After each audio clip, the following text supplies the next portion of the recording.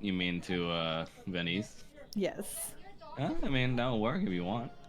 Alright. Hello. I like updating them to fit.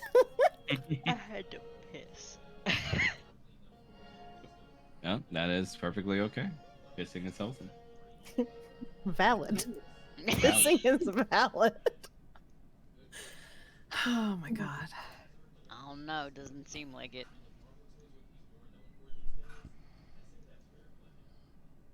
All right, is everybody in? Yes. All right. So let's get started then. Where we last left off, you guys had pretty much furthered the investigation, even going so far as using, with the help of Damien, using Speak with Dead on Erud's body in order to ascertain more information about the case. Most of all, in a surprising turn of events, you also found out that somehow the brand for the Firebirds pact has been transferred over to Damien. The assumption right now is that she transferred it over to him when they touched hands when they were speaking in the lunch hall. You guys then went on to confront um, who you believe to be the culprit for at least one of the murders, Yorlana de Canis. And as much of an ice queen as she's putting up a front, she also pretty much puts a final time limit on things, as she proposes a final challenge to Neru and the others, to where now with 2 hours to go before you reach Fairhaven, um, at about the apex of that moment, everyone's going to gather around and, basically present their cards, as it were. And so, with that, being 2 hours left before you reach Fairhaven, the last areas you guys are going to be able to explore are going to be very crucial. So, which areas would you guys like to um, explore to get, any pieces of final evidence for things? Hmm.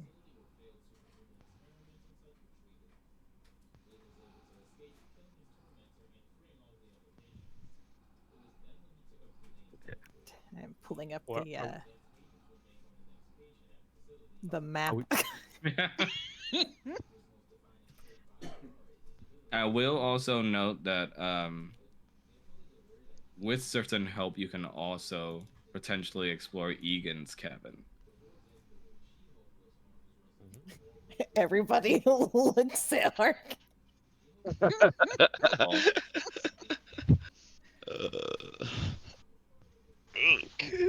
are we still in this specific train car, or are we considered to be Mind's Eye Theater outside already? Right now, you guys are technically, I guess, still inside Yorlana's cabin on your way out. Ah, gotcha. But, just gathering your guys' decision as to which areas you guys would like to visit. Everybody wants to go to Egan's room. Harkin is just like gonna kick the door open. Have at it. I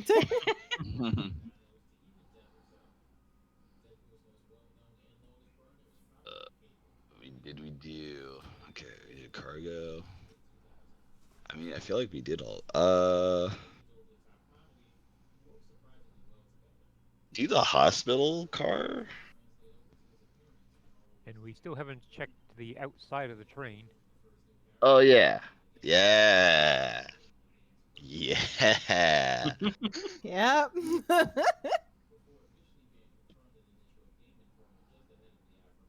Ugh.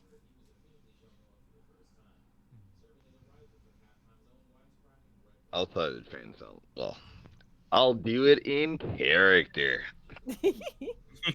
I would hope so. How do you all feel about checking the outside of the train?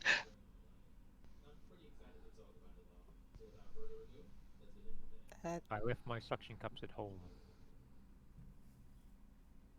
I don't think any of us are going to be comfortable with sending a child outside the window of a moving train. I don't think that's what the child is suggesting. The child is a professional. Why wouldn't he suggest it? If he's a professional, he knows when summoning something nasty, stand behind someone else. Exactly.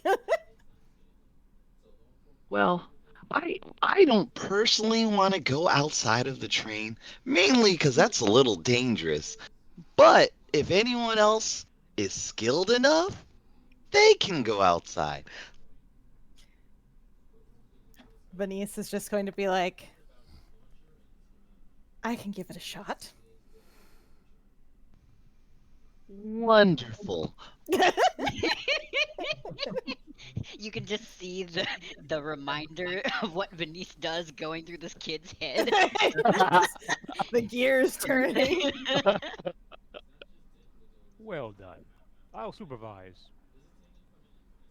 I thought Yeah, you left your yeah. suction cups at home. I have sticky hands. Sticky. What makes your hands so sticky? Old age. Damn. saying- You're saying when I get old, my hands just get sticky? That assumes you'll get old in this business. It's all the Werther's originals in your pockets, kids.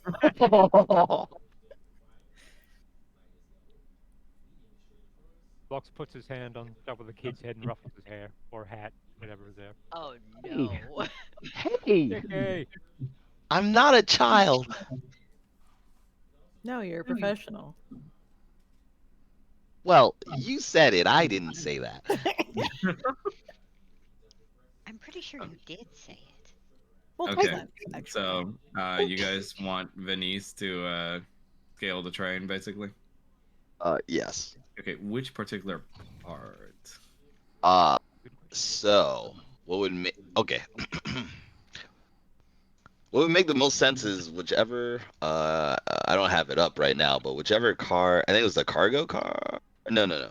Whichever car the dragon's in, which was the car after the cargo car.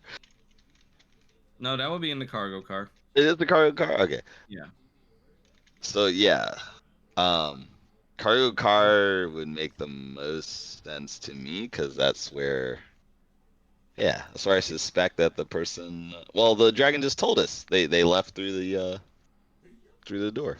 it would make the most sense, however, it isn't the most accessible. We have to remember that they might get people to say, no, don't do that.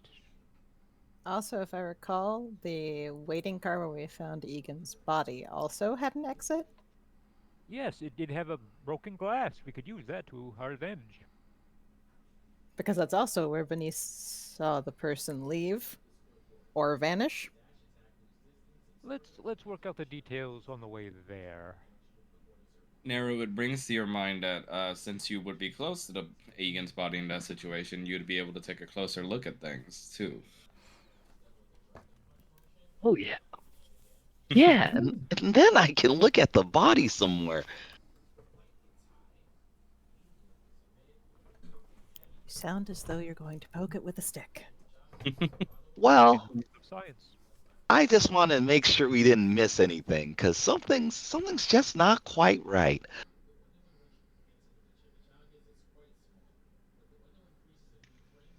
I don't have a stick, but I have an umbrella. So let me go ahead and change the map. then. Venice is going to hold up his cane. I have a stick.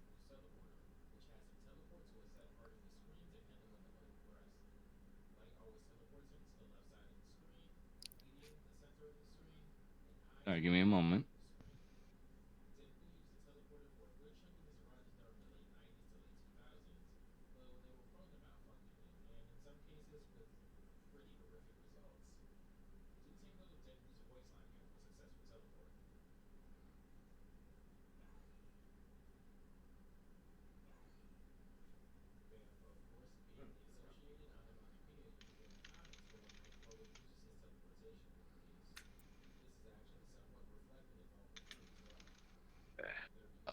So yeah, so we're gonna do the roof.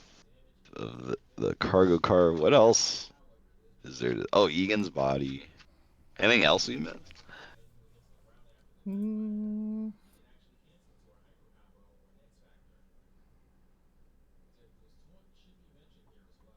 I don't know. Does anybody? I mean, those are the main two things for me anyway on my list.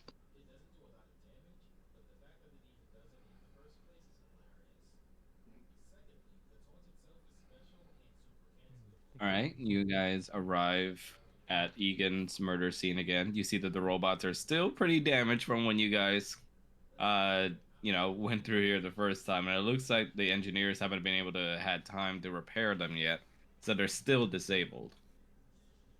Nice. Oh wait, so where's the there's a broken window in this car, right?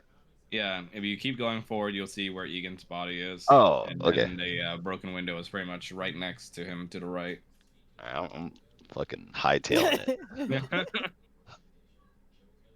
Alright. Hold on a second. I need to confirm something with you first. With me, or? Yeah, with you, because yeah, I need let them play the scene out while I have a chat on this side. All right, so Venice, you see the window that's cracked, quite literally, with the glass shards everywhere. With the presumption from before that basically the window was shot through when the body was shot by Hortix. Which, of course, doesn't. Yeah. And you just hear like roaring winds kind of whistle through as the wind resistance kind of beats against the now cracked open window as the train moves. Venice is going to look at this. And, are the windows actually openable? That's a good question. Yeah, they're the kinds where you can slide them up or down. Okay. And will he be able to fit through the window? That's another good question. Give me 1 sec. We will make him fit. Harkin just shoves him out.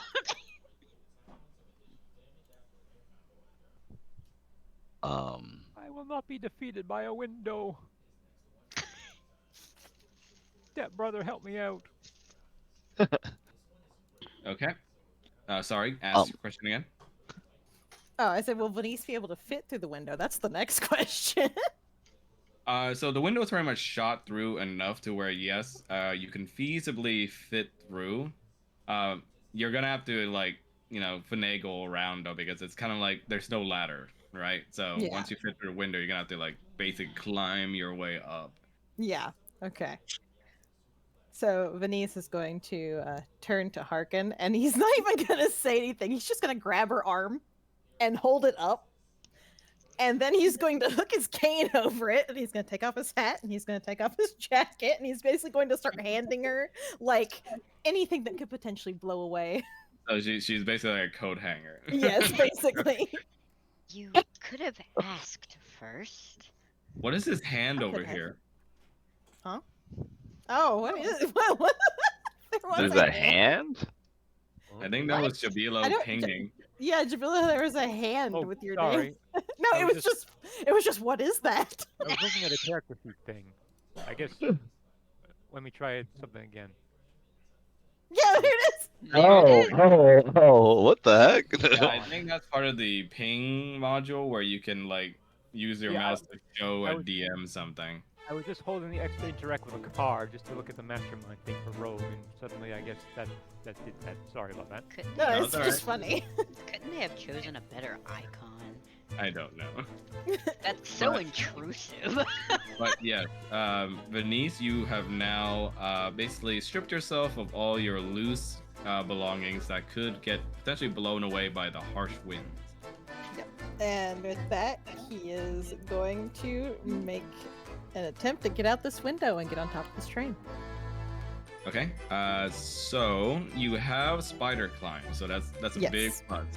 Anyone else is what's gonna have some pretty harsh skill checks to do, but I'm gonna say for this one, go ahead and roll for acrobatics with it. Well, usually it's with advantage, but there's fucking like wind like slapping against your face right now. So let's just have it be a normal roll because that cancels out the advantage. Okay. Let's see how well he does.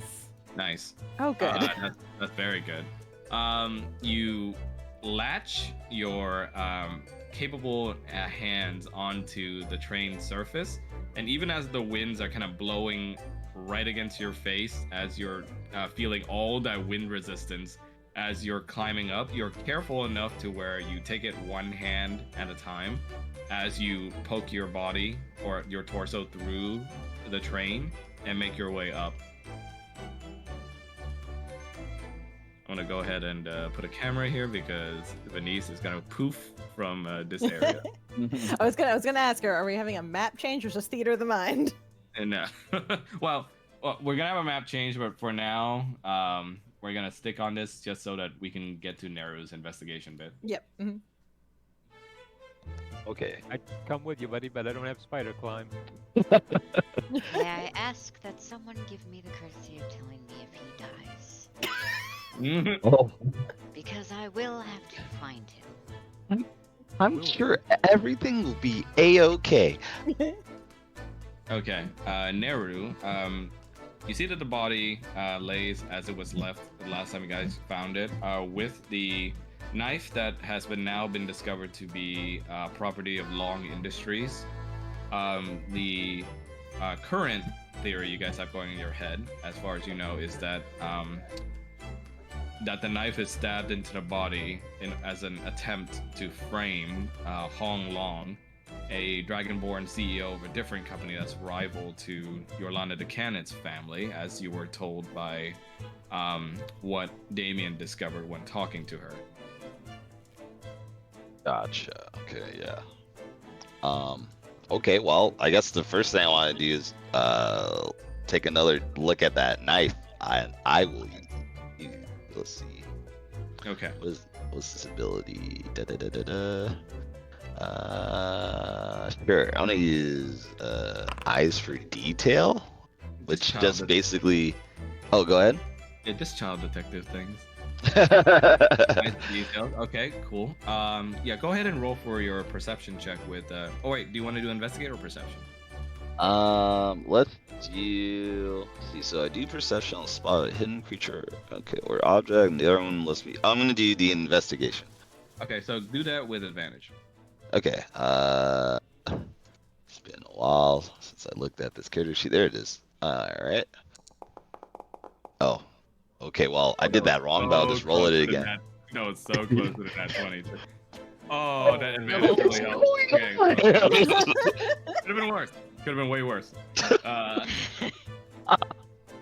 So on a 12, you take a look at the knife wound, and you can definitely tell, even from now, that the wound is no longer fresh.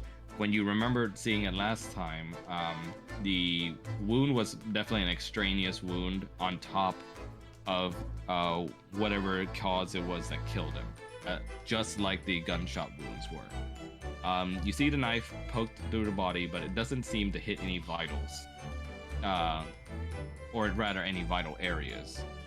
And the handle is made, shown in such a way that it's almost theatrical. Like anyone who looks at it would be able to see the Long Industries brand on it, engraved in the wood. Gotcha. So yeah, definitely. Based on my investigation, this knife definitely was set up to trick us. So okay. The next thing I want to check is I want to reinspect that window, specifically the residue that's on the window. Go ahead. Okay. Roll for investigate again with advantage. Alrighty. Let's hope this goes better. Unless it's double nat ones. Yeah. Yeah, I really I want to avoid that if possible. I've had double nat 20s happen, but double nat ones have never happened, thankfully. Okay. Oh shit. Holy There we shit, go. Okay, so on a nat 20. Damn, Beautiful. that's a 30 bonus.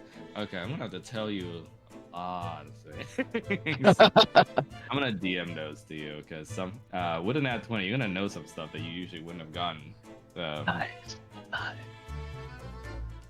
You can't keep getting away with it. that is a very normal thing that we say to Pomp a lot in our other campaign. Pomp is very good with rolls. I really don't. I'm just rolling the dice, you know, just chilling. I usually watch those, but sometimes I miss them. You know, because I got stuff I gotta do. But I watch when I can. Oh, nice, nice. And then after we're done with the DMs, I have one more thing I want to investigate, and then I think I'm pretty happy.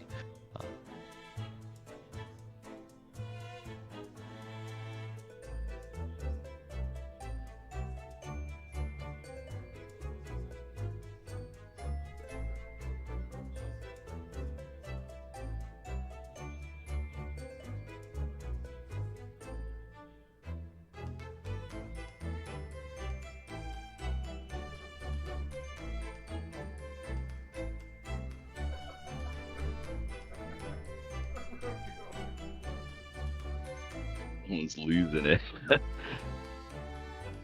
Hmm. I heard someone laughing. Well, that's my husband. He's having a good time. Yeah, he's watching something on YouTube.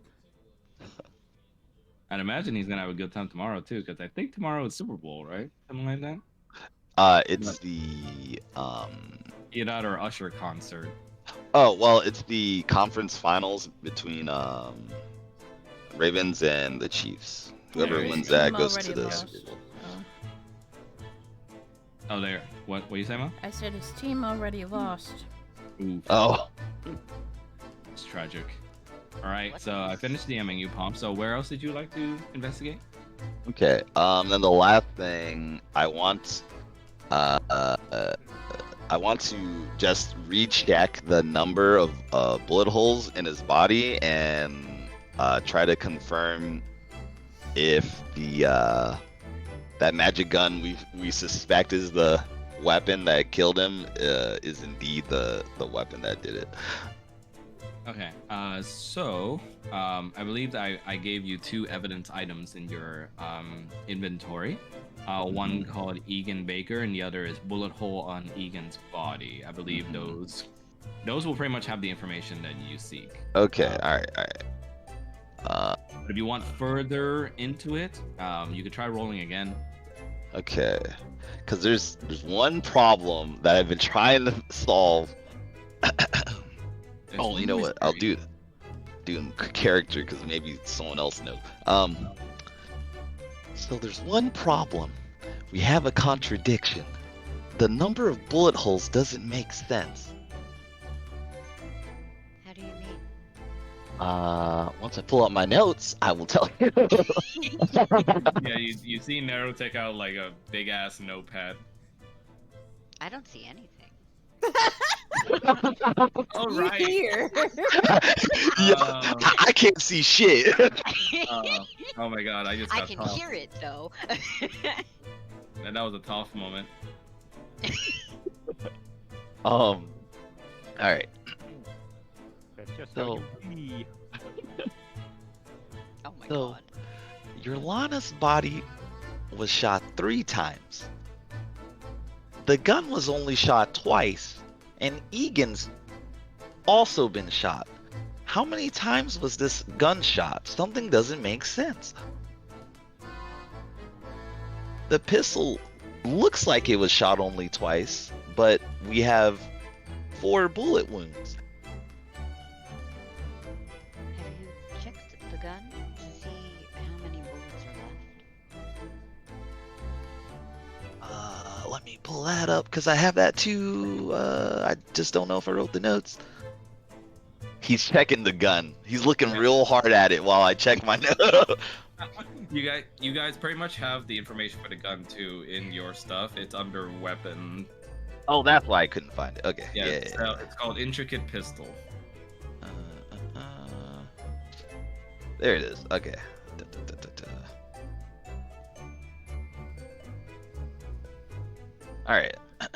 Upon further review, 2 shots seem to have been fired from it, but it can only take 6 shots.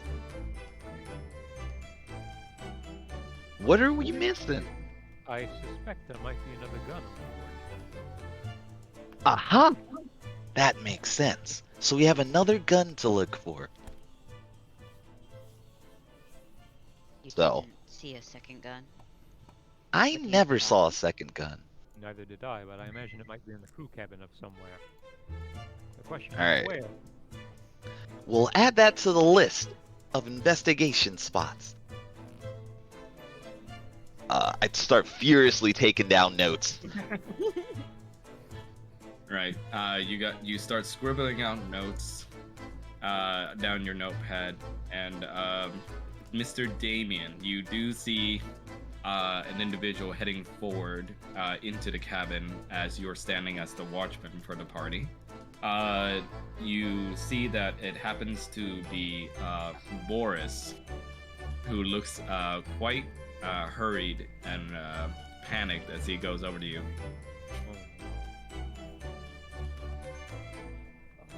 Where's Boris? Mr. Damien? Okay. Mr. Damien, I'm so sorry. Do you have a moment? Yes. Police Chief Arlen, I think, is rather perturbed. I think he's got the impression from Miss Yorlana that you all may have been intimidating and threatening her. He just something I misheard. I think he's actually headed this way. I'm so sorry. I tried stopping them, but Thank you. You should go hide. are you sure I wouldn't be of any help? I don't want you to get hurt. You should go hide. Okay, thank you. He goes over to like literally the next janitor closet nearby and just closes it. Oh my god. What a sad guy. This poor dude. Within moments, you see Police Chief Arlen goes up to you, Damien, and just goes like, "Hey, what the hell are you doing here?" Watching. Observing. Observing what? Everything. He gestures over to you. Now you see, when you say crap like that, and there's a murder investigation going on, now I start getting concerned. Why? Because you're where you shouldn't be, near the dead man's body, where you shouldn't be. Again! Your machines are offline. I figured you'd need somebody to watch the body so they don't mess with it. So you're worried that the machines would mess with the body? Or are you worried that somebody would come in here and mess with the body? I'm worried that the body is left unattended when you have machines that aren't working. What, and you're an expert with machines or something? No, but I am a fan of machines, and I know when they are not working properly. Oh yeah? Why don't you, just show me then? I don't think your brain could comprehend. Excuse me? It's above your pay grade. You're a fan of go- machines? Name like 5 songs they've done. Go ahead and roll for a persuasion with advantage, Mel.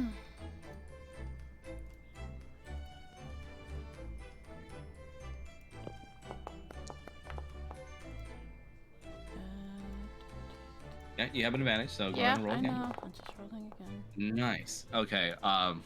He kind of squints his eyes at you. Seems like he hits kind of a nerve at some point.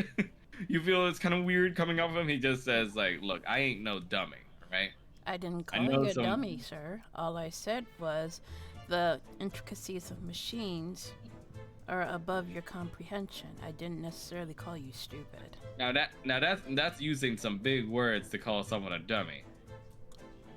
Now, No, I'm merely saying that a man of your caliber cannot understand the complexities of machines, say, like an engineer. You are a police chief. You investigate crimes. You safeguard the people. And machines are not your thing. Are they not? He looks at you, and you can tell like you've hit some kind of nerve because he just starts panicking a little socially. As he goes like, "Oh well, you're damn right. You know what? I went through the police academy. I know what I'm doing. You know, Oh, it's because the absolutely. whole mechanic nerdy thing didn't work out. You know, don't you stand Sometimes- there all being haughty and all self-righteous." I am absolutely not being haughty, sir. People have advantages on one thing and disadvantages on another. Well, you are a very brawly, strong man, and I am just a skinny dragonborn that likes machines. Yeah, that's right. That's right. Here, I'll even show you how much I know about machines. I wouldn't And he touch goes that. over to one of the machines and he just starts like really just like trying to tinker with it. I wouldn't touch that. And you see that it shocks him the minute he tries touching the cables. And you see that he's now indisposed, just trying real hard to prove that he actually knows shit. Sir, are you okay? He just goes, I'm fine, just watch me. I'm watching. Your day job. And while that's happening, while he's distracted, Arkin and Neru, what would you like to do? Because the door's like wide open still. Arkin, maybe we should leave this car. Why would we do that? He's kind of mad at me. I tricked him once. He thinks that I'm just a kid. He doesn't think I'm a professional. He's kind of upset with me.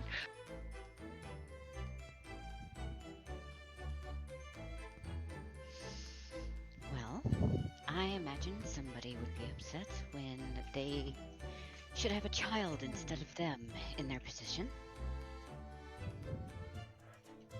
Well, I appreciate the vote of confidence, but I haven't solved the case quite yet. Yes, but you have gotten farther than him. That is true. I'm just saying, if I get caught, It's gonna be a big situation that I don't think my little body's prepared for.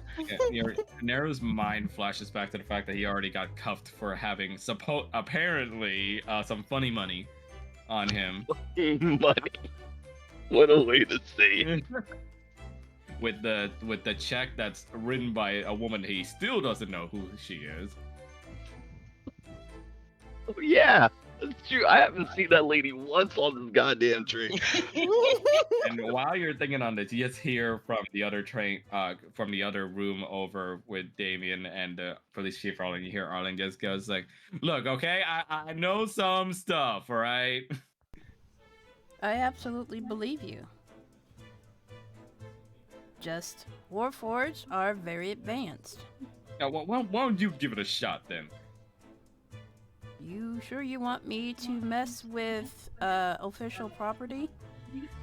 He literally takes out his badge and flashes the earth. This is the order. All right, whatever you say, sir. And it's gonna try and play with some of the cables. You actually know way more about this tech than you've let on. So go ahead and roll for God. I'm a techie roll. Let's see. I'm a techie roll. Yeah, I'm a tech person roll. Well, let me ask this. Does Damien want to go all in, or does he want to like kinda like just pretend he only knows a little bit? Pretend he only knows a little bit, so Okay, in that case, let's go ahead and roll for deception with advantage. okay. I was gonna say either that or performance. That works too, but yeah, we're gonna go with. Damn, nice. So you obviously know that what's going on here is that the motors for movement for this machine are disconnected, and so that even though they can perceive something, they can't exactly move to do anything about it.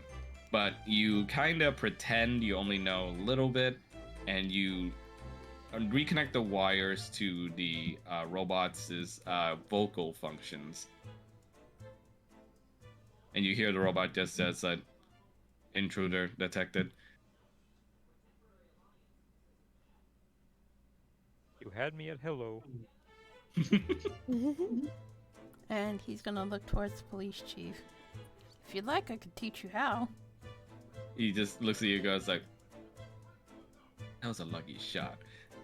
Really, sir, I am not trying to be arrogant. I am willing to teach you some inners and outs of Warforged He's like, now machinery. look, I don't go to your job, alright, and tell you about... Actually, what the hell do you do anyway? Well, I am just a fan of machines. I collect technology. Trust Detective things ask all night. He just says, no wonder you're going to that nerdy city. And he just goes like, look, you know, maybe I had an aspiration to be one of you big shots one day, but, you know, maybe tech school is a little hard, you know? Don't you dare look at me with those fucking scaly eyes. Sir, being a police chief is no walk in the park. It takes someone of boundless courage to do what you do. That's right. That's right. Yeah, he's preaching to the choir there. And while this is happening, we're gonna cut over to Venice's time on top of the train. Oh boy. Yes. On top of the train. Here we go.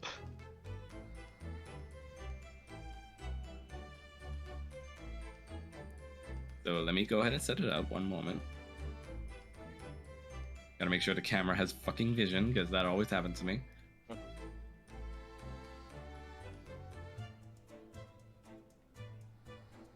very curious about what's outside this train.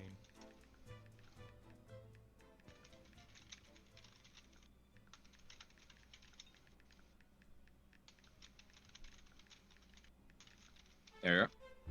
Venice, you're literally on top of the train right now, and like a constant wind hug, you just feel the wind just bashing against your complexion and your skin, and even though like it doesn't affect you as it normally would for others, you do still feel its effects, and your steps are going to be pretty heavy moving across this thing while trying to keep your spider walk feet planted. Okay, just to clarify, should we be on a separate thing or should we be... Oh my god, did I not act? Okay, I was wondering. I was making sure. Yeah, sorry about that. There we go. Alright. Yeah, you're from this perspective, this is basically upside down from the other map, right? Because you came out from this side, and you hear disparate, like, kind of faint noises of Police Chief Arlen screaming about something about his like small IT classes, and also Neru conversing with Harkin a little bit, as you're still able to hear it from this distance. Okay. Funny enough, oh sorry, go ahead. Go ahead. Funny enough, as you squint your eyes, you see a rather strange-looking individual just kind of plopped over near the hatch over here. And it looks like he's got some magnetic boots on. Oh my god. Punchable. Well, Venice is gonna, head over that way as much as he can with this wind. You see that this strange dragonborn, who looks like he's a brass, he's been going through a lot of his some scribbled notes, and also conversing with what looks to be a small little dragon creature pet on his shoulder. Oh, sorry. Yes, Mel. Sorry about that. He's a bronze, not brass. Sorry about that. Okay. Venice is going to, essentially do this, 'cause I'm pretty sure this dude is not expecting somebody else to be on top of the train. He's going Oh boy. he's gonna literally just climb up next to him. Yeah. like what you working on, kind of. Yeah. Even as you're doing this, you see that he doesn't pay attention to your presence. The little dragonling on his shoulder notices before he does, as he's kind of using goggles to kind of look at some of the stuff that he has on hand, and the dragonling speaks to him and looks over his shoulder, looks at you, and just you hear it speak common as it goes like, "Look alive, nerd! There's someone near us." Right, motherfucker. And he looks over to your direction, Venice, and goes like, oh gosh, sorry about that. Didn't realize. Just going over some notes here. You wouldn't happen to be train staff, would you? No, I wouldn't. Okay, thank God. Okay, it always gets awkward. Figured they would ask something. Listen, how about we keep this between us? Just quick question. The the hatch that's in front of Venice. Mm-hmm. Is it capable of being lifted? Is it bolted shut? Anything like that? It's bolted pretty tightly, but it looks like you need some kind of code put in on a little keypad before the bolts unlatch. Basically, you can lift it. Okay, let me see here.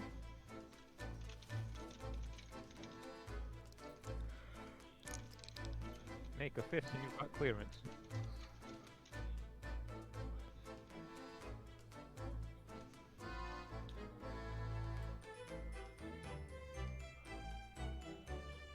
I'm checking something real quick. Hang on. Yeah, go ahead.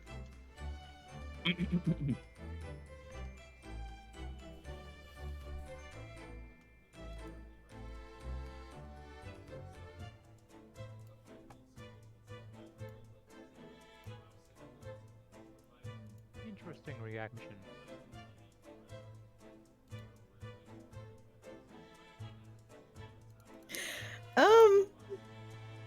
Venice is going to spend a key point on this, Mhm. and he's going to do a stunning strike. Oh, Knock this bitch off the train. Not off the Dragonborn? train, just trying to knock him out. On the the dragon. train. Bring Okay, him look. back in. Look, Okay, if it's a 20, it's gotta be off the train. Oh my god. Are you sure you want to do that? okay, hold on. There's magnetic boots. If he gets knocked out, he'll still be attached to the train. Exactly. Okay, go ahead and Nobody roll said for he had to stay in roll them. for your unarmed strike check, and we'll have that be like whether it's successful or not. Okay, because well, it's supposed to be a. Hold on, let me. That's the thing for that. Right. So go ahead Yeah. and roll for the unarmed strike. Yep. Yeah. Hold on. Okay. So your strike was successful. So let me go ahead and roll for his on save.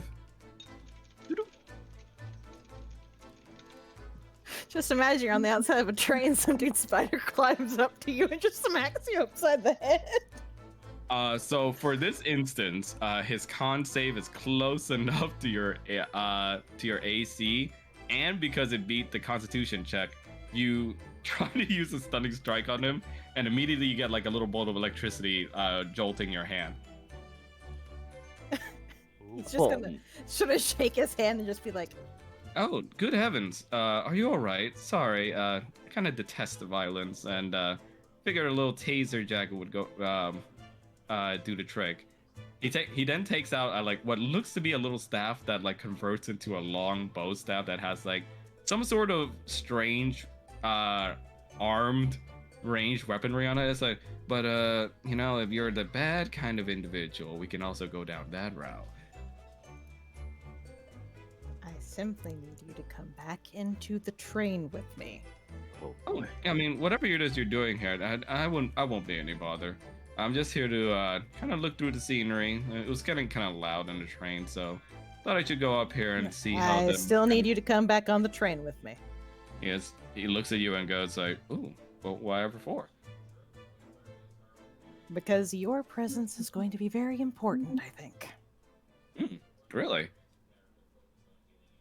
Yes. He just goes like, for what? Are you aware there's a murder investigation on this train? He just goes like, oh, is that what the loud stuff was about? You know, There's no kinda- fucking way. he looks at you and goes like, I was kind of too deep into my books. The little dragon Link kind of sighs and looks at you and speaks in a small female tone.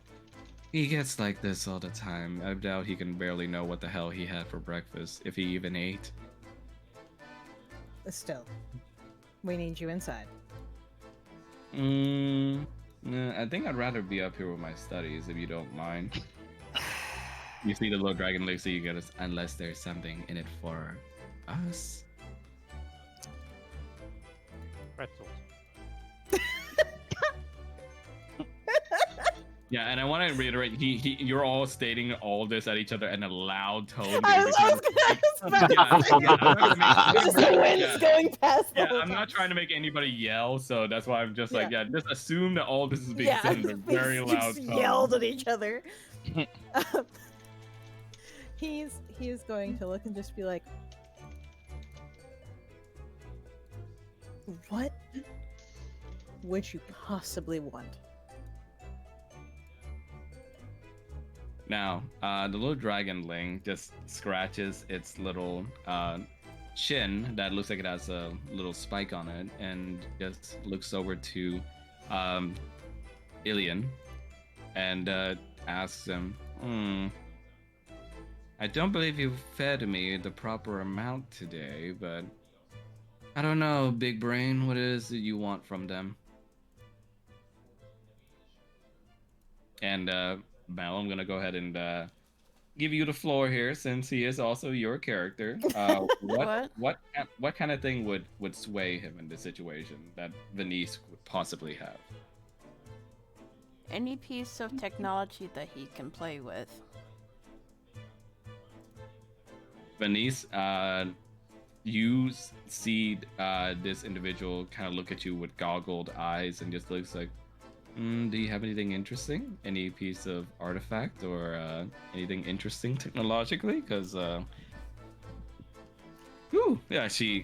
he looks over the train and goes like, I'm still marveling how they're going to get this thing moving without an inch of gasoline or any kind of fuel. Venice is going to look at him and just be like, I have two things that may be of interest to you. Ooh, what is it? I can tell you how they're making this train move. And the murder was actually committed with a very intricate state-of-the-art pistol. Ooh. Well, sorry, Archimedes. You're probably going to have to wait for the rest of your food, because I'm taking whatever this person's selling. You see Archimedes just kind of breathes a little small puff of fire out and just goes like, figures, wake me up when there's someone to eat. Venice is gonna stop and just look over. Someone to eat? You see Alien looks over to you and goes like, oh, I wouldn't question it. She's really quite harmless. Look how cute she is. And she gets pet by Alien. He's just gonna kind of nod, and it's just like, if it's food you want, I may have something. And he's going to gesture for him to follow. Yeah. While this is happening, Police Chief Arlen downstairs with Damien still, he looks around to you and just goes like, do you hear like some kind of muffled screaming? Is that just me? Is that you? Oh He man. is gonna twitch his ears as he looks around, and he's like, I don't really hear anything. It goes like, I swear to God, you're making fun of me, aren't you? No, why would I make You're fun saying of you? You're saying I'm getting old, I'm doddering, right? I literally did not say you were getting old. Okay, so Venice, you're taking him downstairs, or Yep, he's taking him downstairs. Yeah. Literally, Harkin and Neru, you're gasped and shocked as Venice comes back, but then another body goes through the window with him. As you just hear, hop. An alien lands with heavy magnetic boots that retracts into like little bits of metal buckles on his boots. Ooh, sorry about that. Venice, what mess have you gotten into? I haven't gotten into a mess. I have found another train passenger. You see Of Alien sorts. looks over to Harkin and goes like, ooh, that's an interesting mask. Is that from a certain civilization? No.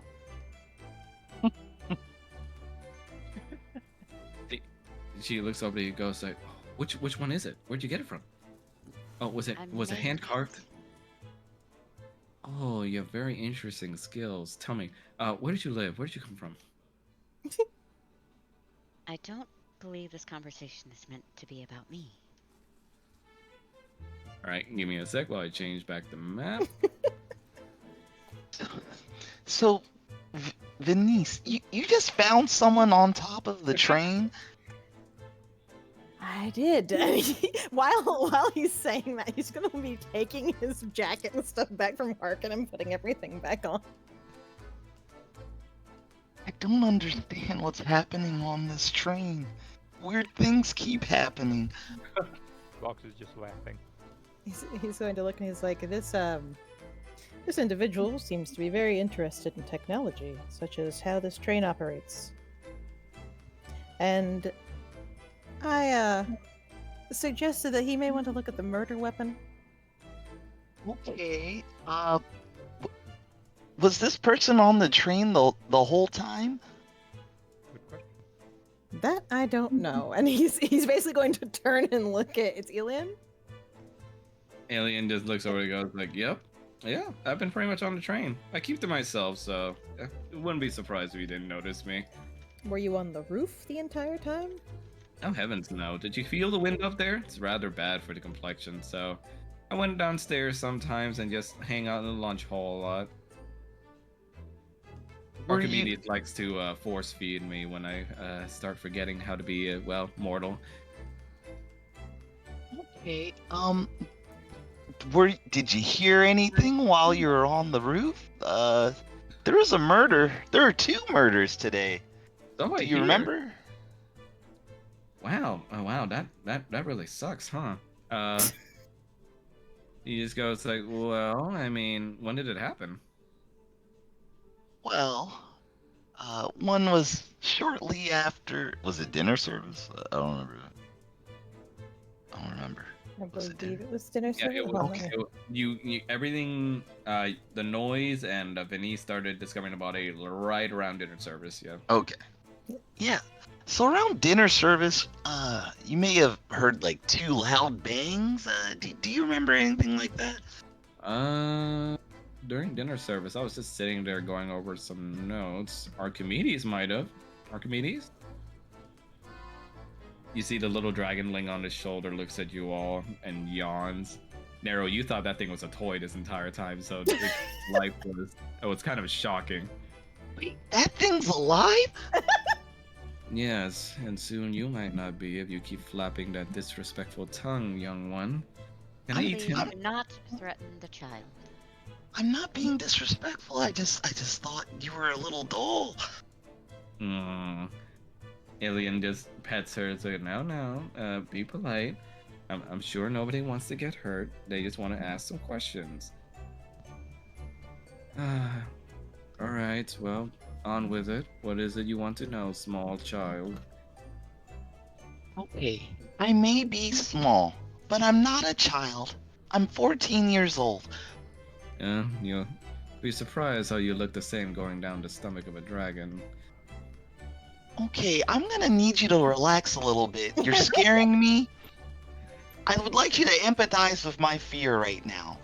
He just goes like, oh, you're losing precious time. I'm starting to lose interest, little boy. Harkin is going to put her good wing protectively around Naru. It's like, oh, wings, huh? Must be one of those bird peoples. I've decided I don't like you. Likewise. Okay, let's just get back on track. You can stay antagonistic if you want. Let's just try to get these questions answered. when these loud bangs happened, where were you guys? Archimedes goes like, "Oh, you mean that loud noise that disturbs me from my nap?" Yeah, We're in the yeah. lunch hall. You said you're in the lunch hall? Yeah. And in the lunch hall, did you see anything weird or out of sorts? Well, other than that other dragonborn walking around, I believe they were flirting with somebody in a green dress. I don't know. They were pitiable struggles were kind of too boring to listen to, but then I saw that big one with the black hat bump into some gnome, and then afterwards, not much. The big one with the black hat is the guard. No, that would be Venice. He's Oh, skipping by- Okay. And Venice bumped into the. Is this the random person that we still haven't figured out? the gnome dude. Oh, the gnome guy. Okay, got it. Yeah. Okay. And then after that, what happened? After that, well, I just kind of hung around on his shoulder for a while, just kind of viewing everything. But I suppose after the Dragonborn talked with that one girl, the girl just kind of went off with her bodyguard just towards the opposite direction. Okay, and after all of this, were you just relaxing in the lunch hall, or did anything stick out to you? Well, this one started getting curious about things, so you see the little dragon thing just whacks Alien with its tail, and Alien just goes, "Ow! What?" He goes, "Tell them about what you did after lunch." "Oh yeah, well, I mean, it was getting kind of cramped in there, and everybody was kind of making noise about something. Now that I presumed about the person being killed, sucks for him. So I went ahead and just, I guess, well, I mean, don't tell anybody this, but they wouldn't let me borrow any magnetic boots, so I just went ahead and fashioned my own." Wait, hold on. You made magnetic boots? Yeah. I'm really good with technology, you see. Not to Okay. brag, but Okay, and after you made these magnetic boots, I'm gonna assume you went onto the roof of the train? he says, "Yeah, but, well, I mean, it took a while. I mean, I had to use some disparate parts that I found around about these magnetic boots and just refashioned them into new ones." Yeah, are you saying that you happened to find a boot specifically? Well, I mean, I suppose it could have been used to have been a boot. It was kind of just shattered apart as if something just destroyed it. There were shards all over the place, so I just went ahead and just refashioned it. Okay, Oh, well that okay. explains why there was a missing boot. Can I take a look at that boot, please? Sure. He knocks on his heel like twice, and the boots just turn back on. I'm gonna investigate that with Go hyper ahead. detail. Yeah. All right. Go ahead. With advantage. All right. Where's my fucking? There we go. Find out what's going on here. Oh, okay, that's a pretty decent one. Decent? Jesus Christ. It's Yeah. decent. Nara's like, oh, this is okay. Yeah, this is how used Palm is to fucking high rolls. To getting away with it. Okay. Oh. And so you look at the boots, and it looks like they were indeed cobbled together, as far as you know, from the kind of hapdash make. It seems like it was mended together magically, as you find out. But most importantly, you do see scorch marks left on the boots from the cracked areas that were like kind of mended together. Okay. Do you mind if I Hold on to this boot for a little while. He says, "Oh, I mean, I did work pretty hard on them, but sure. I mean, I suppose I'm trading you guys for some intimate knowledge anyway, which I'm still expecting out of this." Oh, awesome. We will totally do that. I enter the boots into the investigation record. This Ace Attorney style. Yeah. Exhibit A. Yeah, you can keep that in your notes. All right, hype. Okay. So, all right. So after you made the boots and you went onto the roof, did you see anything while you were on the roof?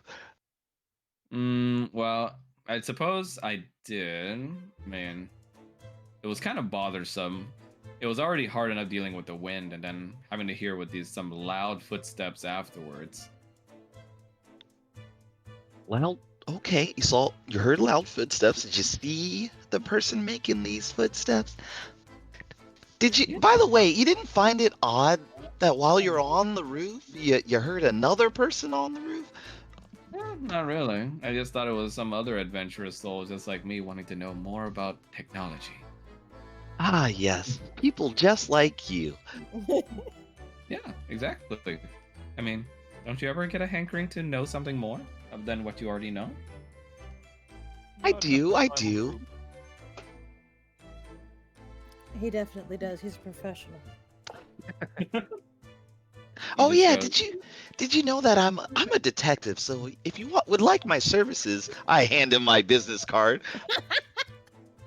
He takes a look at your business card and it's like literally like it's not embossed or even glossed in any way. It's literally like a card that you found that you like wrote on it with a little fountain pen, like your address and also the fucking name and also private eye extraordinaire. Best detective in Garden's Grace. And he just looks at it and goes like, "Oh, well, perfect. I am sure one of my colleagues would find your services useful." Thank you.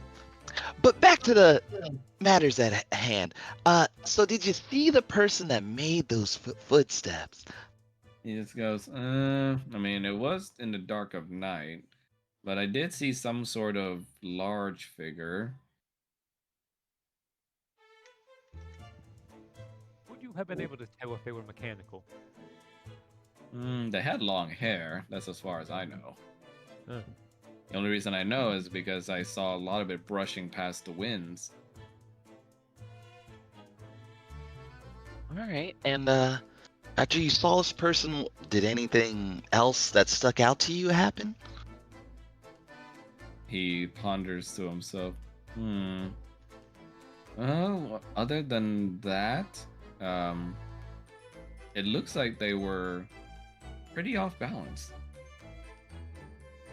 Oh, balance. That's weird. By the way, oh, go ahead. So you said that you found that magnetic boot. Where did you Oh. find that at? You had the same idea I had. He said, well, I suppose, looking things now, the car right before this one. Denise is gonna look at Nero. I stare back. Okay, that's really interesting. We'll look into that. So they were off balance, which kind of implies that maybe you may have taken one of the boots they were gonna use. So area. He looks at him and just goes like, "Oh, strange." You may have Go ahead. Broken when you found it, wasn't it?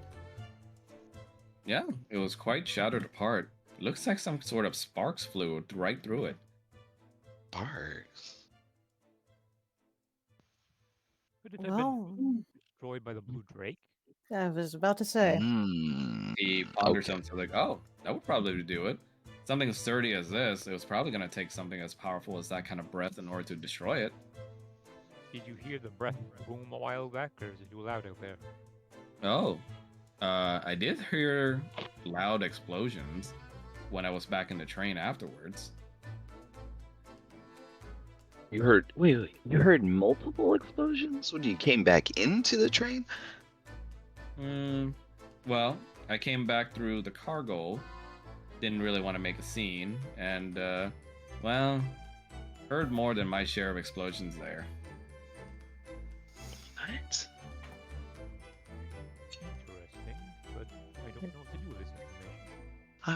doesn't Okay. make. There were only Cargo? 2 bangs at the time.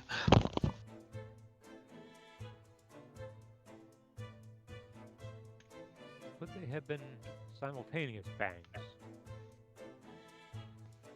You see Archimedes finally speaks up and just goes like, look, all this rattles that through his brain, all that rattles through this one's brain is archaeological information, artifacts, and such the like. If you're looking for anything specific as timing, you're better off asking someone else. He's probably trying to remember as hard as he could remember past his scrolls. And really appreciate it. It's very helpful. Is there anything else that happened when you came back into the train? Well, after I came back into the cargo, I had to be really, really quiet because the dragon was apparently asleep. Okay. Did The you notice any dragon? smell about? Some sort of flowery smell, I suppose. Ah, I thought it was interesting, though, that the door was already left open for me to come in. So that would most likely be after the dragon Yeah. shut Uh, off. Yes. Yeah, because the perp had the perp convinced the dragon to use his breath. And then the person left at the same time, and I'm assuming it was to mask them walking around on the train. Police Okay. Chief Arlen then starts intruding past Damon and just goes like, all right, well, since we got that out of the way, how about I take a look at what the fuck's going on in there, yeah? It seems like there's a lot of noise coming in there. Arkin, he's coming. I don't really need to know that. Sir, do you really have the time to do that when you should be watching over the other passengers? He looks at you at that foreboding statement. He's just like, what do you mean by that? I mean that you left the innocent passengers unattended. Go ahead and roll for... I know he's not really trying to be intimidating, but roll for intimidating. Because parts of that sentence really comes off as intimidating. Oh, holy shit! No, it's my man. It's my. he looks at you with wide-eyed gasp and just goes like, what do you mean by that? What are you gonna do to them? Me? I'm not gonna do anything. But the killer is still on the loose. You really shouldn't be leaving the passengers unattended. He kind of shudders looking at you and goes like, you got a real killer look about you. You know that? I have no idea what you're talking about. I'm just trying to creep- help you. And it creeps the shit out of me, but you're right. God damn it. Can't have any more people fucking die on this shit. God, it's already embarrassing enough. Don't touch anything in here. And he looks at you before he just leaves, fearful from your foreboding statement about someone else dying. Damien is just going to bow. Of course, sir.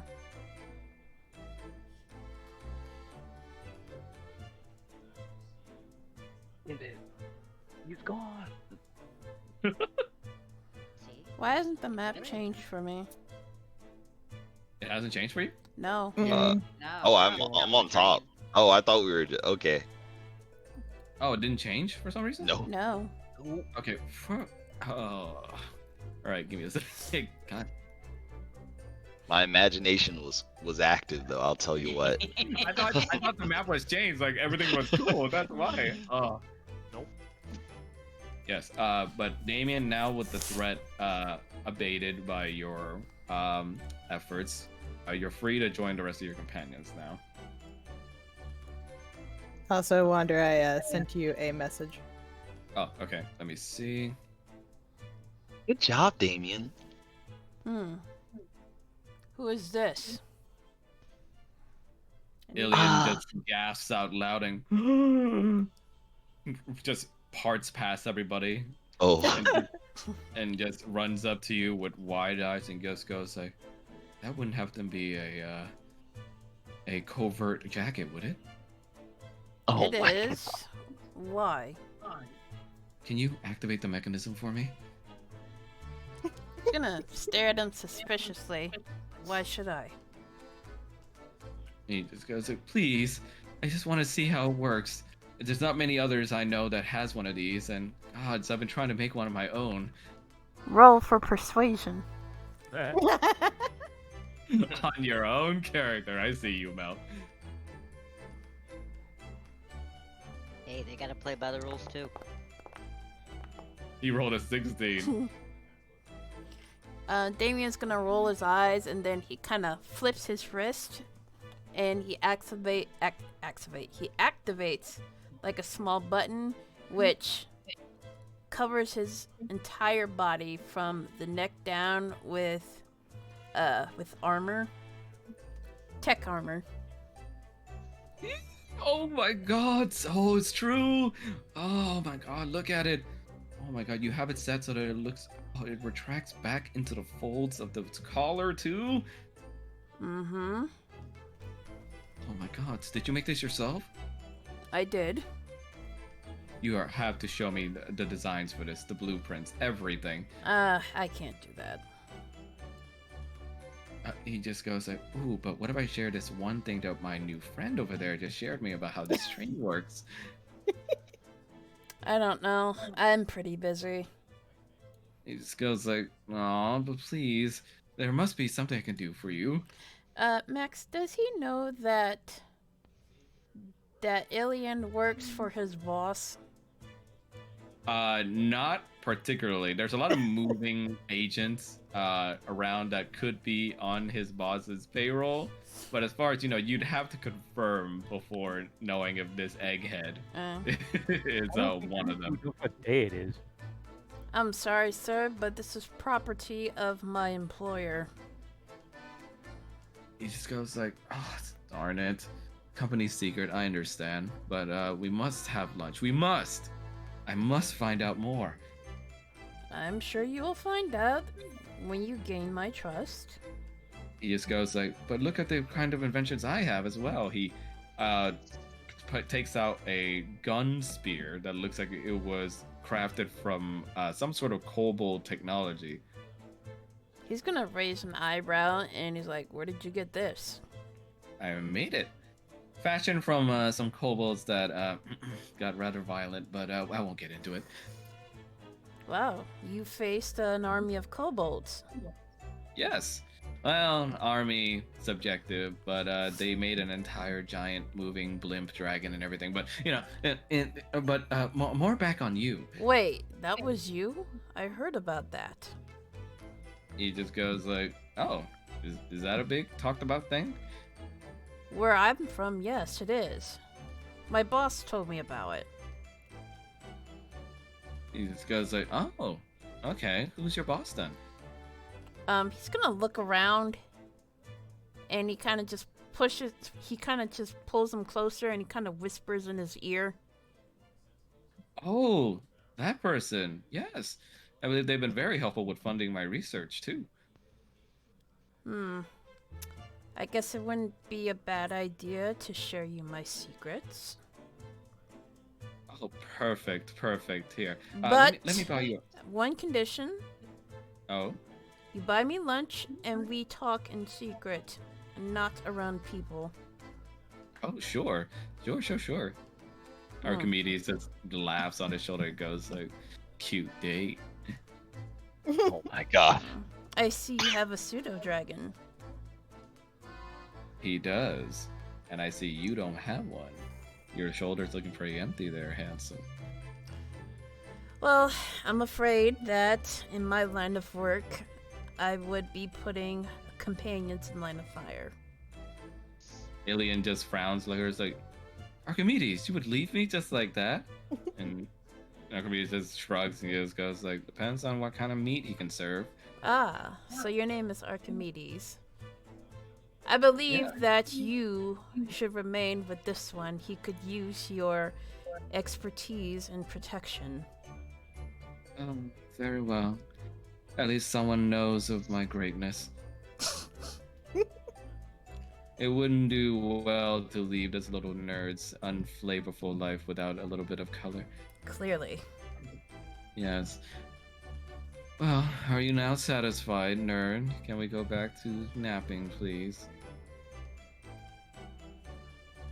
And Alien just looks over to you and goes like, was there anything else you all wanted to know? Did you, by any chance, hear another bang? There's a second murder. I'm just wondering if you somehow had some involvement in that one. No, as far as I can remember, there were 2 loud bangs. One right around when I was on top of the train, and one during. Gotcha. Okay, well, you've given us a lot of very good information. I really appreciate you. Alien just goes like, oh, thank you. You know, it's really hard to hear that sometimes. I have a what? fine or two. Go ahead.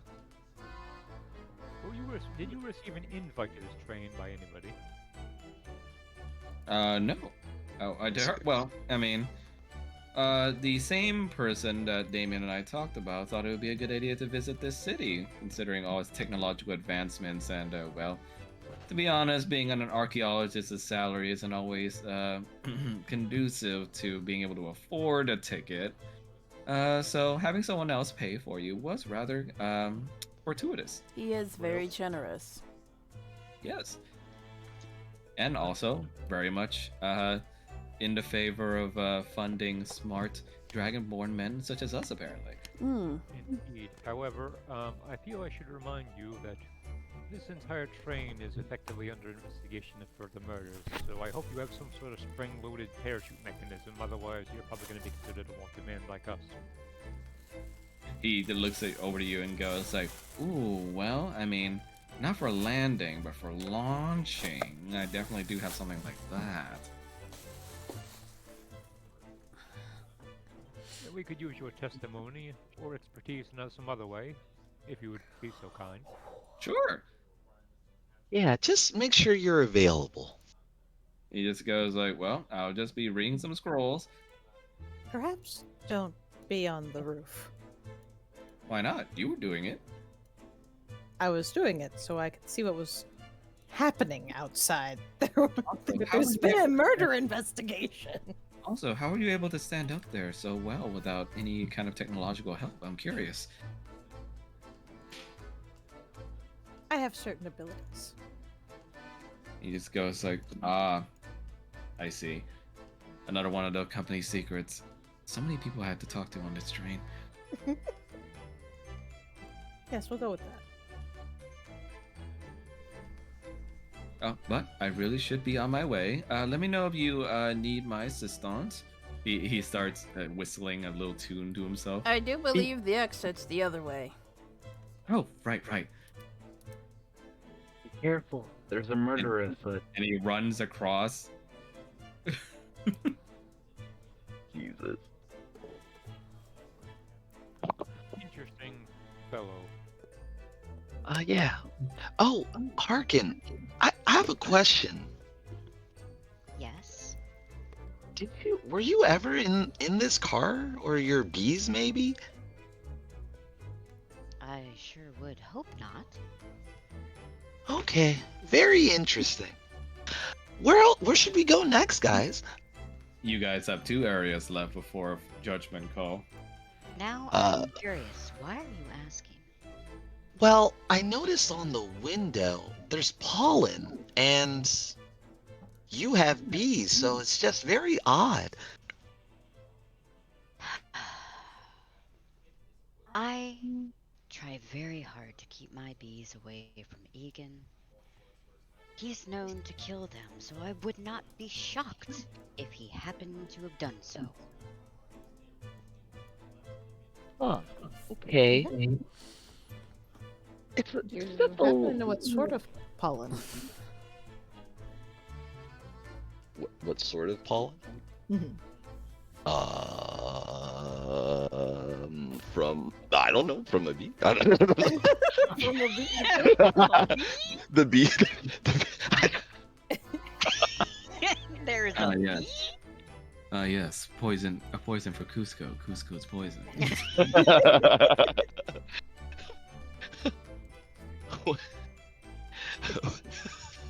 Yeah, I'm not really sure what kind of pollen, but it's just I know there's just pollen on the window. There's a little bit right of now- blood. Yeah, right now the information is all rattling around inside your brain. You don't have the time to focus on remembering where it is you remember seeing this information yet, because the information presented by Ilian especially throws your brain into haywire as you're trying to figure things out. Yeah. Is There there you any go. way that Venice could like check out the pollen? I mean, Yeah. he's a gardener. Yeah. Right. What would we be rolling for this? I'm gonna. Man, there's no gardening check. I mean, Yeah, nature question mark. Let's go with nature. Yeah, sure. Ah, yes, that thing that I have a minus Oh, one. no. Let's say you have advantage. It's fine because you are a gardener. So Oh my god. Yeah, There's yeah, no way. He don't know shit. He don't know shit. you look over this pollen and you don't exactly recognize it as something that you usually see in your gardening works, but for some reason you feel as if like it's close enough to the work of flowers that you feel like you would be able to know if you had more time to think on it. Alright, gotcha. Think about what kind of pollen it is in the meantime. I'm just not too sure at the moment. Could it be lavender pollen? That would make a lot of sense. That would be helpful if it was. How about this? I'll just take a sample of the pollen here for later. That would be a good idea. Yeah. It's going in the record.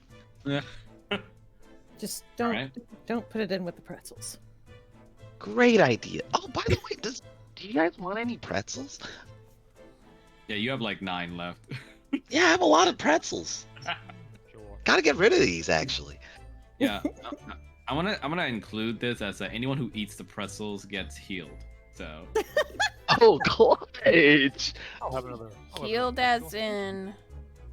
like it's almost like eating a good berry. Instead, I'm gonna say like each pretzel you eat heals back 10. Okay. Venice is yeah. going to accept a pretzel. Oh I yeah. guess I'll accept one too. Yeah, Damien. I accidentally healed the whole character, but it's okay because I can bring him back down to 41. Okay. Yeah, just Okay, so everybody how have many- pretzels. Out of the 9 pretzels you have, how are you distributing this? Well, I'm eating the pretzel. Damien, I think, is eating a pretzel, and whoever Yeah. else wants to eat a pretzel. Yeah. Okay, Yeah, so Venice is gonna take I'll have one. okay, so you're down to 7. Okay. Okay, Venice takes 1, that's 6, and Blocks, you take 1, that's 6 now. What? Oh, wait, sorry. 5. Numbers. Avril Lavigne! Avril Lavigne. Okay, that brings me to 46. Yes. Yes, you all take part in this tasty, salty snack as you all remember to yourselves, like, my god, this kid paid way too much money for what he actually got. You just have Venice here with like a pouch out of his pocket, and he's got something that he is dipping his pretzel into and eating it with. So it's like, what, plus 10? Yes, Okay. for each pretzel you eat, it's you get 10 health back. Oh, Yeah, you all have been working for a while on this investigation, so you are admittedly pretty hungry. So this pretzel came at a pretty good time. Oh god. How do I edit my HP? So go to your character sheet and you can press on your health amount and then just change it to the proper amount. Right, I did Oh, it. ah. Plus 10. Thank you. What's up, Mel? Nothing. Well, if he gives back 10, then I was at 41, that makes it 51. So I just edited it to 51. Perfect. Perfect. Okay. Ah, those pretzels are good, huh? They're adequate. Okay, you're not really a pretzel guy. That's fine. What did you guys think of the pretzels? Crunchy. They're quite good. Nice, nice. As Well- as Beneath is like constantly like eating it like dip style, where you rip some parts of it out and just dipping it in something. Oh my god. What's the color of the thing you're dipping it in? It's red. It's Okay. Oh my. brown. It's congealed blood. Well, won't be congealed. He's got a pouch of preservation. It's fine. Oh, okay. Nice, nice. Very making me- practical. Yeah, it's That's very making- practical. It's making me hungry for pig's blood now. Damn. This is making me hungry for pretzels. Yeah, that too. But Oh. Yes. Moving on. You guys have 2 options left for areas to investigate before the final judgment call. Where would you like to go? Okay, so Archimedes said he found the boot in the cart after this one, right? Before this one. Oh, before this one. All right. It's basically the same car that Venice went into and saw somebody duck into cover in the middle of the power surge. All right. So we could try to find the other mag boot. We could try to find the supposed second gun. Is there anything else you guys want to maybe? There's also Uh, Egan's quarters as an option as well. Just putting it out there. Oh wait, what cart are we in right now? You're in the crime scene, the waiting cars. This isn't his quarters. I'm This saying- isn't his quarter. Oh, Yeah, okay. I'm saying like in his cabin. Gotcha. Yeah. That might be a good idea. I think Uh, we might go through the cabins. We need to find that other gun if one exists, but we may have to I- spread out. Argon, you do happen to know where Egan's cabin is, right? I would assume. Of course. Perhaps that should be the first place. I don't think you want to follow a blind woman throughout a train. You do have eyes. I imagine there are signs. There may be signs, but I also know you know where you're going. Venice, you're being difficult.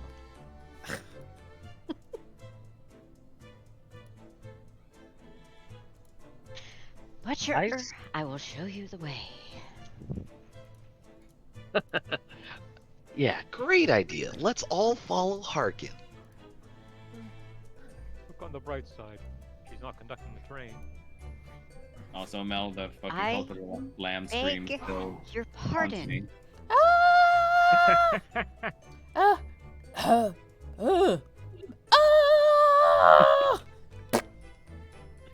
God, the amount of poop that came out of that person is illegal. What's going on? No, I'm referring to the cult of the lamb tweet that Mel. Oh. All right, let me check. Let's all take a short pause to look at this. That was a Oh. derail. What the fuck? Yep. It's a mountain of poo. The screaming is what gets me. Well, Like that man was fighting for his life. Dee. All right, moving the map over to Egan's quarters. Do-do-do. Do you really think I'd be bad conducting a train, considering there's only so many places it could go? You'd be surprised how things can go off the rails. Uh-huh. I don't think That I was- trust you with that the was- train. That was terrible, mister. Get used to it, kid. You're hard, man. Oh, God.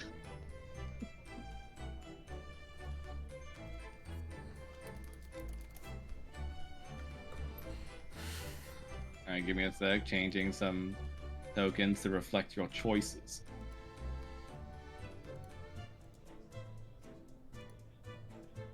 I feel like we're missing something and we're gonna regret it.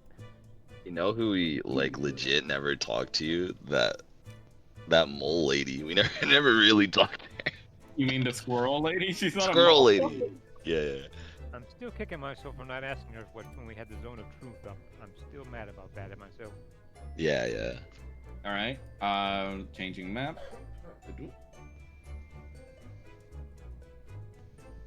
You guys using the keys that Boris gave you, and also with Harkin's directions, you guys managed to find yourselves into Egan's first-class personal quarters. So Blocks, you're quite familiar with the surroundings, so you probably know exactly where to search for things.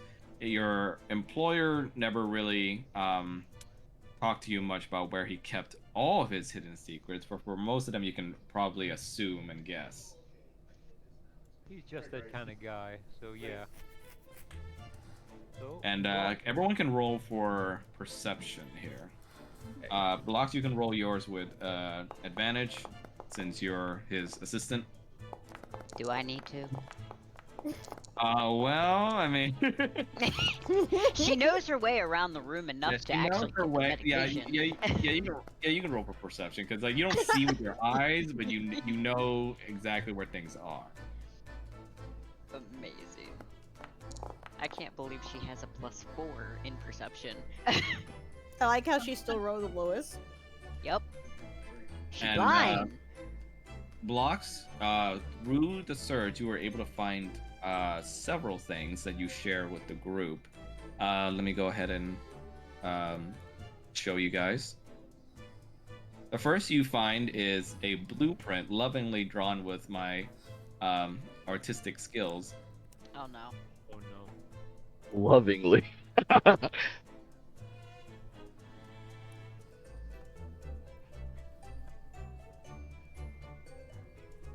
Is it showing? No. No. Where should it be showing? I'm not seeing shit. I just put it in the chat of the. Oh, there we go. Oh, okay. You can Oh. draw guns better than I can. Sorry, this does that say nipple hole? Huh? Yeah, it Yeah. does. nipple. It does say nipple. No, Yes. no, for real. Like this gun, like looks very intricately made, and it is way better than what I can do. I would say- absolutely. Bitch, you can draw guns? I Love it. I cannot draw guns. I've been doing this I- shit for 11 years. I can't draw that. How do I I make let- hammer? Let's just How say do that we make him? I did my best, and I'm headcanoning it as him. Well, I mean, remember he's a hack who steal other people's ideas, so this is his extrapolation of someone else's ideas. So That Okay. handwriting though. Yeah. I It's know. very. It looks You're- super mechanical. I'm not making fun of Yeah, I you. don't know how to describe it. Like No, a robot. Yeah, Almost, we're not making Yeah. fun of you. This is legitimately good. I want to make a Yeah, I- font out of how you write. Yeah. The everything needs to be blocky font. Yes. yeah. But yes, that is the blueprint you find, along with another blueprint. I'm gonna get you a This one- sketchbook. No, don't do it. You can use it for D&D. Yeah.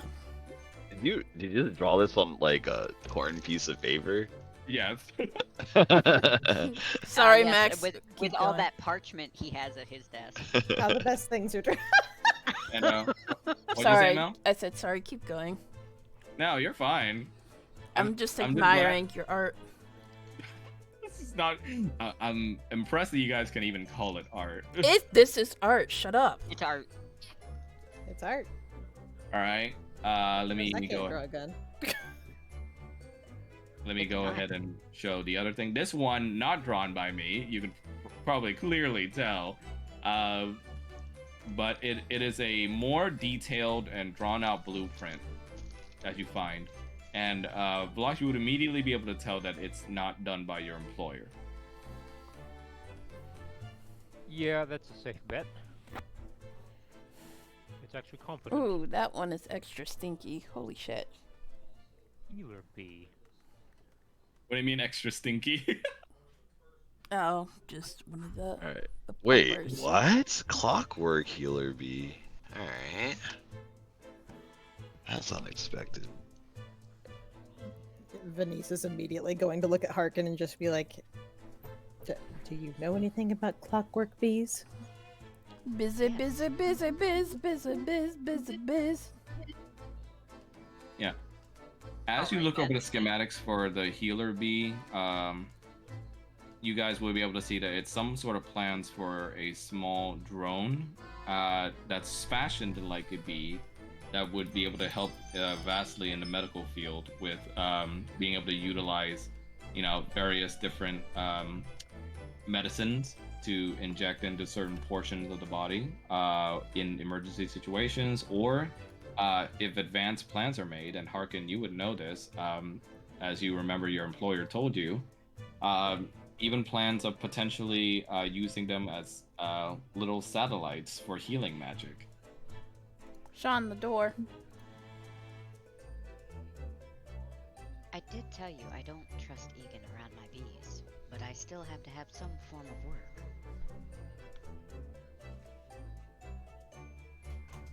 Yeah.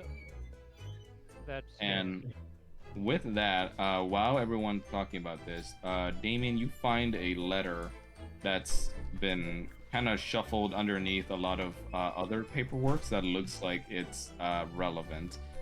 And it looks like this. I will take the letter. Thank you. Dicks for days. What? Because for some reason this journal entry I made, they won't let me share with everyone. So wait, no, yes it does. Is it showing? Yes. What, they ass stinks or they stink? Oh, alright, I'll go. Yeah. Okay, she's definitely talking to her husband. I'm sorry. He's talking about how the dogs stink, so it might Okay, be time to give them a Dogs. bath. I have 2 dogs, yes. They're dogs. Is he not used to dog smell? Mm-hmm. They smell. But yes, you guys can see the contents of the letter, right? Just checking. Oh, Yeah, I'm reading it. Yes. Okay.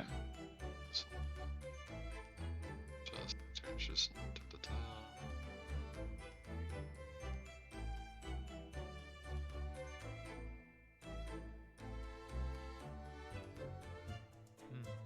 This letter is evidence. Great things you follows. 12. I will take the letter and hide it in my coat pocket.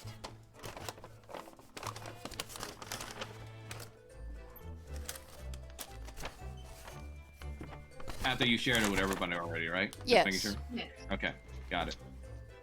Yeah, you stash it in your coat pocket afterwards.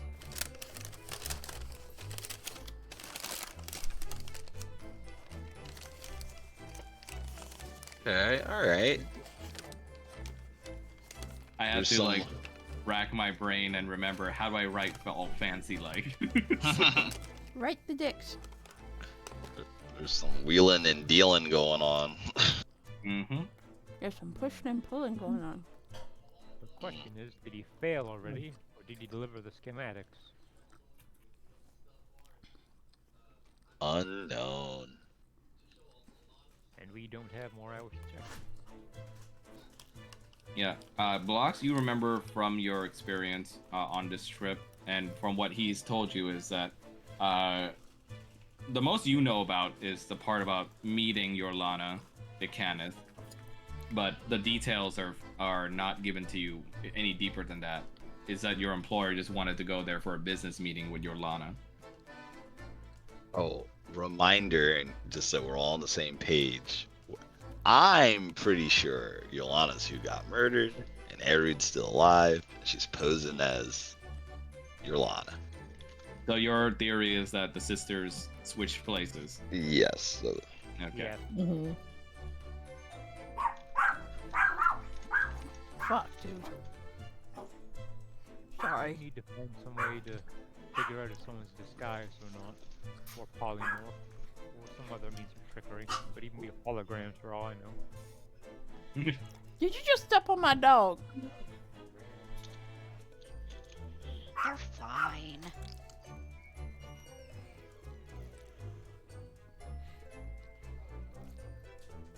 All right. So what would the group like to do now? Is the gnomes cabin anywhere around here? The gnomes, Kevin? You mean Hortix? Yeah. Hortix isn't first class. He's common quarters. Ah, Who else would be first class then? Delisandra, and then also obviously the VIP, Yorlana, and then also let's see my list here. Egan, whose quarters you guys are already in, and yeah, that's about it. Well, if Yorlana's room is around here, that may also be worth looking into. we should go. We should do that. I think. I mean, that's my vote. Wait, what was that? What did you want to do? If Yorlana's room is around here, that may be worth looking into. Yes. I agree. Let's do that. You guys attempt to go to Yorlana's quarters, but immediately you can sense that there's a lot of heat going on in that area. As now there are more posted bodyguards around there, along with some police officers as well. Uh-oh. So it seems like she's fortifying defenses. So it's gonna be near impossible to get in there.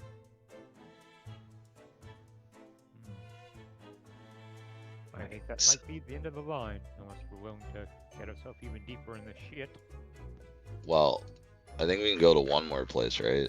Yes, yeah. So one last place you can go to. Alright.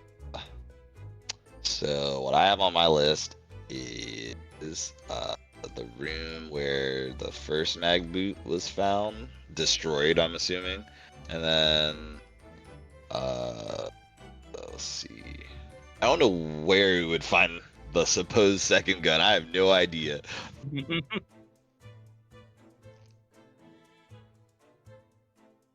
So yeah, I guess my vote is the room that the mag boot was found in. I agree. Works for me. Clutch.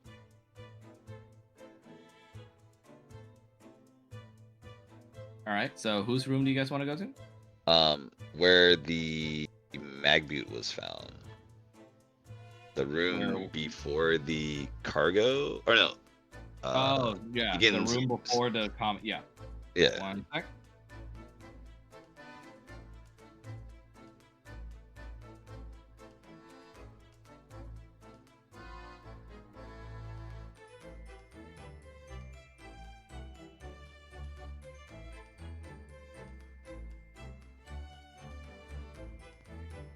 My eye has been bothering me all day. Oh yeah, what happened? I don't know. It's just been kind of bothering me. It feels like there's sand in it, but Is it try not bad? to rub it too much. I know that feel. I've had it with allergies. Oof. Is it twitching? No. Just feels itchy. Mm. Gotta wash it out with water. Yeah, that's probably Well, what I'm about to do. Alright, we have definite motive now for killing Jorlana.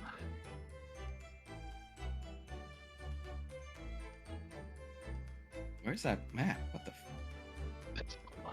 It's gone. If it's gone, I'm gonna be very concerned. Okay, there we go.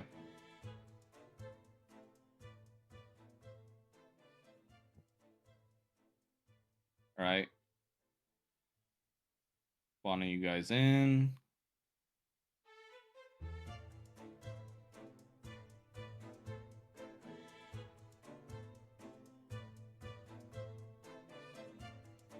Oh, and I think I know why Egan was killed now too.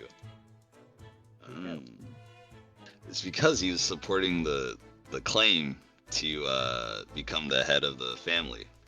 Ah. All right, you guys make your way to the one of the waiting cars before the one with Egan, seems like this one is classified as, you now find out based on the sign, as some sort of smoking car. Oh, interesting. Okay. Wait. Oh, okay, never mind. Well, They make good decisions here. I'm just gonna, I guess, just look around generally. I don't know. Oh, is this a door I can open? Yes. All right, I'm gonna open the door. Oh, hello. It's always a good so. You see Miss Delisandra looks over to you with a rather stern expression and just says, what is it you want, little one? Well, we're just investigating to find the murderer. You know, just normal trained stuff. Is that not the job of that portly little orc man? He's not really good at it. So I can assume. So, what are you up to? She takes a drag out of her little, like, you know, the Cruella de Vil style cigarette stick. Oh yeah, the the cigarette holder. holders. Yeah. Yeah. And she looks at you and goes, like, what does it look like? Filing your taxes. If only.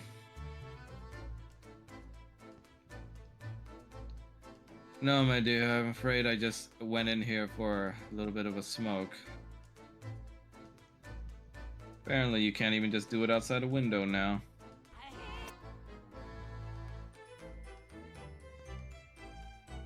Bit Did, different from living a moving train.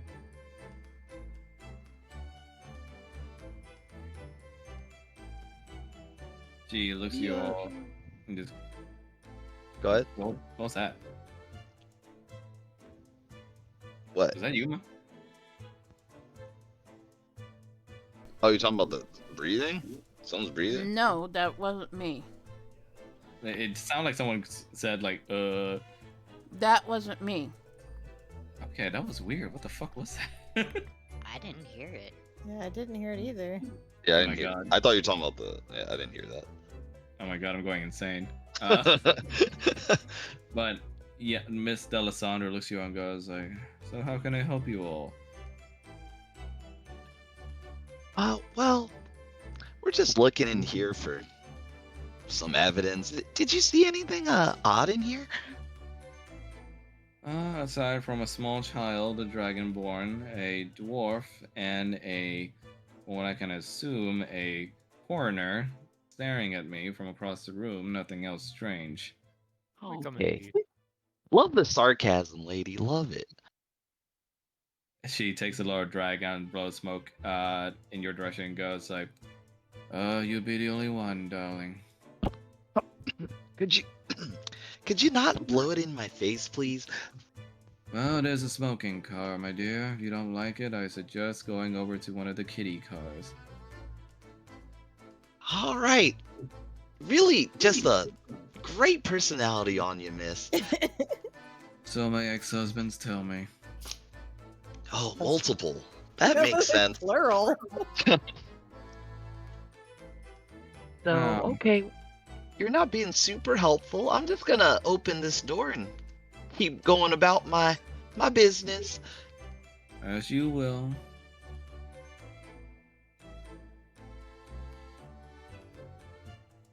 Right, we're just gonna keep going until I see weird stuff. Oh, dang. No, no, you can stop there though. When you're going into that room, blocks, you do notice with your passive perception, something peculiar on the corner over here. You see what looks like little disparate pieces of metal just graining against the ground, almost kind of like sparkling sand. Kind of like almost metal shavings. Do they look like they're raining from the ceiling? I'm sorry, say that again? Do they look like they're raining from the ceiling? They look like they are trailing across to the window.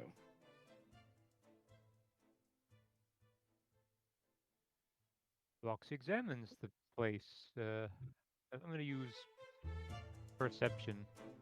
Go ahead.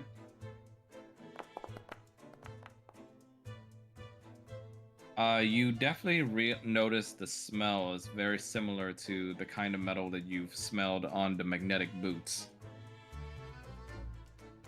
Vox speaks up. I smell something over here. A little pitch of geosmin. You see that Lysandra looks over to you and goes like, ugh, don't sniff stuff off the ground. That's filthy. You are smoking. True. Vox mentions, I can smell the trace of metals, or at least the bacteria that sits on them. We should look around a little bit. There might have been a place where one of our esteemed friends left the train. Wait, so the metal's on the ground, right? Yeah. I'm gonna pick up. Oh, okay, cool. I'm gonna pick up a piece of metal and compare it to the boots I have in my possession to see if it's Go the ahead.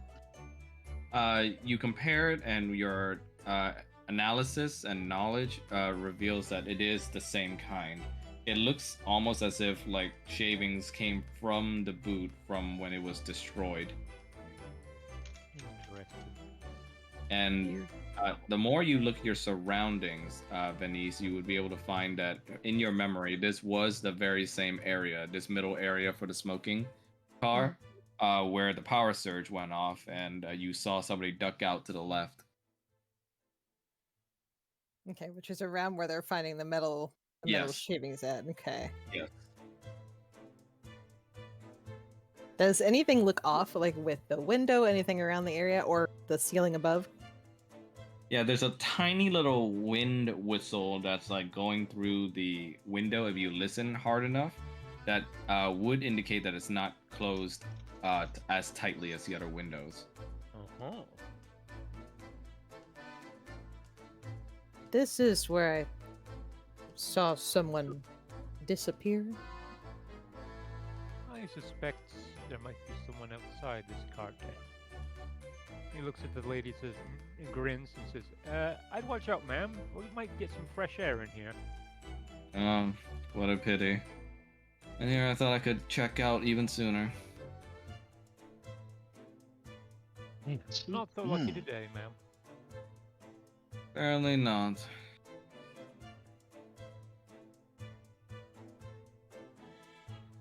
No, she's not moving, so... Okay, well, Denise, do the things that you're so good at. He's just going to be like, all right. He's taking off the hat and the jacket and everything. She looks over to you and just goes like, hold on now. You're not thinking of going out there, are you? If I'll you be don't like it, fine. you can leave the cart. You didn't seem like you cared so much earlier. I don't know why you care now. Well, He'll be one fine. tends to be a little moved when you see somebody about to do something deathly dangerous, but I suppose it'll make for an interesting story. I assure you, he has had far worse happen. Venice is going to look over her and just be like, I made no comments about you smoking, and then he's going to truck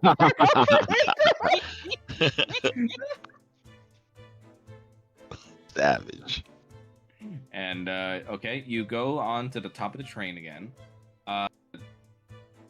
You go ahead and roll for acrobatics with advantage. Oh. Nice. Very nice. Without trouble, you get up as smoothly as you did before. This time, you do spot something quite interesting. On the ledge that you climbed up on, immediately you see what looks to be indentations that claw against the ledge, almost as if some sort of talon or claw had dug into it. Okay, is there anything else that I see aside from the claw marks? Yes. What seems to be, you look to the side, and in the distance you can see the same latch that was there when you first spotted Ilian. So it looks like you can surmise that it is close enough to where Ilian would have been, that he would have been able to see the figure duck out here, and that's probably what he saw.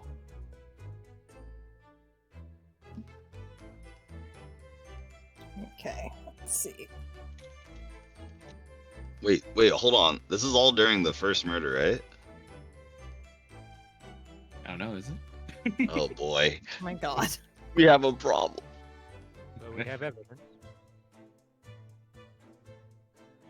We'll discuss the order another time. Okay, so we've got claw marks on the ledge, and the distance is close enough that Ilian should have been able to see Yes. the person. Okay, all right. Let's see. Can I do an investigation for anything else that might be up here? Yeah, you can roll for perception. No, perception. All right.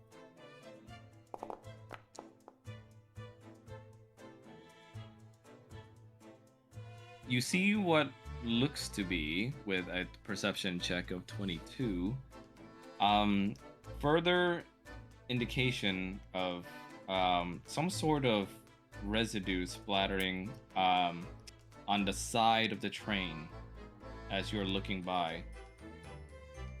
Is it covered with the same kind of residue as the gnome guy Hedrix had on his hands? You would have to investigate to know. Is it within reach? Yeah, you can like kind of poke your hand down to the side and like rub some of it on your fingers to check. Clever. Okay. Venice is gonna try to do that with like a handkerchief as best he can.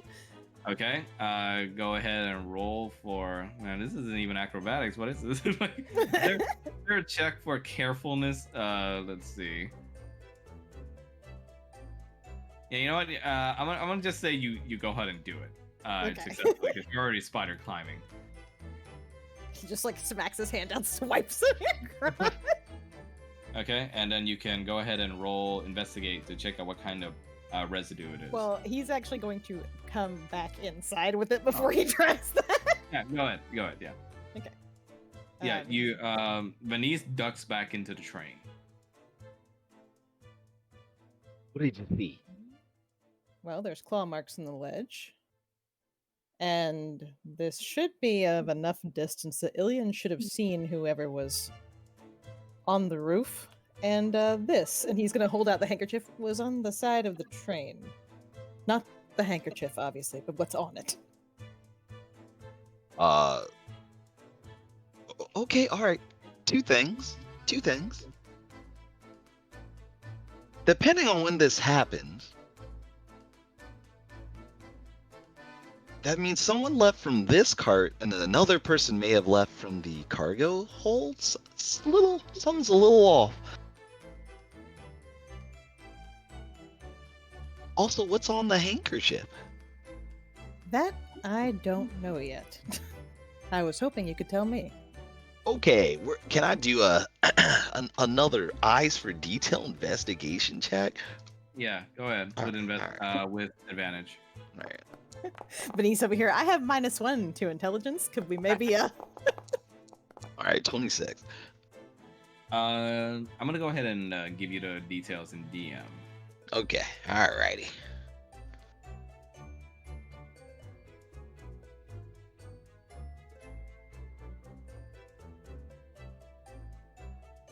I'm taking so many notes to combine all this in a second.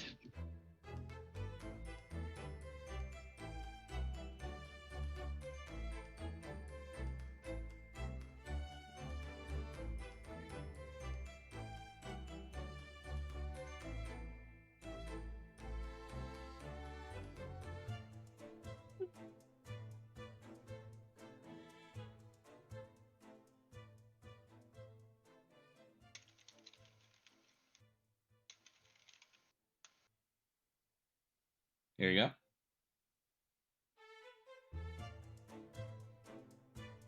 Oh, okay.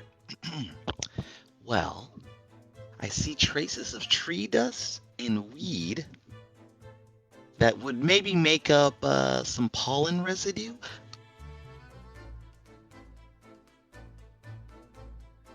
Could be a connection to that window. Does seem like that.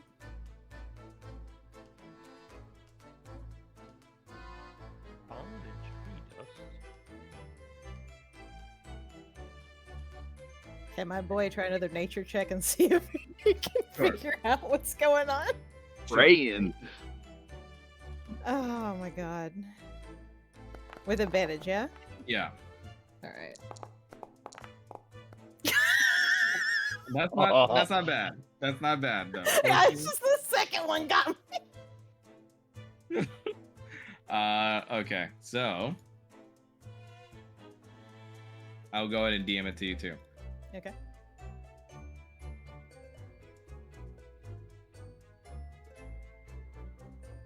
I also have an idea for a roll.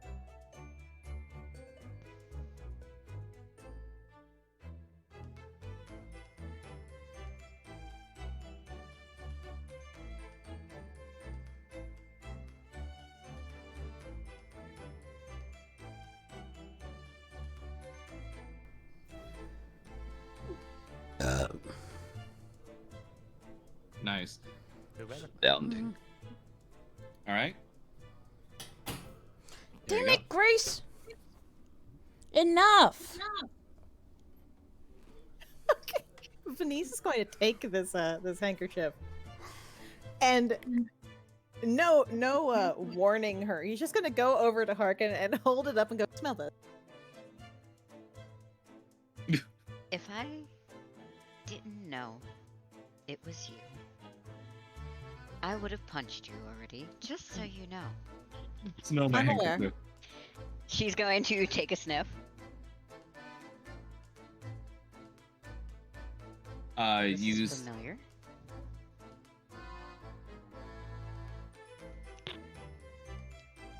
Basically, he's wanting to see if she can potentially identify what he's finding familiar. Okay. Let me go ahead and DM Ronalds. DMs all over the place today. That's All right. the DMs. That's right. DMs by DMs. To the tune of camel by camel. DMs by DMs.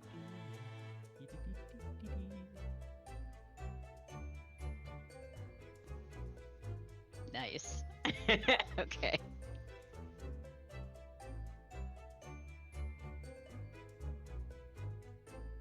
This smells like your roses. Venice is just going to stand there for a minute, like, what? Denise, is there something you'd like to tell us? Did you I bring have- roses from the court on the train? Well, yes, some. Your bees were having some of them, if you recall. I didn't realize you brought more. Those were the only ones I brought.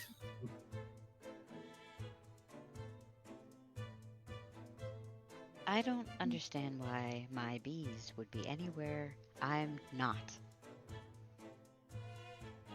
They don't have to be your bees, they might be someone else's bees. Are you aware of any other beekeepers on this train? No, but we did find schematics for clockwork bees. Which are mine. They have no need for pollen. They're solely for work. You can do many things that are not for work. For instance, with a hammer. You can get a confession out of someone with a hammer. Would the were the bees in production yet? Yes, I have a few of them. I usually Did- keep them in my medicine bag. Are they able to maybe explode if you mess with the mechanics of it? I highly doubt it. They're rather simplistic. Could they be used to harm instead of heal? I imagine if you threw them at somebody and the needle was out. Well, Wait a second. if there's a needle in it, it's injecting something. Yes. I use them for medication for unruly Okay. patients. Yet, hearken. You know Wait. as well as I do that if something can be injected, it does not necessarily have to be a healing item. That would imply that somebody else has been using my bees or were even aware that they were here. Exactly. Okay, alright. So when we found Egan, he didn't have much blood. And the other body had lots of blood. If you were to use the bees, could the bees maybe suck blood? I suppose if they were conscious of it. But they're not. They're just machines. This is just odd all around.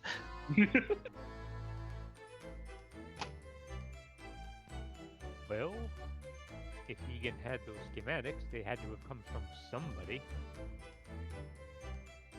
Well, she did say they were hers. Oh, Could we perhaps check on your bees? Your clockwork ones? Of course.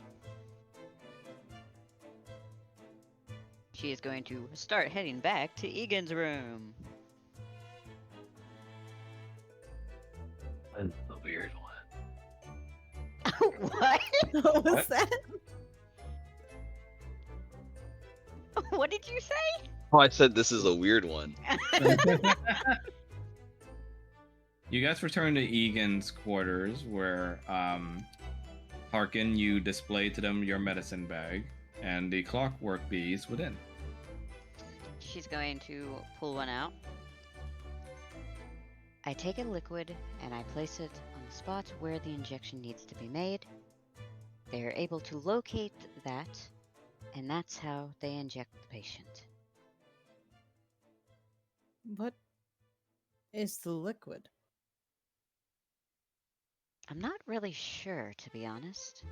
It's something that they said needs to be there in order for them to identify the thing they're supposed to be. Well, they put it in terms of attacking, but obviously that's not what I'm using them for. Blocks, you remember specifically that this wouldn't have been known to Harkin for sure because he only let you know, and not even his nurse know. But Egan's condition was such, in fact, that he needed regular doses of a certain medicine.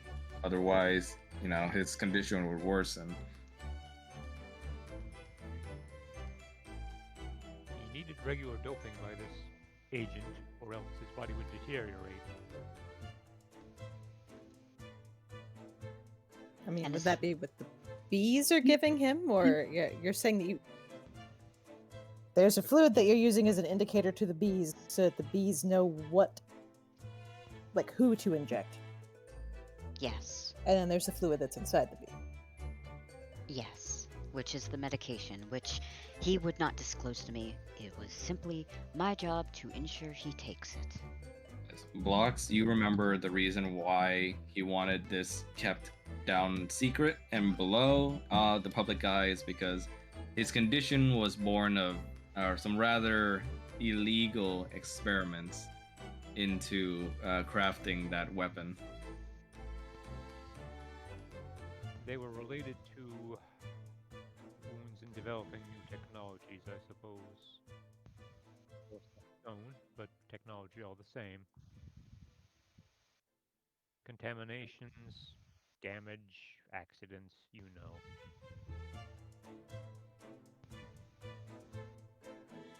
Harka, do you happen to have any of the indicator fluid that you're discussing? Of course, I've got plenty of it. She's gonna reach into the bag and pull out the bottle. I think Onero's is going into the shitter. Maybe Well- there's something in here. That's correct. I noticed we never checked the bathroom. Maybe there's something in here. and you can continue to see. Okay, he's gonna unstopper it and smell it and see if there's anything familiar about it or anything that he can, you know. Roll for investigate. All right. Ah, yes, another one of those things I'm excellent at. Let me tell you. The smell is indistinct. You're unable to identify any of it. He's gonna actually pass this off to Blocks and see if he Fox It's like- takes it, he might be a Yeah. bit better at this than me. examines it with his eyes, and gives it a inquisitive sniff. Perception time. Roll. Yeah, go ahead. You sniff it, and though the smell is largely indistinct, it seems viscous enough to where it would pass off as medicine. And the smell, while indistinct, has kind of a weird, kind of chalky lining to it when you move it around, which is indicative of most heavy medicines that your boss usually takes for his condition. Yeah, I imagine you would have at least smelled it once or twice, because he is in somewhat close proximity to him and he was working there for a few years, so... Yeah, makes it's that same smell. Fox sniffs a little bit, and he looks at the group and says, this does smell like the real McCoy. So I think it is the actual medicine. Exactly what it is, I don't know. I was never privy to his condition. Not the grand explanation of it, at least. Is this the medication he was taking, or is this the fluid which lets the bees know where to go? From what I was told, this is the fluid that I have to place at the injection site. Mind you, I only do this when he is being absolutely unruly, which unfortunately does happen because according to him, it's painful. Very. I would imagine. It also helps immensely during his seizures. Seizures. Yes, his condition gives him seizures, usually in the middle of the night. Was our boss a vampire? No, our boss was not a vampire. I'm just taking the piss here. All right. What would the group like to do now? Judgment hour is coming. Before Judgment Hour, I want to do two things. I want to investigate this bathroom, and I want to go over our evidence and what we know so far. Okay. So you investigate the bathroom, and it looks rather pristine. It doesn't look like there's anything in it that's out of note.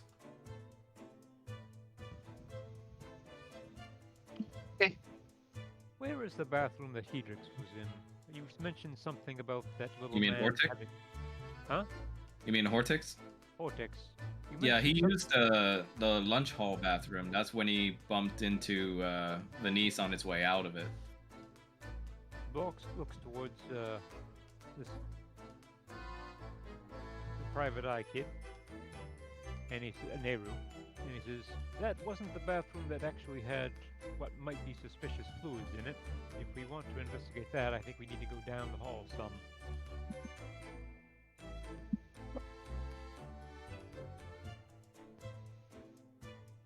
Oh, I argue that a great many bathrooms have suspicious fluids in them, but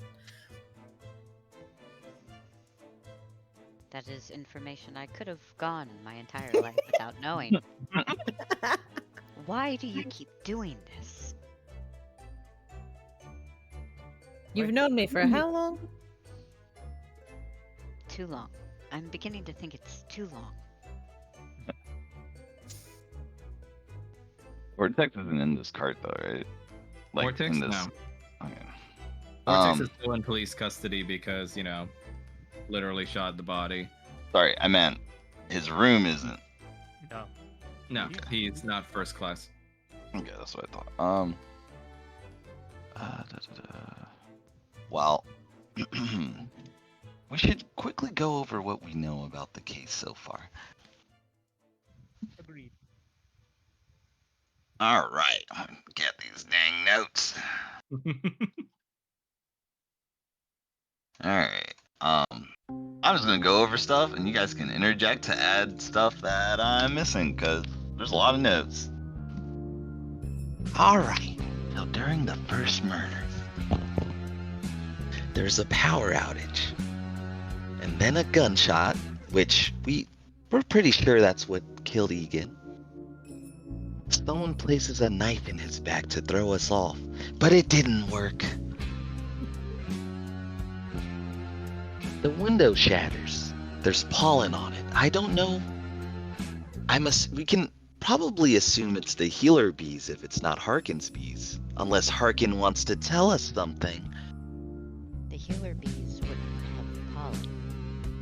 The only way I can see the window happening is if, for some reason, my bees got in there, which Egan doesn't like them, as I've stated before.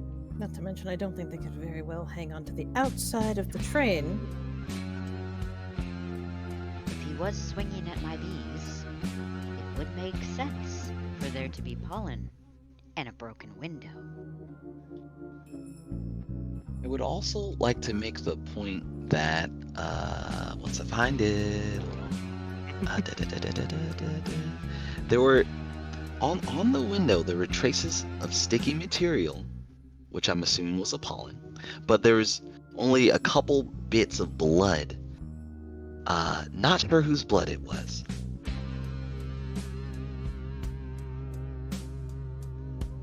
All good so far. And the portions of the glass that were broken, there seemed to be circular portions missing, as if a projectile went through them. Once again, I think the second gun theory is a pretty good theory. Someone shot through that window. How many And- bullet holes were there? Did you count? Not sure. Yeah, the windows next to Egan's body were so shattered that you can theoretically only see one projectile hole aside, because most of it is like shattered, right? But like the top corner has like one circular hole left standing. So we know there was at least 2 shots.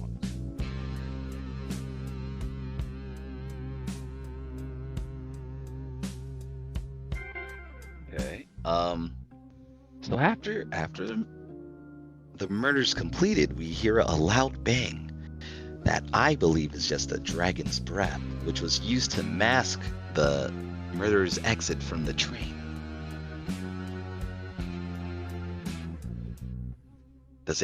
Do we all agree on this? I think we can. Well, at least I do. All right. I'm going to move on to the second murder now. While we were investigating, we heard a gunshot.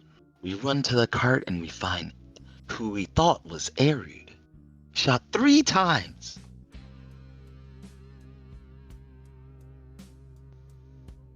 Her sister was in her room. That's her alibi. Apparently, at some point, Erud transferred her link to Damien for reasons unknown to us, right, Damien? Yes.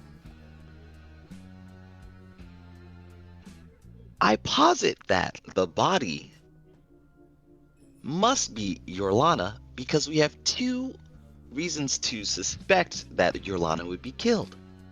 She wanted to claim on her house, and Egan was supporting her. This way we have the motive for Egan's death, and we have the motive for Yorlana's death. Because of this, I think that Erud's tricking us. Well, we do know for certain that the body is Yorlana, given we asked. Oh yeah, we did. corpse that Yeah. question. Oh yeah, we asked too. Yeah. Good point. I'm putting that on my. I didn't have that in my little. See, that's why I like going over the notes.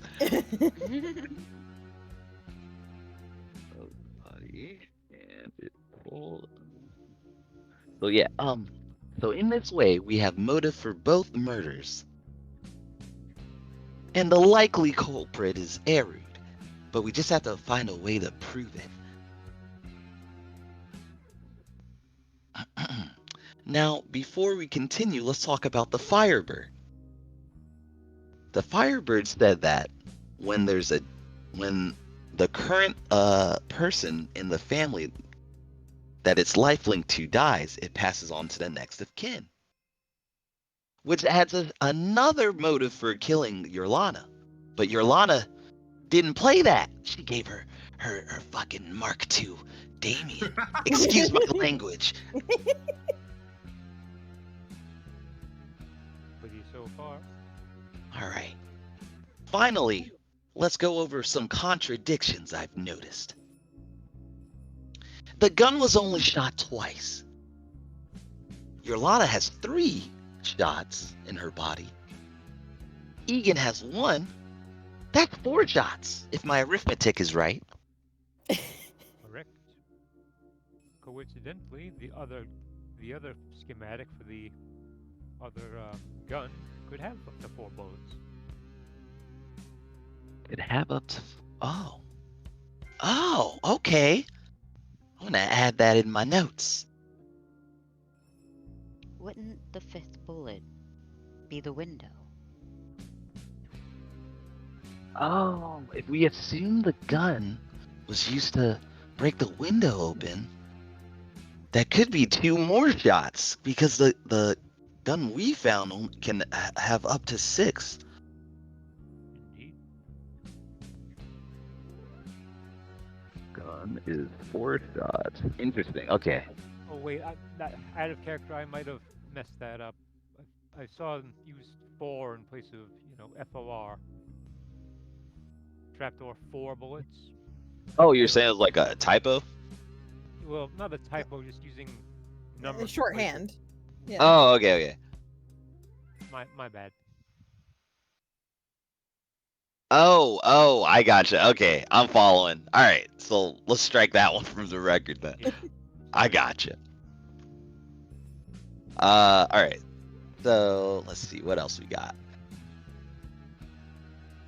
We heard a bang after the glass shattered, but at this point, I'm pretty sure that was just a dragon's breath. Indeed. Do we know not- if the bullet was going out or in? Wonder. Did I know that? I don't know. Right now, you don't know whether the bullets came out or in. You just know that the Okay. bullets went through the window. Well, we did ask at the time, and it kind of looked like that the glass was shot inside, not from outside. Yeah. Oh yeah. Okay, yeah, I remember that. Okay. Sure, I can put that in my thing. Inside. Okay.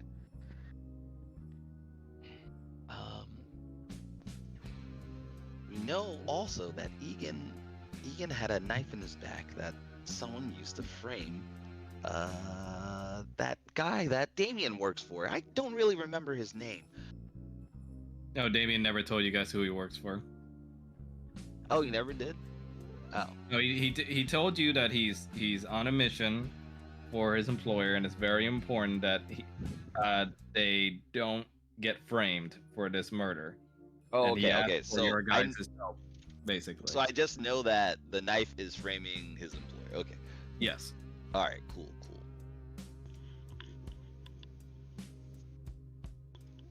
And then finally, the last one is that the power went out after the first gunshot, but after the second gunshot Venice heard during Egan's murder, which we now know is just a dragon's breath.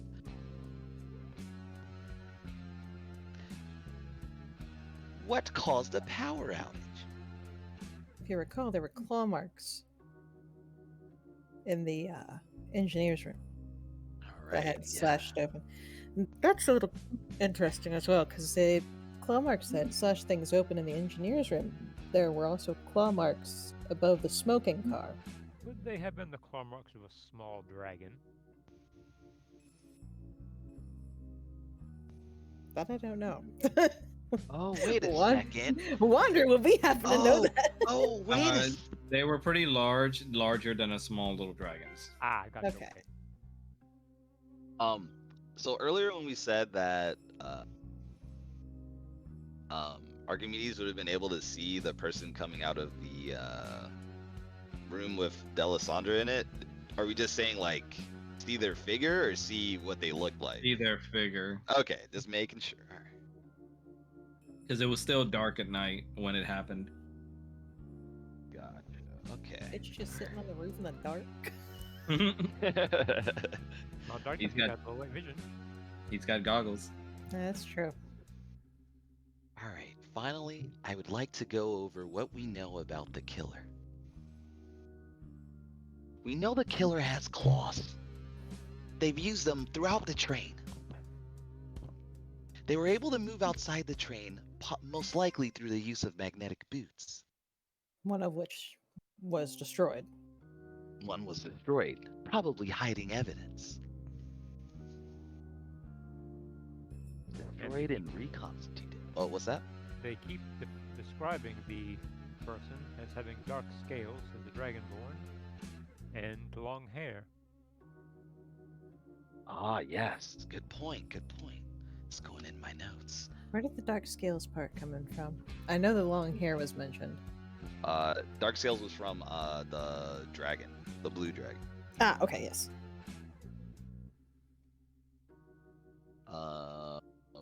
We know that they must be able to use some form of magic.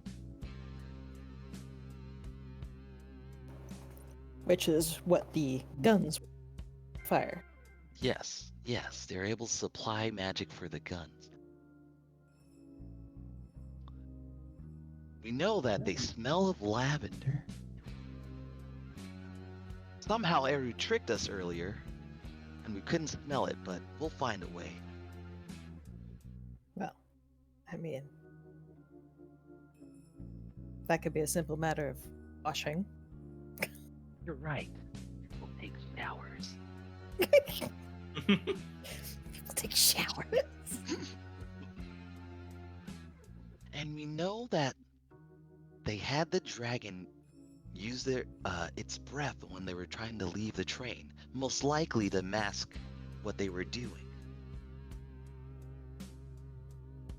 With all these together, we know that a strong motive for this person, who's most likely Erud, would be to get the link to the Firebird and get a claim to the house. Which also would mean getting rid of Egan, who was supporting the claim. I rest my case.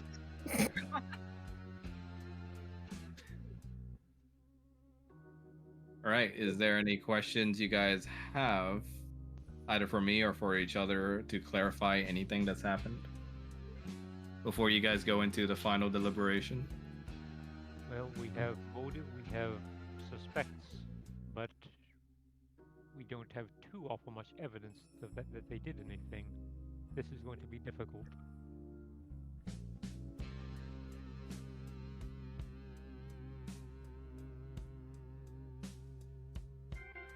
Yes, that's true. We don't have everything I have is very circumstantial, but I think if we work together, we might find a way. Wasn't the murder weapon found with the second murder? Correct. Murder weapon had I have to see how many shots it was again. Give me 1 second. I think it had 2 missing. Yes, it was shot twice. But 4 shots have been done on these bodies. The proof is in the pudding. I have So a question. Oh, Yes. Hmm? We don't exactly know if the gunshot was going out the window or in the window, correct? We're not entirely sure. Has anybody checked the bedroom for a bullet on the floor somewhere? I am not.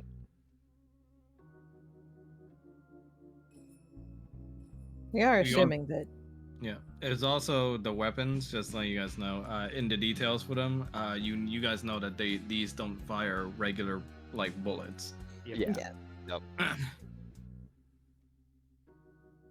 So Or like a crystal rail core- gun or anything.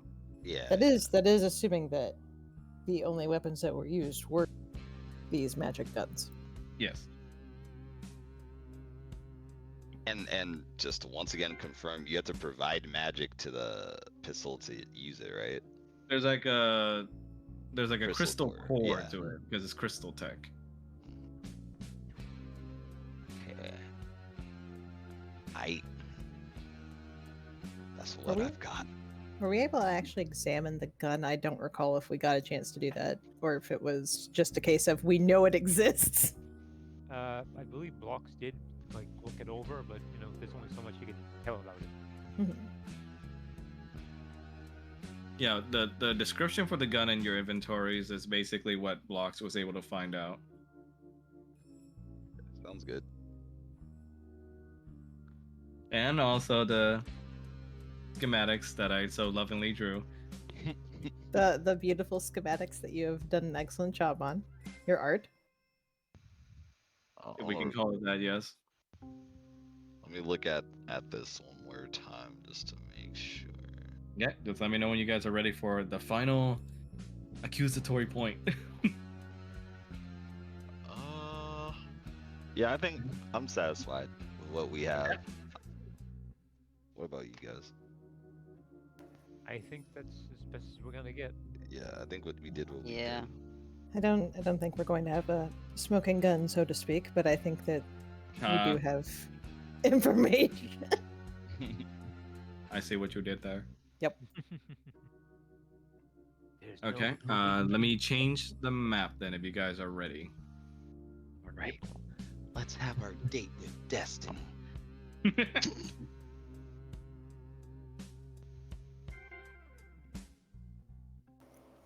Yep, just spawning you guys in. Give me a moment.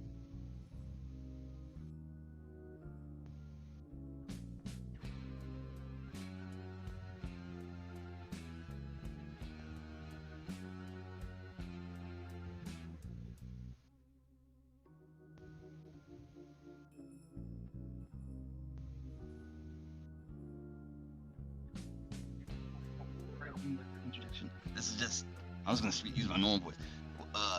We know that the person left through the cargo hold with the dragon, but they also left through the room with the magnetic boots. I don't know when that happened though. I don't know if it was at the same time or not.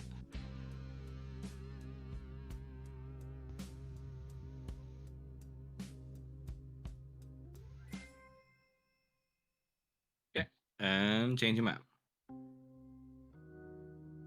Rusto.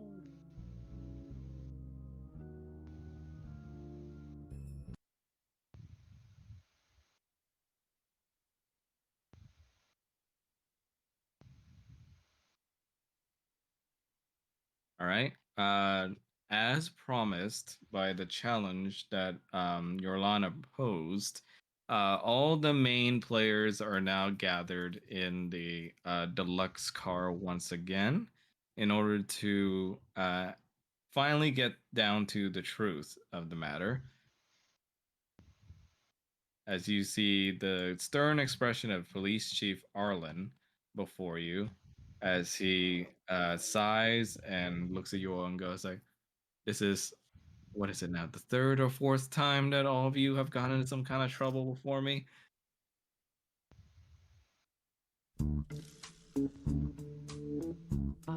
Well, we're just gonna follow the case, you know. Well, I mean, you're the highest suspects right now on our list, so it's not gonna lie, it's not looking pretty for you all. You're saying us as a group are the most likely to have killed two people on the train when the second person was killed while you were looking right at us. Well, kid, you would still be guilty of at least one murder, and that's the first one. And to be honest, with all of you running around today, messing with evidence, as far as I know, I can't trust any of you. With all due respect, sir, you haven't found too awful much evidence to convict us of anything, especially since we were right beside you when the second murder happened. We, however, have gathered evidence and done your job for you. Oh? And what have you gathered then?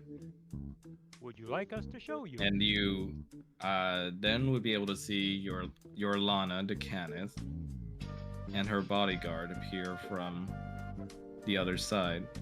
Yes. I would be very much glad to know as well. Miss Yorlana, you don't really have to be here. I mean, no, please, I insist. After all, I mean, they were so confident enough in their theories that they approached me right in my very room.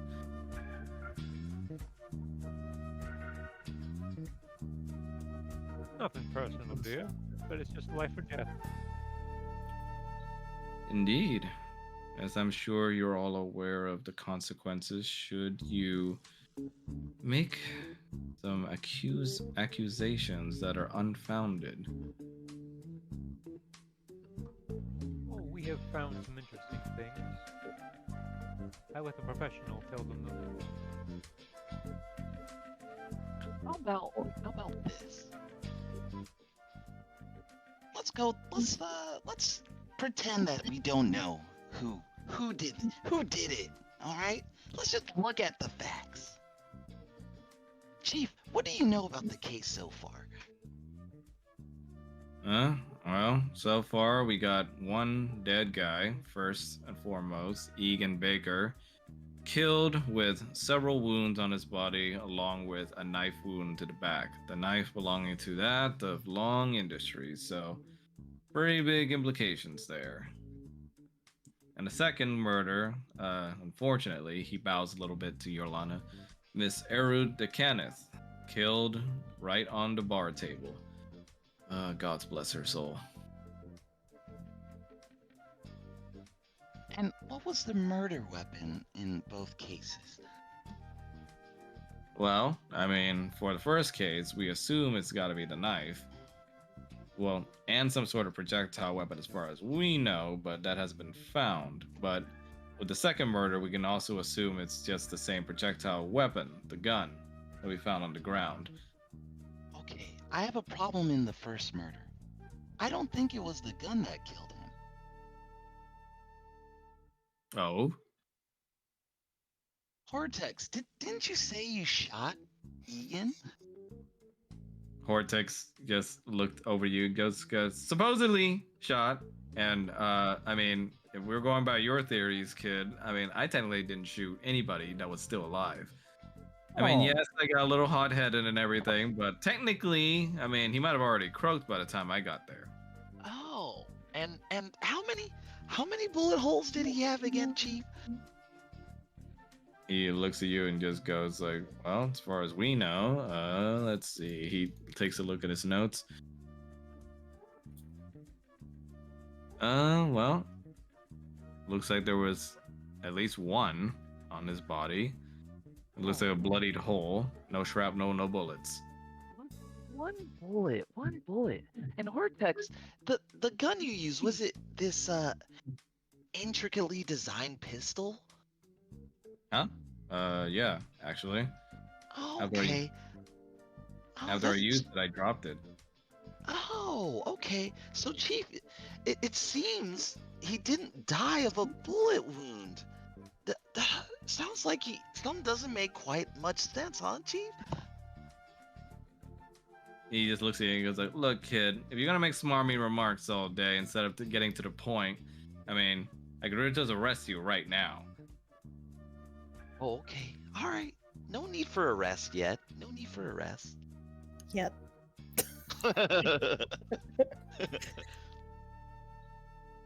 Okay, so we know that it wasn't the bullet. Let's look at the second murder. How many times was the body shot? Well, 3 times as far as we can tell on the body. Okay, and how many times was the pistol used? As far as we know, twice. Okay, do you Once see on the the? first victim and second on the second victim. Well, do you see the problem there, Chief? Huh. Guess you're right. I mean, the amount of bullet holes don't match up, but with the first body, we imagined it would probably the knife worked then. We inspected the body. That is not the case. So Also- who cares? He also- shrugs and just says that maybe the guy just needed a couple of more shots and just once. And missed? Okay, well, okay, here's why it can't be the knife either. Hortex, when you came upon the dead Egan Baker, did you see a knife in his bag? Ortex looks at you and goes like, huh? No. As far as I know, he was like covered in a blanket and just lying down like he was sleeping. Oh, sleeping. Let the record show. Let the record show that it was neither the knife or the gun that killed him. Do you agree, Chief? I mean, it does sound pretty strange, but I mean, even either way, at the end of the day, he did shoot Egan with the intent to kill him. So, I mean, if the timing matches up, he could have just killed him straight then and there and just been lying about the whole body thing. I'll accept that. I'll accept your view, because I don't have proof that he didn't do it yet. Yorlana just kind of cuts back on the side and just goes like, you don't have proof for a lot of things, little detective, as far as I know. I'm You not haven't let him talking finish to you speaking. yet. Look at this. Your Lotta, if that is your real name.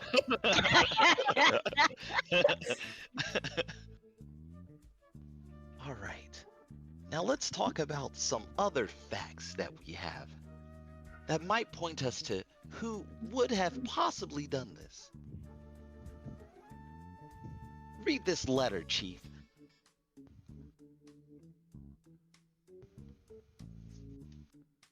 Yeah, what's this? The letter we found in Egan's room. And look at who sent the letter. Wait, why were you all in the victim's room? That doesn't Your matter. job. Venice is gonna straight up just be like, we were accompanied by his nurse. Yeah, that doesn't matter. The nurse is a part of this. They were doing your job. If they were cross, oh, the chief looks at you and said, "I should all just arrest you right now for crime." He looks Read the hero. down. He looks down at the letter and reads it. Miss Yorlana, is this your signature stamp?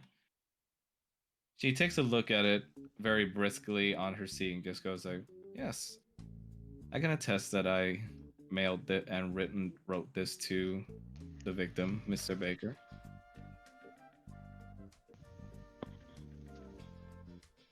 Good, good. All right.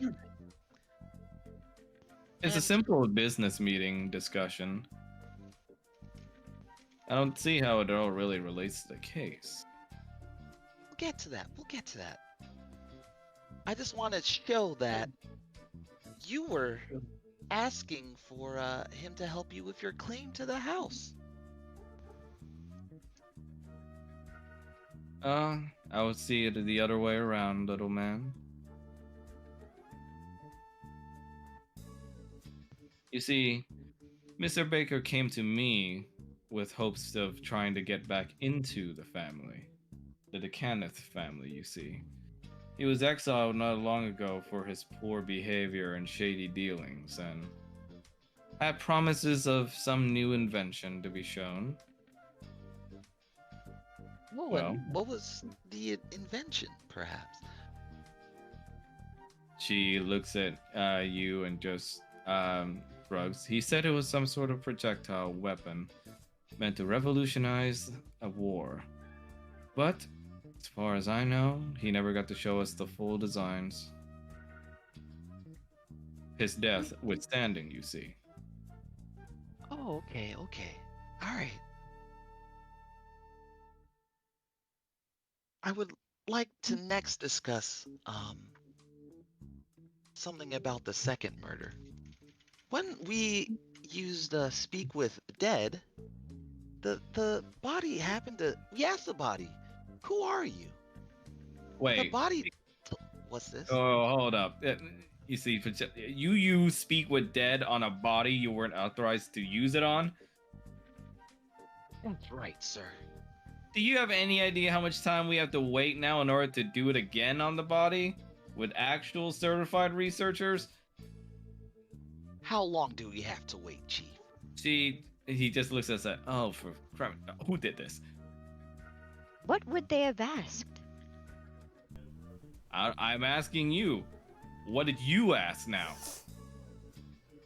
Better questions than you are now. He looks at you and just goes like, I am not afraid to cuff a blind woman. Hey, I'm sure could you get don't want to go to canceled court for for that. What did you say?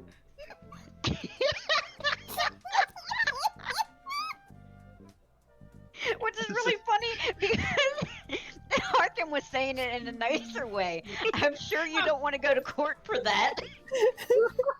I said, yeah, I said you could get canceled for that. He looks at you and just goes like, oh, the hell with your canceling. Oh. And he looks over to Damien and says, was it you? Was it you, Mr. Damien? His eyes start to glow blue. It just goes like, and here I thought we were actually connecting a little when I told you about my past. I legitimately enjoyed your company. You see a tiny little sniffle under his nose and he goes like, you wounded me, man. I'm just But- trying to get to the bottom of this just as you are. I'm sorry if I hurt your feelings.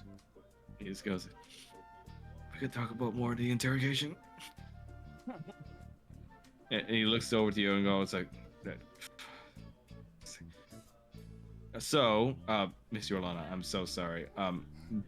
Defiling and messing with a body you weren't allowed to mess with aside, I swear to God, that's already looking worse on you all. Did you at least ask the body anything useful, like who killed you? We did, but she was unsure. But something that's very interesting. We asked the body what your name is. What do you think the body said, Chief? This Eru Decanus. What's strange about that? The problem, Chief. The body said you're Lana DeCannon. What? That's right. The body said you're Lana DeCannon. Well, Which is Yorlana's odd. kid, are you sure you're not hard of hearing? Yorlana's like right here behind me. Oh, Here's well, the-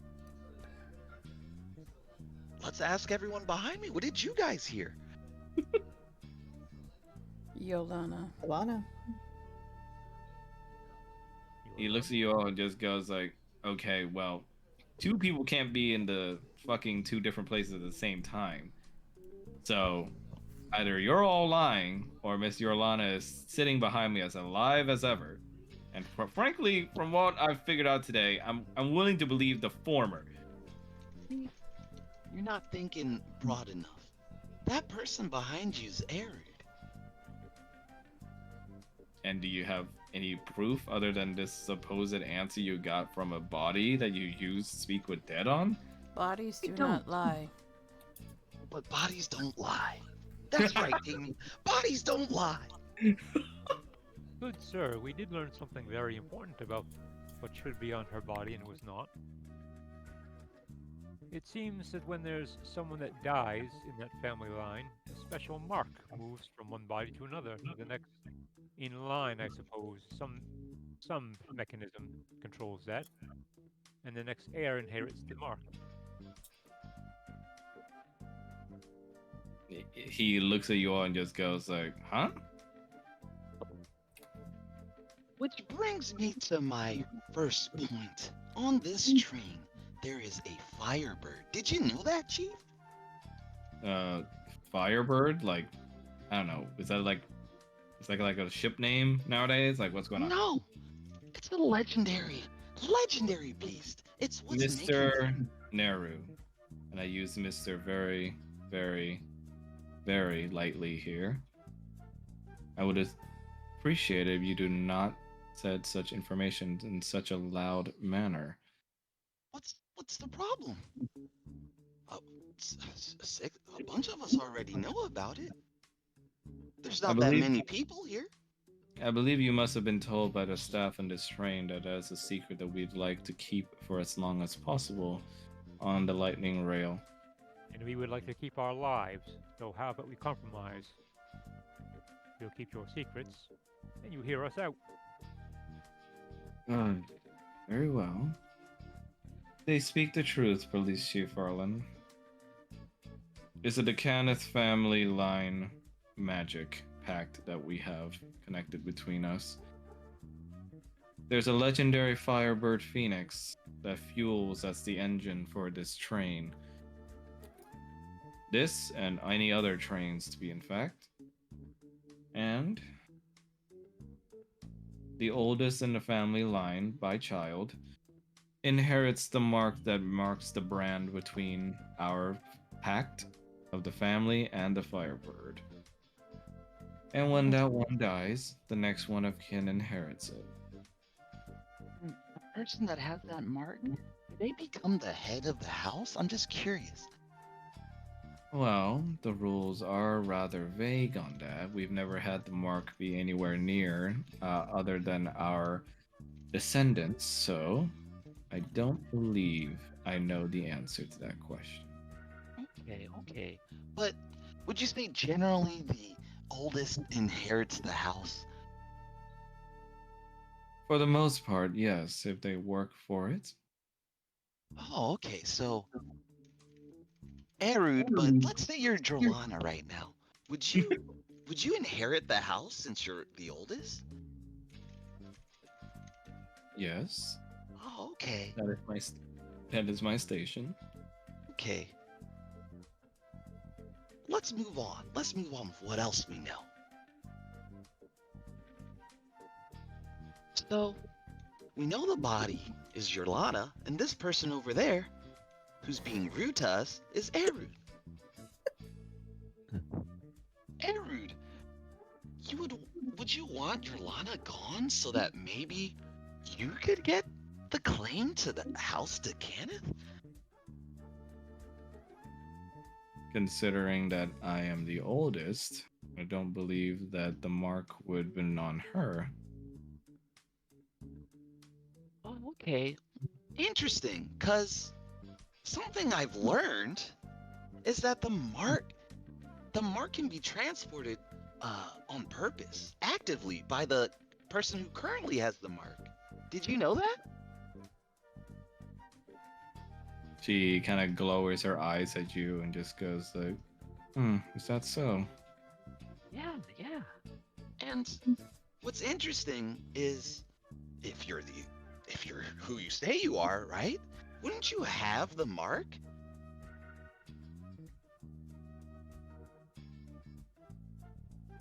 You see her, yes, in fact I do. And when she turns her neck to you, you see that there's a mark there. Oh, very interesting.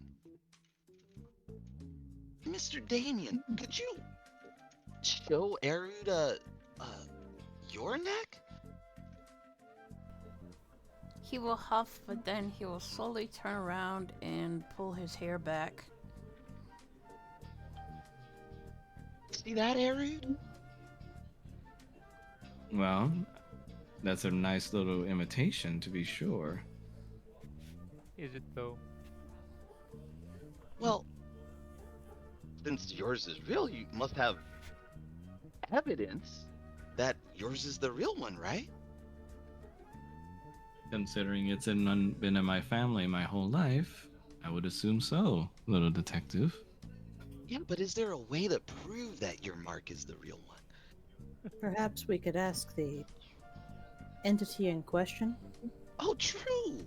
Why don't we just get the Firebird here? He could just tell us. Yes, and I believe the Firebird will be able to tell you that the current pact holder is alive and well. Wonderful. Why don't we... You want to just... Chief, you want to just move this to the Firebird's room real quick? We could solve this real fast. You see, police chief Arlen looks at you. It's like, okay, little kid, listen, you're not gonna be telling anyone to go anywhere. Look, as interesting as this all is, I'm kind of weary about moving from scene to scene this fast when we Police got murder chief. suspects in the same room. You will be with us the entire time. I don't see the problem. And to be fair, he was asking if we could go. He wasn't wasn't telling. telling you. He I would looks never over to you. command you, Chief. You're a man of authority. Venice is gonna pat him on the head and be like, he's a professional. Damien, Venice, and Neru, go ahead and roll for a combined persuasion check. Oh my. Okay. I'm not good at that. Here we fucking go. Oh, Oh my god, Mel. Choo choo. Fucking Thomas. I think we got it, but I'll roll two. It's always if you roll nat 22, I'm gonna freak. Okay. I would have laughed if it was a 1, and then it's like, how do we No. balance this? Yo. We take the average. Okay, so with that nat 20, along with your guys' rolls, he looks at you all and just goes like, fucking, Mr. Lana, I highly apologize, but I suppose with the sensitive situation being as it is, I mean, is there a way we can just move this over to the Firebird? I mean, where is this thing anyway? Well, if you just look at the map of the train, I believe He checks the map. He's checking the map aggressively. I believe it's in the engine room. You know, where fire things go. Yeah, let's just head down there and we'll figure out what's going on, huh, Chief? As they're saying this, Damien, with the brand burning hotter on your neck at the mention of the Firebird, you get an inkling of an what's the word I'm looking for? Of an idea to yourself, knowing what you know about the Firebird now, and you kind of reach over to the back of your neck, rubbing over the mark, and you feel a curiosity to yourself if you'd be able to call the Firebird. Oh, that's cool. What, like through some kind of psychic? Like a summoning. Mm-hmm. Okay, and I cast Firebird. he will rub the back of his head and he will close his eyes, and he will mentally ask the bird to come to us. It takes a bit. You see the lights of the train flicker on and off. The fires and the lamps going out, pooling into a small little orb of fire in the top of the room that swirls around and slowly increases in size until it becomes what seems like to be a small, medium, little amalgamation of the Firebird. Not like the full large one, but like a small little form.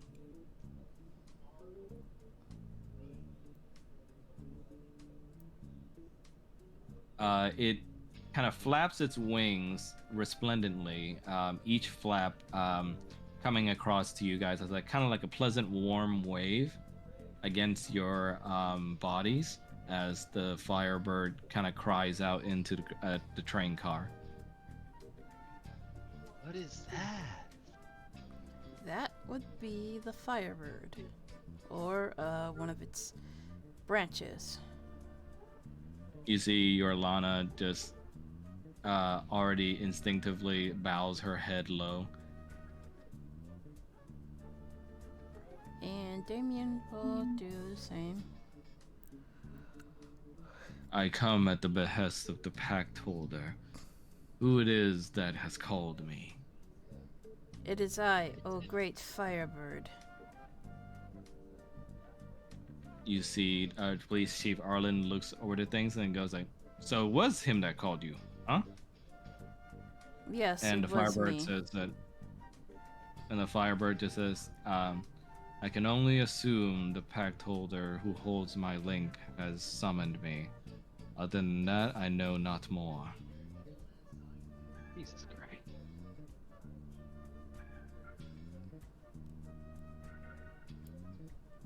You hear Yorlana just say, like, Blessed Firebird, resplendent in your beauty. I am sorry for the trouble that your summoning has caused you. We only ask you here so that you may clear up some information with regards to the safety of this train and the murder that has occurred on it. Yes, I remember these mortals.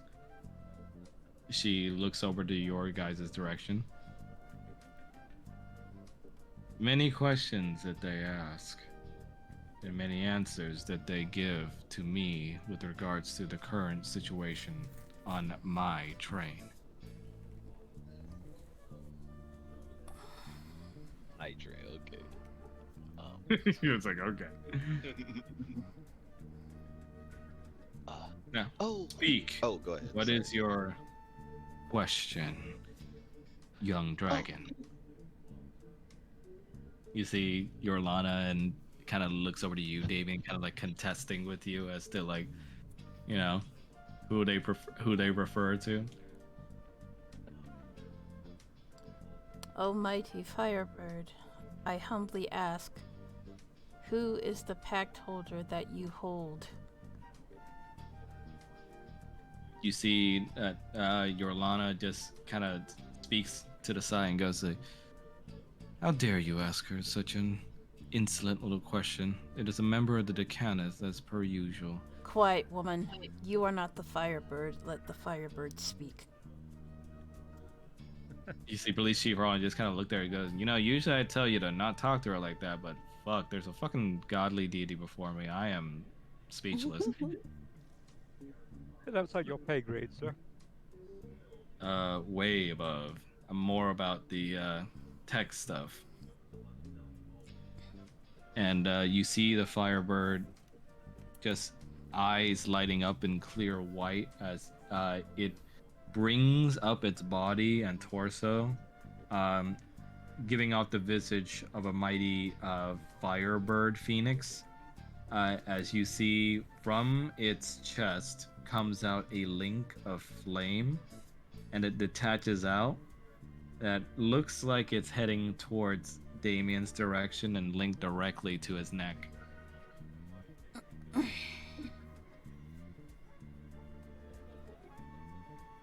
You, even the Firebird looks shocked.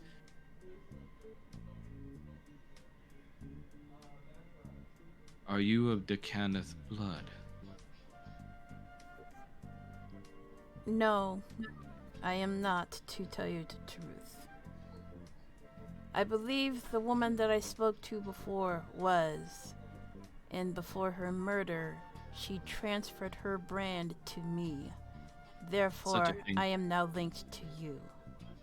Such a thing is sacrilege. To do so would go against the very agreements this family had with me from the very get-go. My apologies, I did not know she did so until you and I have first met.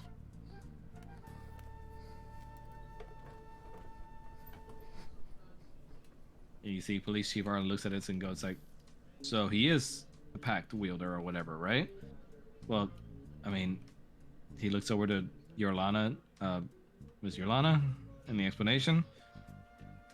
She just goes over there and goes like, as far as I know, Police Chief, I and my sister have always been in line for the pact. I have no idea why the link would be now given to Mr. Damien over there. Perhaps he had some shady dealings with my sister that I did not know of. Would that make your link counterfeit? She shrugs her shoulder and just goes like, it's been as real as far as I know. Bet you couldn't summon the bird.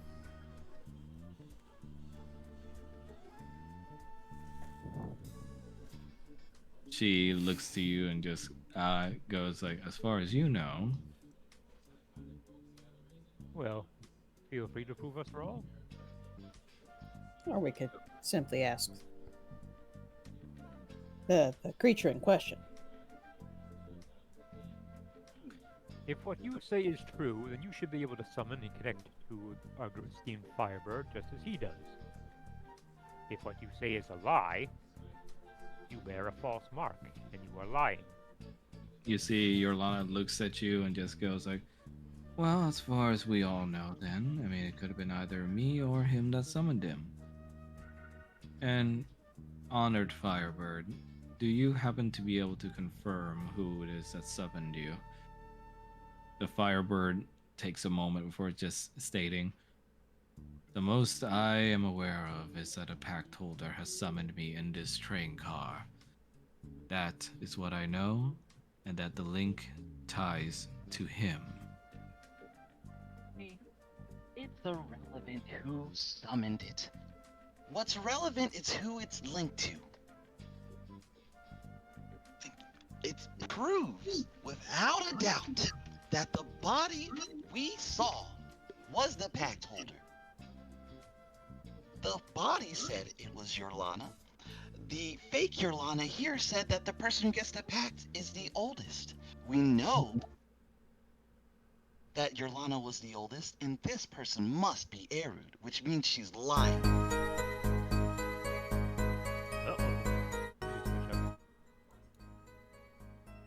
Dun dun dun.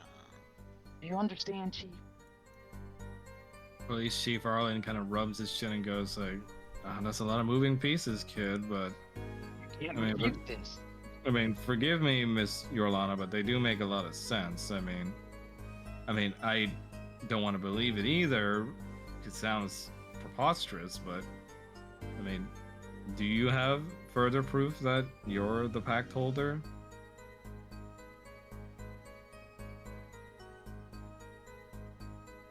You see, she stays silent for a moment before looking to you all. He just goes over, do they have proof that that one is the pact wielder other than the link flame?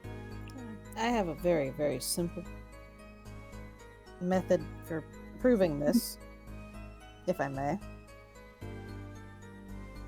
Whoever can summon this bird is the pact holder, correct? Yes. Put them in different train cars. That's clever. And besides, the Firebird already showed its link with Damien.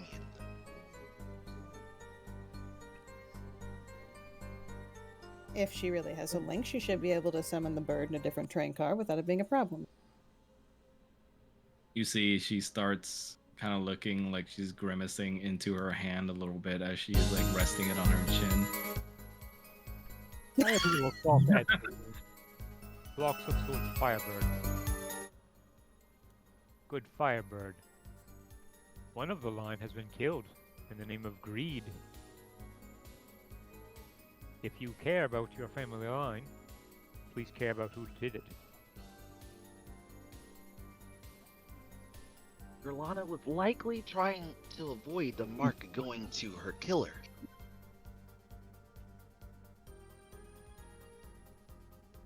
You see, the Firebird looks at you all and goes like, you would have me appear and reappear in some flight of whimsy.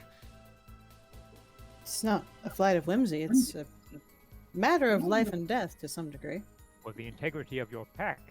And finding out the truth. Very well.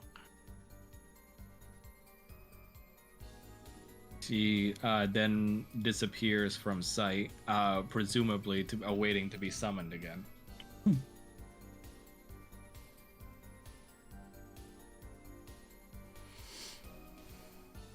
Okay, so let's move them to different cars. Chief, you can even go with Yorlana. And everyone else in this room can go with Damien. I really think Easy the to police prove. chief should be accompanied with someone. True, agreed. true. We know what Yorlana's capable of. As That's a much. little harsh talk for no evidence, little detective. Don't worry, the evidence is coming, lady. Don't worry, he's a professional. Exactly. Hawk needs to get that as a shirt. Okay. All right. With the experiment underway, you guys move into different train cars. Police Chief Arlen accompanying. You guys wanted him to accompany you guys, right? And not. Oh, well, we Uh, want him to accompany her, but we need Okay. somebody else to accompany Okay. So him. who's 'cause- going with Police Chief Arlen then? I would be willing to do so. Okay, so Blocks, you go with Police Chief Arlen, and everybody else goes with Damien. Okay, so you guys use the immediate train car next to you as the other room. Everybody else stays in the deluxe car, and everything goes silent as they await the signal for Neru to give them, as he's in between train cars right now, to summon the bird. Right. I already prearranged this, but I hold my hand up, and as if it's like as if I'm a flag girl on like a race. Yeah, the races. I just swing it down to say go. I wonder how much flag girls get paid, but random thought. I wonder too. That's actually they must be paid pretty well though. They have to. Yeah, but after a moment of silence, both Yorlana and Damien call out to the bird, and before long, the resplendent firebird lights up the train car of Damien's car. And after a while seeing nothing, Police Chief Arlen and Blocks return to the deluxe car to see the firebird reappear.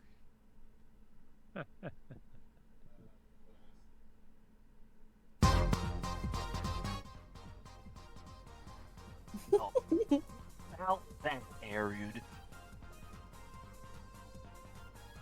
You say that she kind of grimaces a little more so than she has with her monotone face so far.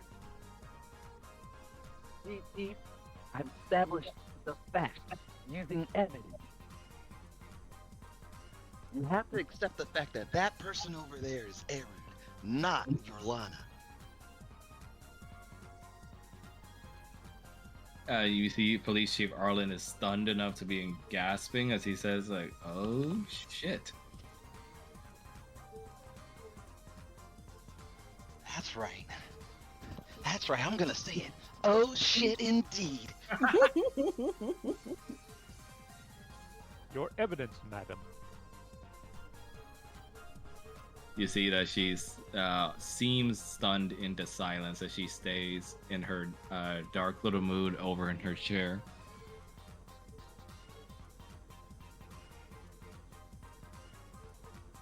Now that fact has been established, she may sit in silence, but we know who she is. Eru Decanon. Let's discuss who the murderer is next.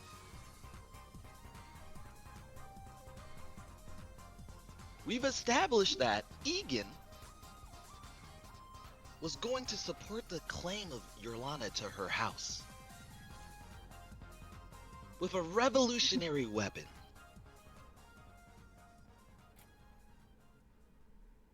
Now, why would Egan be killed? We know he was not killed by bullets. We know he was not killed by a knife. But he's killed by something. I don't have evidence for this yet. But I do have motive. Erud wanted to make sure that Egan couldn't support Yorlana's claim. Because she wanted to be the head of House Decanon. Isn't that right, Erud? You see Police Chief Arlen just speaks as a, Miss Yorlana? Do you have anything to say about these accusations? He used the correct name. We have proven. Use your proper name.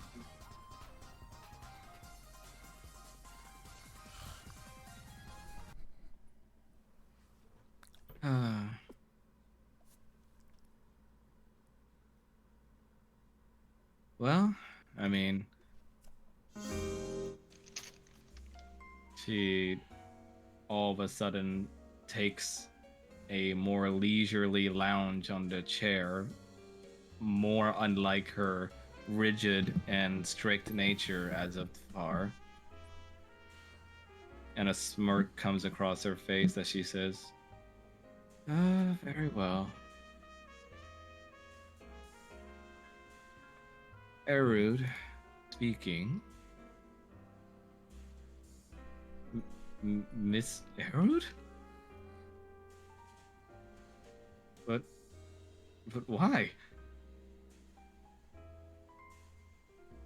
You see, she looks over to you all and just goes like, "Oh, me and my sister have a history with stuff like this. Been twins since birth. No one could barely tell us apart, especially if we wore the same clothes. So, over the years, we developed a game for ourselves. At times, we would switch places, see who notices, see what we can get away with.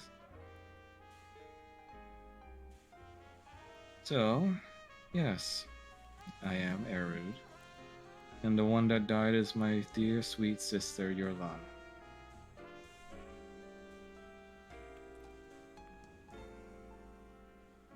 Right from the dragon's mouth. But I would have to add, little detective. So what? At the end of the day, my sister was still murdered. Even if her name is different, you're still nowhere closer to find out who did it. Or who killed Mr. Baker, for that matter. So I ask again, what does this fact help you with? Established motive. Ah, yes, a supposed motive that you gained from reading one letter. It also brings your character into question, madam. You lied already. What else are you lying about, Arid? Especially in a murder investigation, lying is not becoming. Well, I will give you that. Lying can be a very bad thing, but my sister and I have always been a mischievous pair.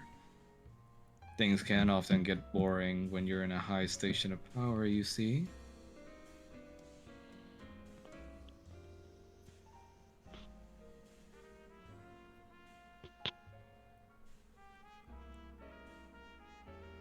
But just because we played this harmless little prank doesn't mean that I'm the one that killed my sister. Or Mr. Baker, for that matter.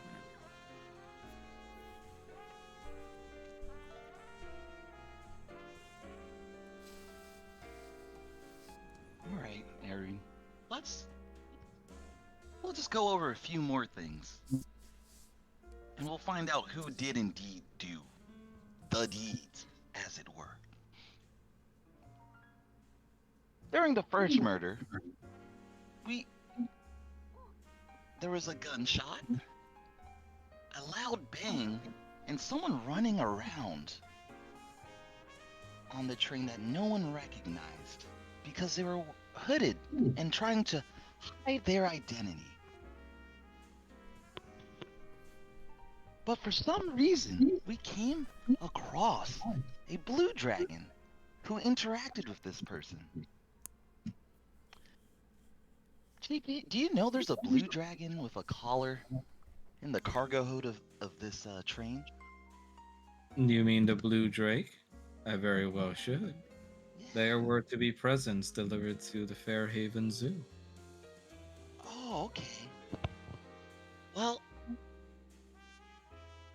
the person we suspect to be the murderer made a deal with said dragon. The dragon. Oh, what just happened? No, Blocks wrote something in the chat, so it like zoomed in on his toe. Oh, okay. Yeah. I didn't know it did that. Sorry. No, it's No, okay. all good. Let me just check my notes about the Drake real quick. Oh yes, the Drake told us that an Onyx Dragonborn with long hair. Oh, there's someone like that here. Named Erud, okay. This Onyx Dragonborn promised something to the Blue Drake if only the Blue Drake would shoot its lightning breath at a key moment in order to hide what the Onyx Dragonborn was doing. We know there is a loud bang from Egan's card at the time, which we already connected to Hortex, who shot Egan. But Hortex, you said he was already expired, right? Vortex looks over to you. Yeah, as far as you guys found out, I think. Wonderful, wonderful. And then there's a loud bang right after, which people would assume is a gunshot, but it couldn't have been. What I posited that the loud sound we heard was the dragon's breath, disguising Erud, leaving out of the cargo hold onto the top of the train. Erud, why did you want to leave the train? And you spoke with this Blue Drake? Oh, we all did. So you were in a restricted area that you shouldn't have been in, once again. Yes, but by being in the restricted... Oh, go ahead. And you have been pretending to be somebody that you're not, madam. I think that we are all on the questionable side here, I suppose. We may find you've been in restricted areas too.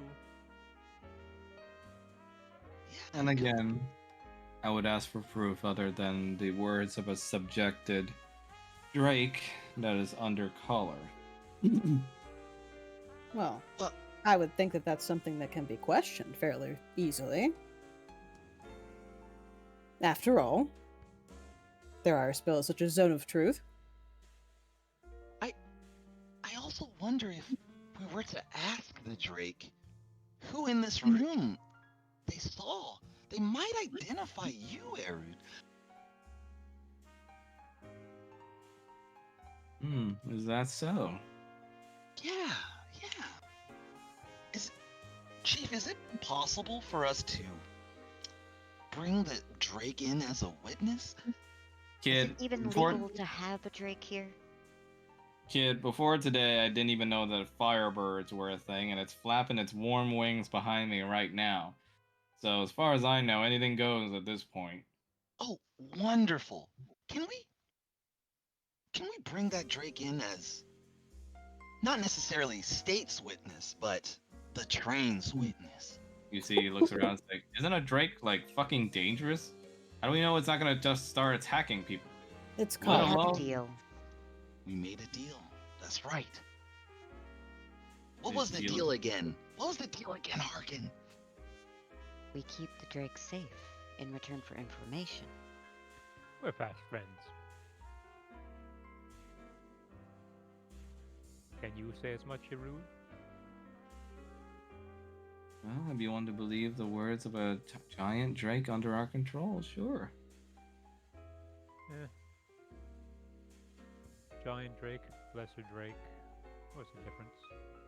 You see, Police Chief Arlen goes like, I mean, I'm not even sure how safe this is, but I don't know. He looks over to Damon. Got any fancy doodad and that little tattoo thing to call, I don't know, a Drake here?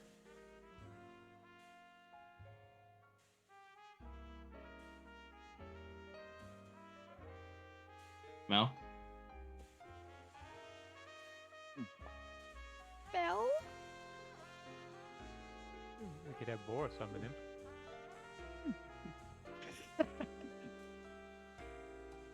Oh, maybe she's AFK. Yeah, Sorry, should we what wait? was that? So Police Chief Arlen looks over to you and goes like, I don't know. You got any fancy doodad and that tattoo thing to summon a Sapphire Drake from the cargo hold? No. Alright, well, gotta get one of my But- boys. Oh, I do have something else. and he will pull out the egg. You present the resplendent sapphire scaled eggs as Boris looks at us and says, oh my, that's really fancy. Was that in the antique shop? No, it's the dragon's egg. Oh heavens. He like adjusts his glasses and like kind of stares at the thing. And Arlen looks at that and goes like, I really hope you didn't steal that from the Drake. No, otherwise it probably would have been on a rampage by now, wouldn't it? He just looks at you all and just goes, okay, so what, are we holding the egg hostage or something? No, it was given to us. We are safe keeping it safe. Alright.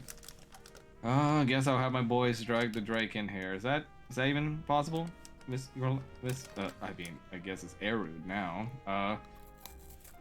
Eru says, should be. Under subjugation of the slave collars, they shouldn't be of no issue. Be kind to it. And you see Eru just kind of smirks. She says, or rough. Matters not really. It's not like they can fight back. It matters to me. I'm Wonderful sure. character. Whoever is going to decide to bring in the Drake, I am going with them. So it's basically going to be Police Chief Arlen's men. Harkin's gonna go with them. Okay. She made a promise. So you go with Police Chief Arlen's men and some Iron Rod soldiers for safety over to the Drake. And since its size is a little non-potable for the insides of the train, it was decided to pretty much just command it to fly over in the sidecars and appear on top of the train. Amazing. The top of the train car just kind of shakes with a loud thud as like you all feel something heavy land on top of this train car that you're in. Blocks laughs. What a jolly old time. And then Police Chief Arlen looks at it, well, crap, I didn't expect that thing to be that big. Well, what now? It's a dragon. I don't know. Can we poke a hole? Something? How are we gonna get some voice in here? Open the windows, Chief. You see, are you sure that's a good idea, kid? Cause Open thing- the window. he just gently goes over and like kind of like nervously opens the window, and immediately a Sapphire Drake's head pokes in upside down. He goes like, "Oh!"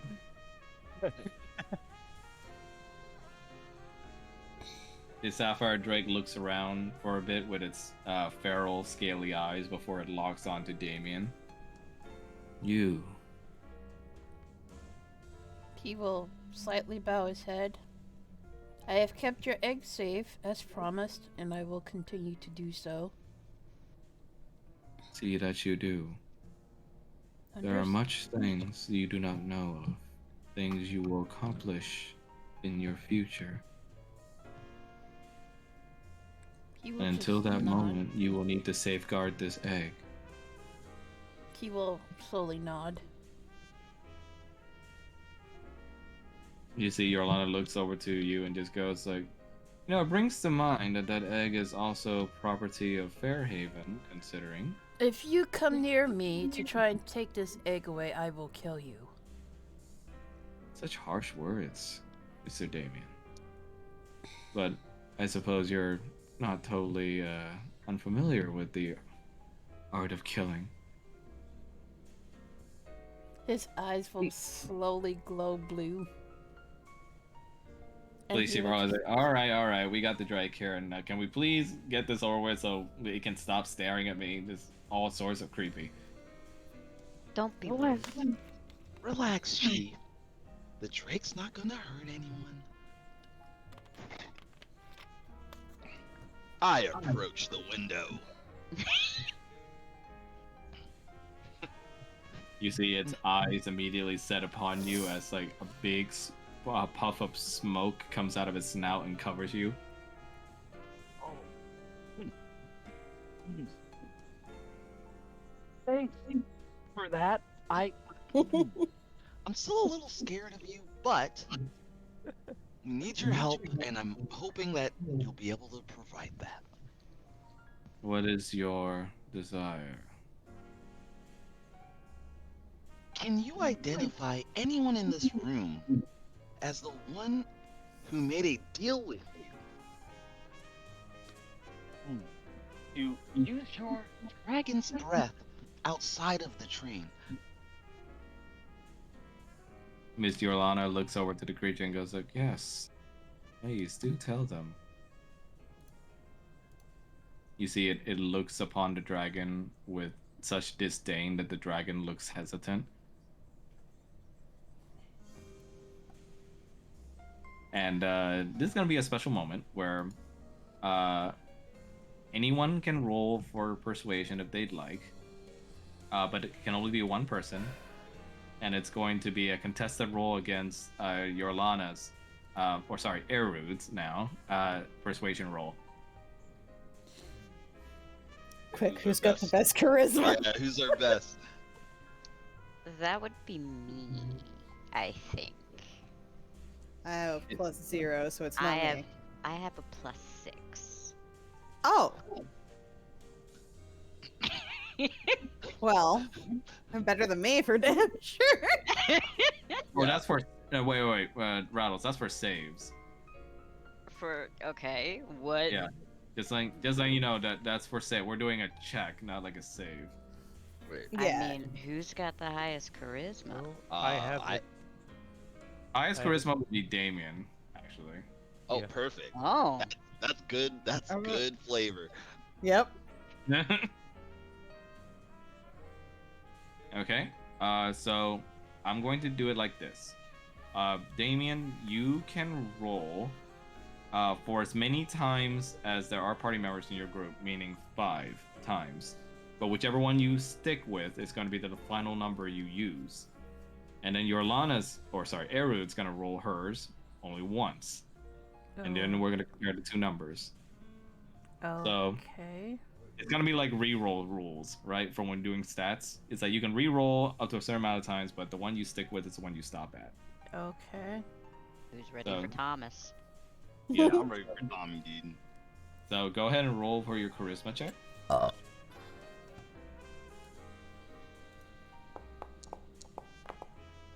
Would you like to use a second roll? Yes. Go ahead. Oh, my my God. god! Alright. Third roll is possible. Alright. Fourth and fifth rolls are possible. There's no way. There's no actual way. Now, the final roll is the one you will stick with. Hmm. Hey, that was the best one. Alright? This was the best one.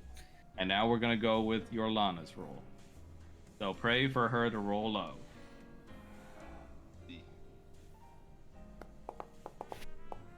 Ah!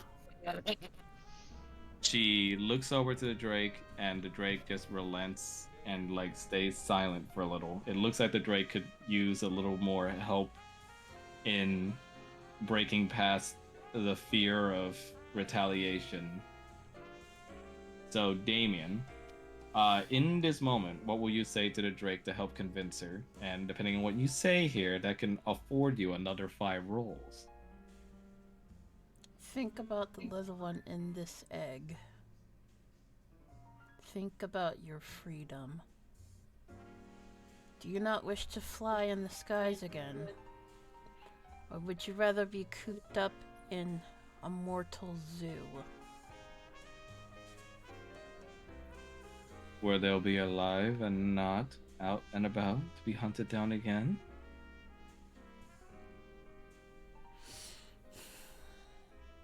Not if the hunters are put behind bars. Okay, and now, Yorlana's gonna make her roll first now.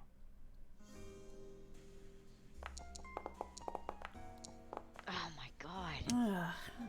Are you Now. kidding me, lady? Now, It's poison. the help action can be used here by anyone here in order to give Damien advantage on any of his 5 rolls. Yeah, me. So, Damien, roll your first roll, and then we will decide if anyone wants to provide the help action. Nice. Never mind. Finally, Jesus. The Sapphire Drake sniffs out more smoke through their snout and like nudges towards Eru's direction. It was that one. Surprise, surprise. Oh, how about that? Oh, and could you tell us how she was dressed at that time, please? As far as I know, they were wearing that dress. Wonderful. Thank you so much. You see Eru just kind of glares at the dragon, goes like, "Oh, very interesting that you would lie like that, Drake. I certainly hope you remember your place." The dragon's place is in the sky. You and I both know that. The only thing I know is that there's going to be one very cramped cell for all of you, waiting at Fairhaven. See, lady. We'll see. And the... Oh, go ahead. Oh no, go ahead. The Sapphire Drake just awaits further questioning. All right. And so this person that made the deal with you, who we've already identified as Eru, what happened next? They requested that at a certain moment, I use my lightning breath out the side of the train car. And did they tell you why? No, only that I do it. Wonderful, wonderful. I do not have any more questions. Do any of my colleagues have any questions? I have a singular question, good Drake. Yes. Was the damage done to your collar, the Dark Jewel, delivered by this woman here? Yes. And You in see, what- you see, Yorlana kind of or Erud kind of grips the sofa chair armrest a little more. And in what manner did they hurt you? They did something to the mechanism of this slave collar. Allowed me to use my breath, if only for a moment. Soon afterwards, I was put to sleep. Very interesting. So, Chief, we've established that Erud over there, for some reason, wanted the lightning breath to be used and has already tampered with the collar in order to make sure that she can get whatever she needed done. So we've established that Erud was in the cargo hold during the first murder and used it as a screen to move about the train. I still haven't figured out the method, but I do know this. In order to be on top of the train, you would have needed magnetic boots. Isn't that right, Chief? Or, in fact, let's just ask the conductor. How does one stand on top of the train? You see Constance looks over to you and goes like, I mean, unless you got a death wish, you wearing those magnetic boots is really the only way to go. Keeps you standing in place so you don't just get knocked back by the winds. Wonderful, wonderful. I really appreciate that. So, Chief, the murderer, Erud, is moving about the train in order to and trying to cover her tracks. Let's look at other things that happened at this time. there was a power outage. Claws had snipped some wires in the I don't know what room this is. Hold on. Who knows? I don't know. The engineering room. Engineering room. Now, I've established the power outage happened after the first bang, but before the second bang, which means Erud must have had an accomplice. Erud, would you like to tell us who helped you with the murder? She kind of raises a brow at your like brazen tone, and immediately before she can say anything, you hear the door open as a familiar voice comes out. Hello. Oh. Did I come at a bad time? No, Ooh. just in time. Mr. Damien, I was kind of hoping I could speak to you more about. He's stopped by two iron rot soldiers, as he just goes over to them and, with some tinkering using his magic as an artificer, disables them both almost immediately. Damn. Kind of rude. Heck, Sorry about that, yeah. Mr. Damien. So, about those schematics. We're a little bit busy right now. What is it? Well, I was hoping you could tell me more about that neat little covert armor you have, actually. We are in the middle of an investigation. Can it not wait? No, I have been burning with such questions all night. Well, you're gonna have to wait. Our police chief looks over to this guy and goes like, "Who's this now?" He's a witness, actually. He's one of our witnesses. Archimedes, if you do this for us, Damien will tell you all about his art. No, his name is Ilian. The Oh, little, Ilian. The Yeah, the little little dragon is. Archimedes. Too many characters to keep track of. And Ilian just goes like, "Oh, sure, I'd be perfectly happy to tell." Sure, okay. Can you simply recount what you were doing during the first murder? He goes like, "Well, I was having lunch in the lunch hall, speaking to my lovely companion Archimedes. Failing at soup, unfortunately, while reading over my scrolls. And then afterwards, things were getting kind of loud, and, well, I mean, then there was some sort of power surge, so I decided to go upstairs to get away from the noise." Police constantly goes like, "Upstairs? Outside. What?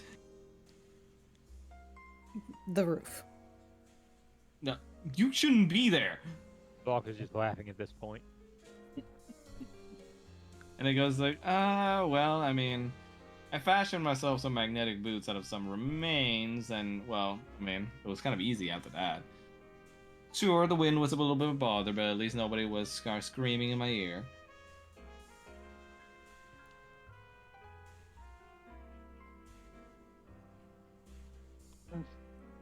What did you see once you got up there? What? While I was reading, I saw a shadowy figure come about. It was kind of dark at night, so I couldn't see it fully, but it was somebody I couldn't make the details out of, but their hair was long and flowing in the wind, and I think it was one of our kind, Dragonborn. Oh, another sighting of the murderer. And It so happens that they once again have long flowing hair and they're a dragonborn. Well, who fits that description, Chief? Police Chief Arlen scratches the back of his head and goes like, I mean, I'm sorry, Miss Erud, but accusations withstanding, there are a lot of questions here, and unfortunately they are right. This kind of does bring questions to the validity of your claims.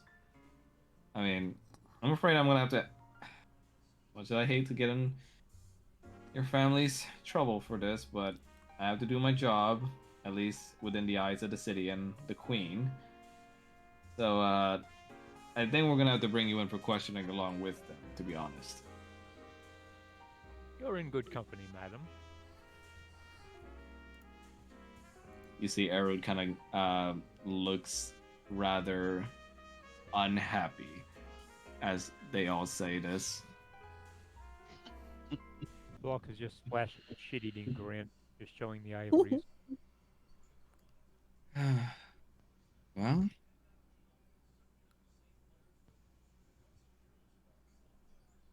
I suppose I've gotten myself into it now, haven't I?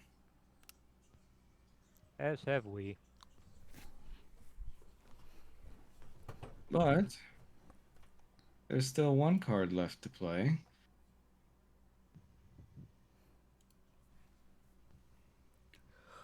Block squeezed the handle of his umbrella. Oh?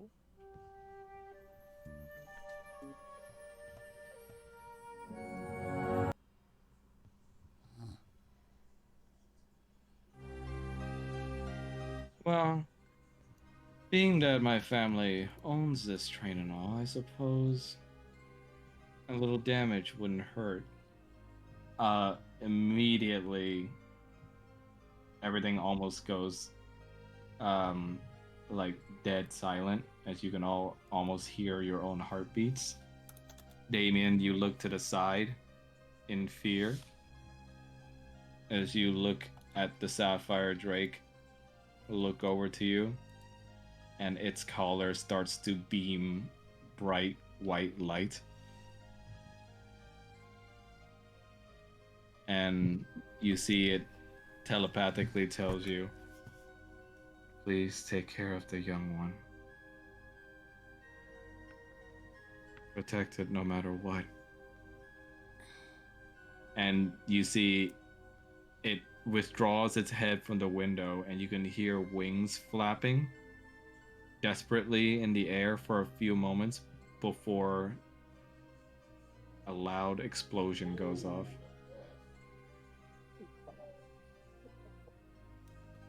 Can And the you move entire Boris? top half. What do you say? You move Boris. What do you say? Can you move Boris? Oh, sorry. Thank you. And the entire top half of the train car is engulfed in the explosion.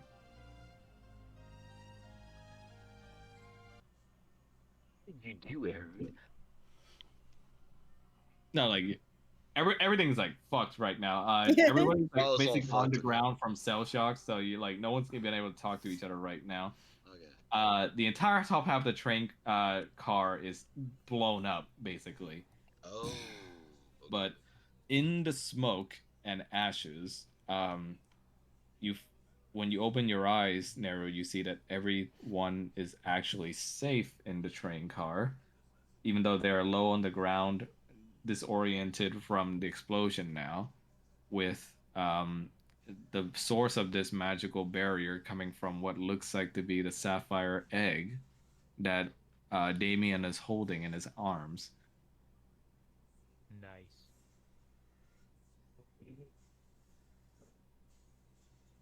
Everyone okay?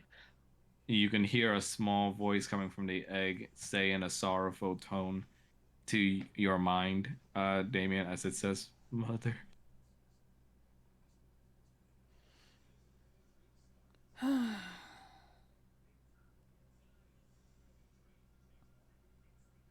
In the ensuing results of this explosion, though, you see one individual is gone, and you see that on the opposite side, on the left side of the train, lies another train track that seems to have some sort of private little train car that is like caught up with the train that she has jumped over to. Get the fuck out of here. Fueled by your rage in this moment, Damien, you remember that you do have the Find Steed spell.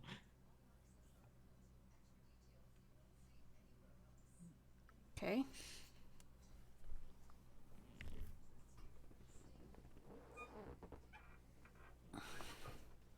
Would you like to use it? Yeah. Are the two Okay. cars running parallel to each other? Yeah, I'll change the map so you can see. So using your Find Steed spell, like kind of like a whistle call coming out from the spell.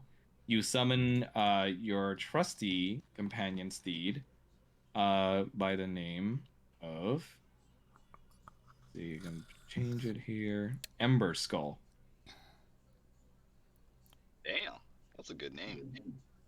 And I'm gonna make you the owner for it. Hiya. And we're gonna change Mapu.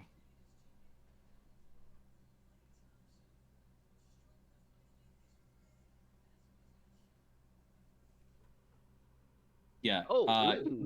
In the ensuing chase, Damien, you right away hop onto your trusty steed as it appears magically on the side of the train.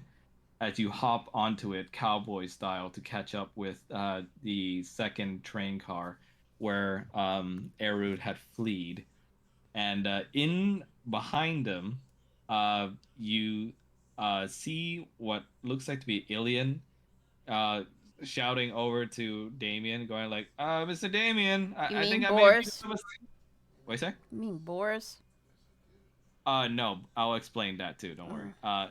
You see Ilian takes out some sort of pocket dimension device and throws it out, making it spawn into what looks like to be a horse and carriage.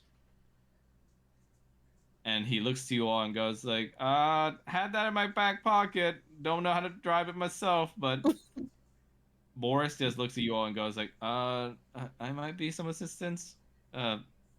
Probably just like the cattle ranch version, right? Very good man. Boris is reluctant to hop on until all of you urge him to, and he hops onto the second carriage with all of you in the second carriage to try and catch up to the culprit, who is now revealed to be Erud.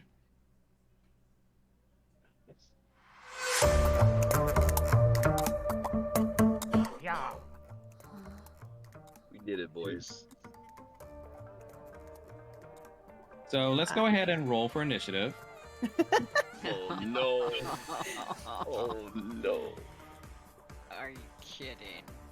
This reminds me slightly of in Baldur's Gate. There's that one bit where you can fight on a pair of boats. Yeah. Yeah. Oh yeah. That was actually the inspiration for this. I took my my rogue, and because she basically has all of the speed in the fucking world, I was able to jump onto the boat, do like 3 things, and then jump back. Nice. About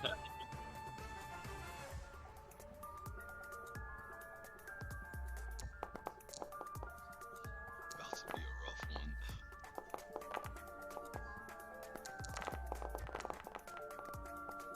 All right. So, the carriage and Ember Skull has their own HP. The trade-off is that Ember Skull doesn't have as much HP as the cart, but he has higher AC. The cart has more health but less AC. Gotcha. Works for me.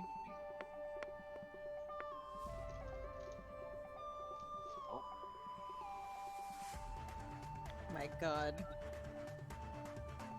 So, Venice, your turn. Okay, let's see here.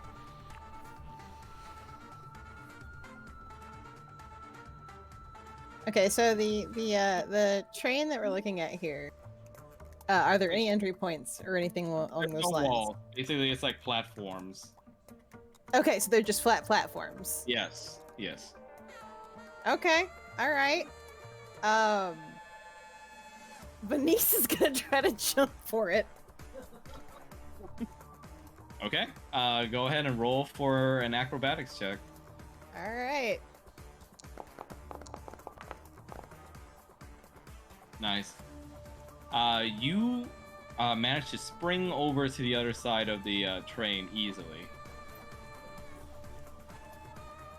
Okay. I Now would that say- he... Yeah, I would say because it's a 22, you still have the rest of your movement left. Okay. All right. Hang on a second.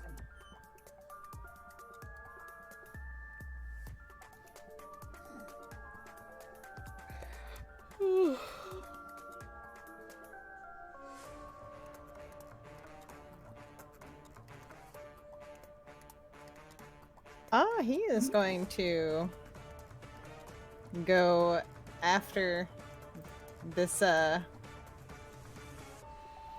Warforged here. Mm-hmm. And we're going to smack this bitch. Go ahead. Good job. Yeah, that's definitely a hit.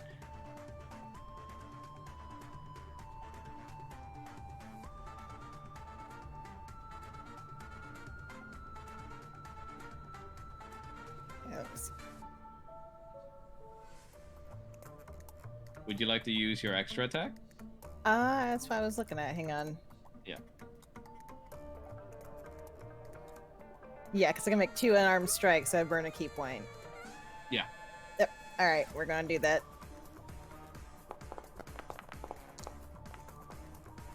Nice. You basically whack the shit out of this construct for tons of fucking damage. 25. Wait, am I doing the math right? No, I'm not. I'm dumb. 26 HP. And would you like to burn a key point to use Flurry of Strikes? Oh, let me see.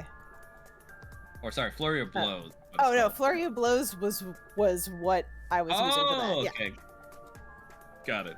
Okay, yeah, you basically beat the shit out of this thing, and it looks like it's almost already dead. Okay, that's gonna be his turn. This golem mechanic, with a large gear winding, you can guys see this one over here moving the ballista to turn over to your guys' direction and starts loading around. It looks like it's aiming at the cart. Oh shit. And that's gonna be its turn as it's preparing to fire, basically. The doctor does the same thing. Damien, your turn. For Damien, since he's on Ember Skull, he has special moves here. So after your action and your bonus action, you can do an additional third thing, which is control Ember Skull to do things. Ember Skull has additional moves in his thing if you want to take a look. Look where? If you go to Ember Skull's character sheet, which I think I gave you, you should be able to find his actions on there.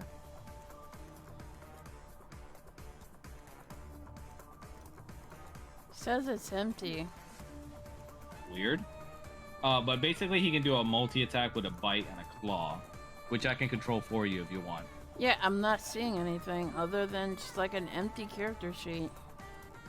I think, let me see.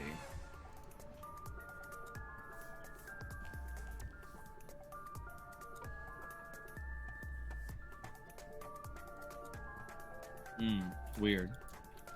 Let me see.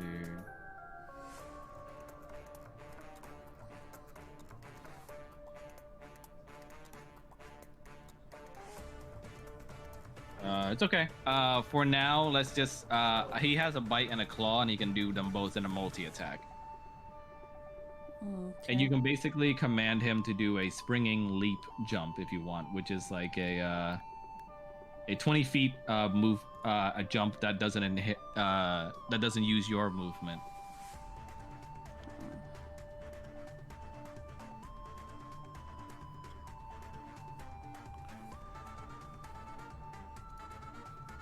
Can't really do much 'cause I don't have any spell slots left, so.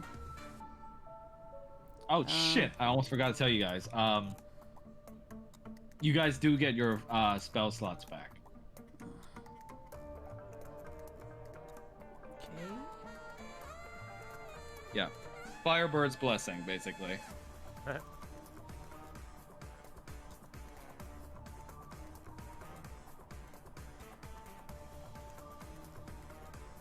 I guess you can do a springing leap on the cart.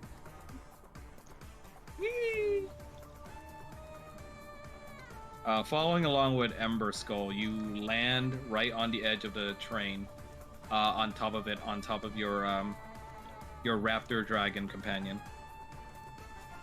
He's gonna jump off and head right for Erud.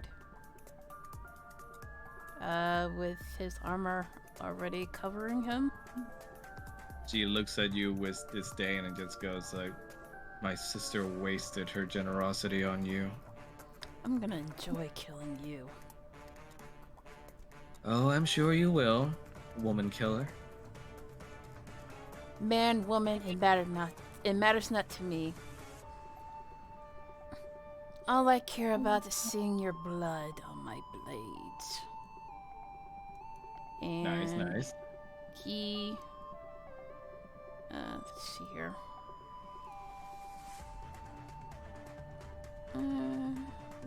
Gonna go with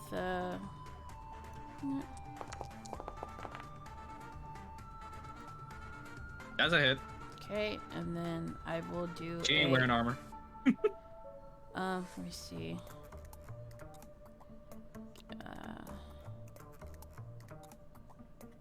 I will do a withering smite. Ooh. Go ahead. First level. Nice.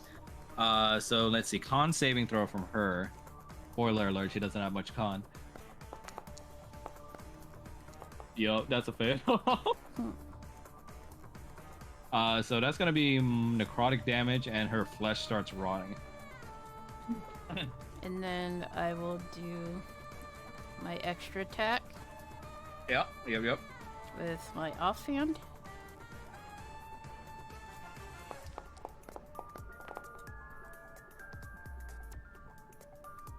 That's a hit again. Go ahead. Okay. Can I use another smite? Or is it... Let or me is it check. just, Yeah, let me check the description just to be sure. Withering smite.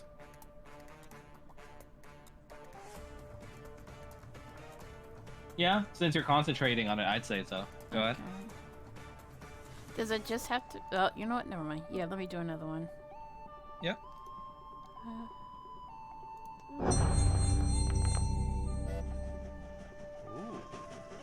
All right, con save again. Thomas.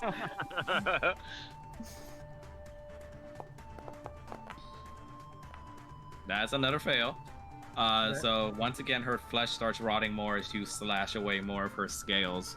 And I will end my turn. Yeah, she's on the ground now, bloodied, basically beaten, as she looks over to you and spits blood in your direction. Go ahead, kill me then.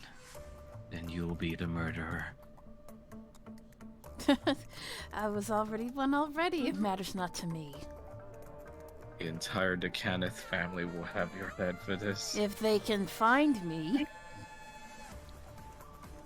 And now that your actions are done, would you like to command Ember Skull to do anything? I guess multi-attack this thing. Your trusty companion goes over here and starts attacking the Iron Rot soldier.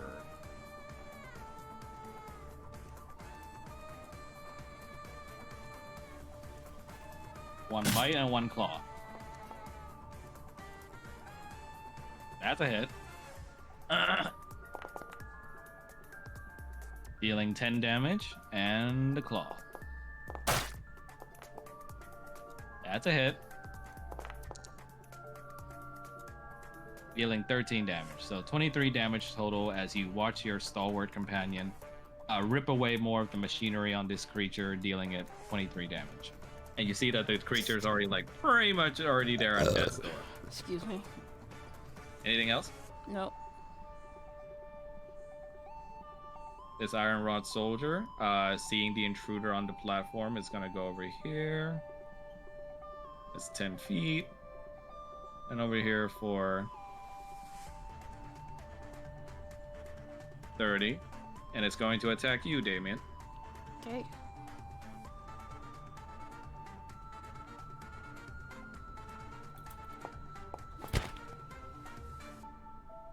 No. Does a 60? Oh, okay. All right. And now it's going to do another one.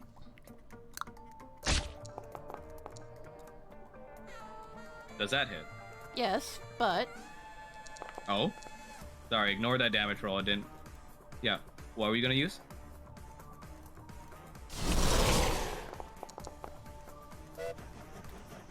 Oh, shit!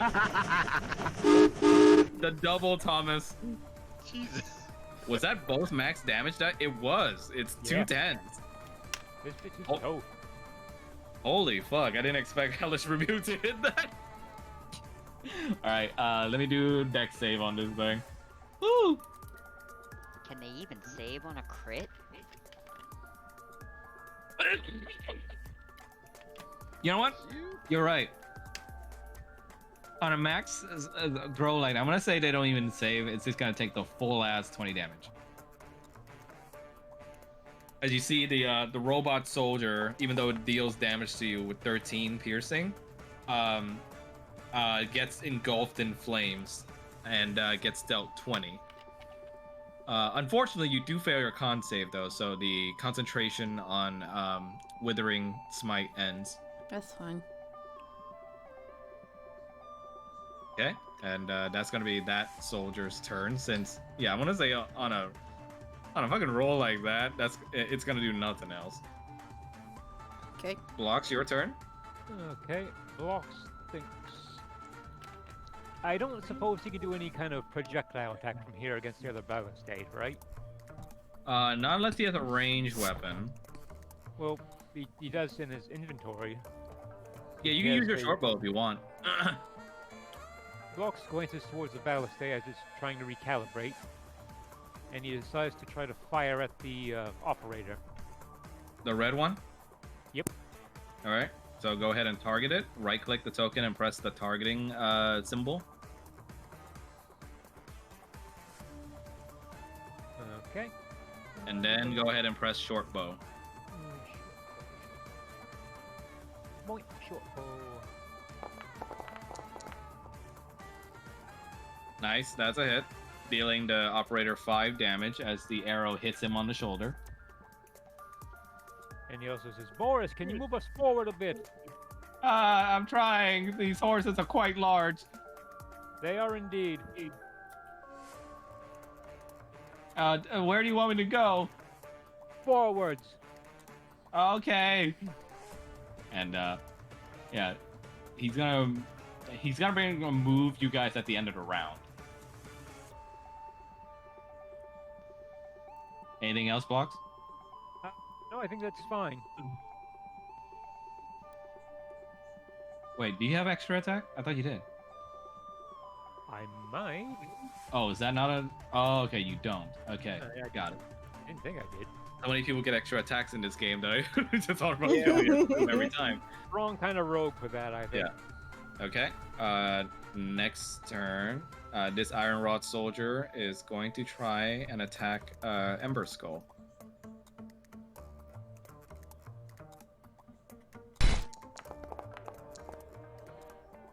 And that's a miss. That's a hit, though. Dealing Also- 8 damage.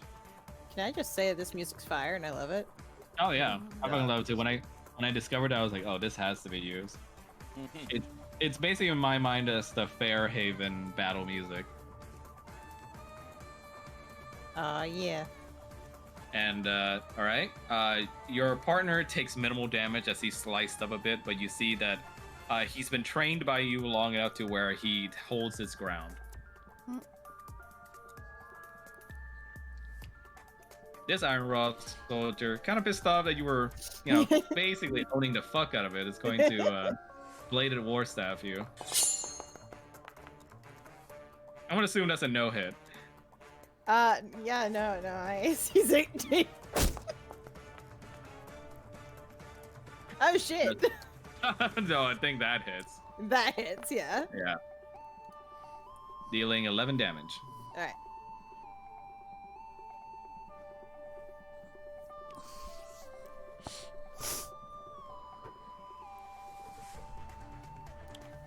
Alright, and that's gonna be that soldier's turn.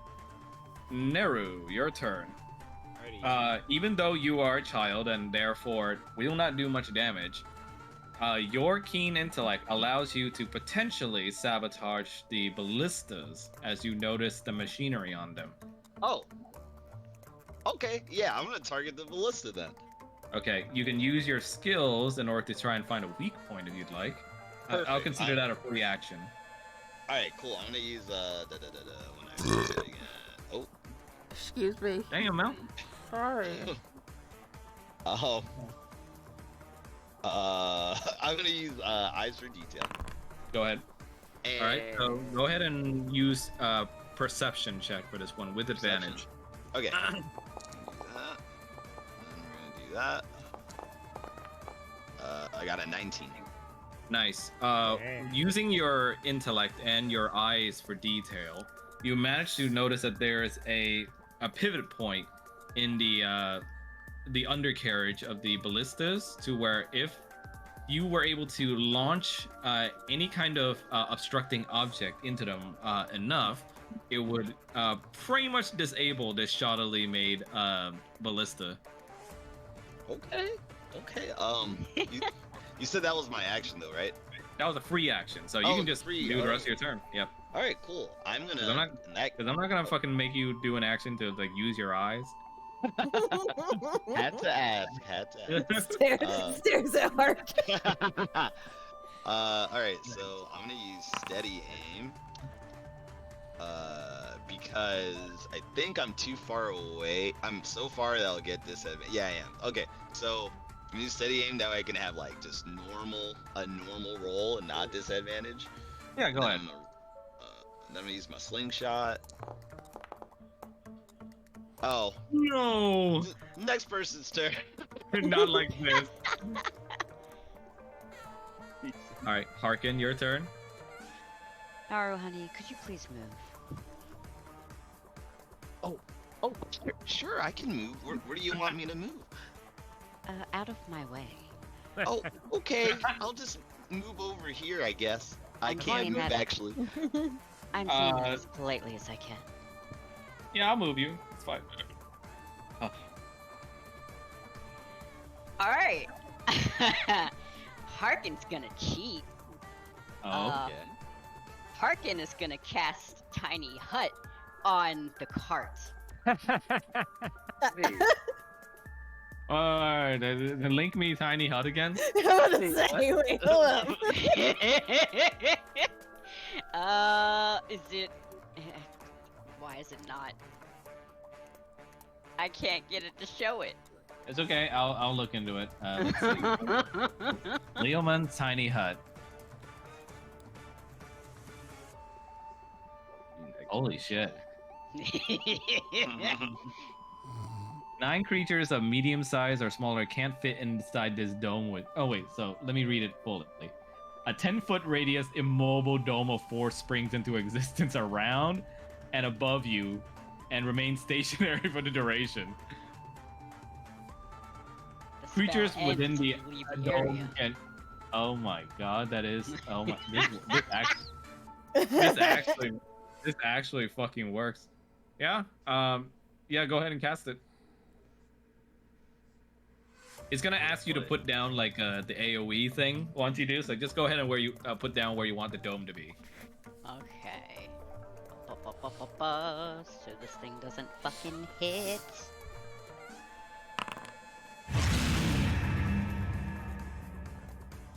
Nice. So the dome is like placed solely around all of you right now, right?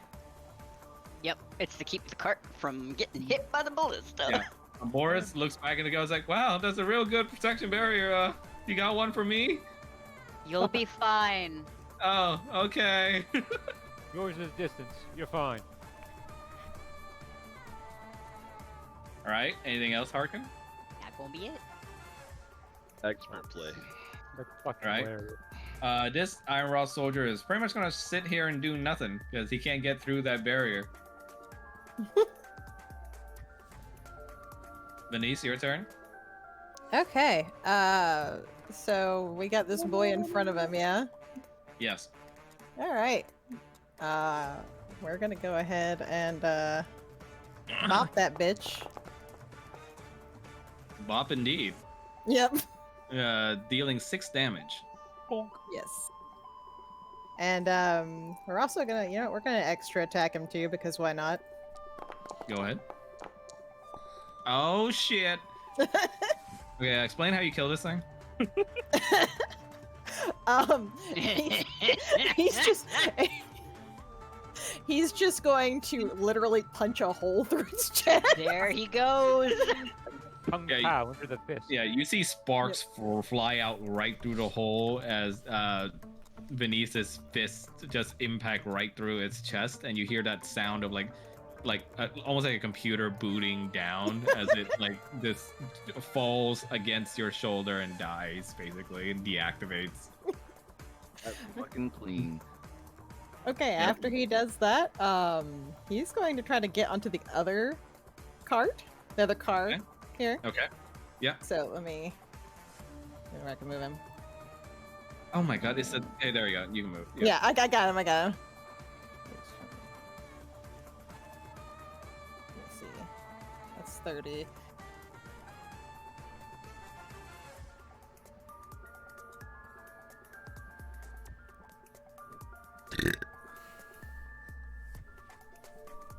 And so this is the ballista, like this is larger. Yeah, like it's like the ballistas are fairly large. Yeah, they're pretty huge. Yeah.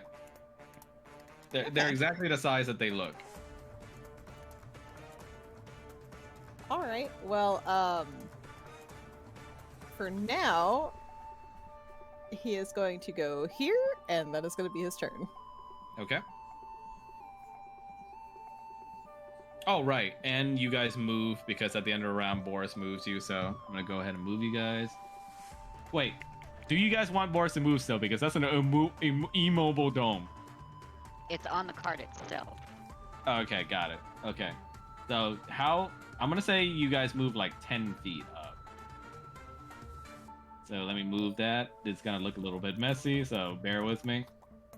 I thought about putting it outside of the cart, but to protect the wheels, but then yeah, the immovable wouldn't have worked. It's like when you accidentally fasten something and, you know, like Tears of the Kingdom and you're just, the wheels just thumping around.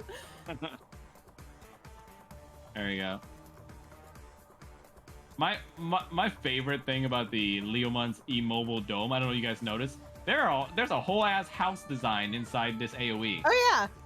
It also says that like you can make it like it's opaque on the outside and you can make it dim or light and you can see outside of it like with... Oh, that's so good. I understand now why this spell needs a higher skill, like fucking spell level. It works very well as a greenhouse. Yep. Oh my god. All right. This golem mechanic, unable to basically do anything because of that stupid dome, is going to go ahead and like walk over here to try and whack Venice, but that's gonna be his movement. Let me see. Did I give him range attacks? Yes, I did. It's called a blasting rod. Oh boy.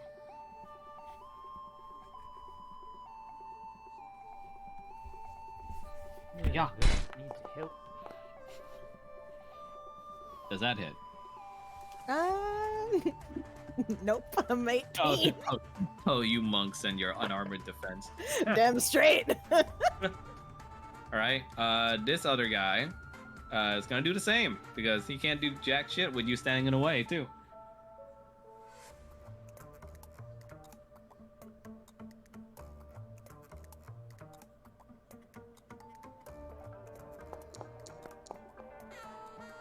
Oh, that's a huge ass. I'm gonna say because of that nat one, not only does he miss, you disarm him of the scalpel. And that's gonna be his turn. Damien, your turn.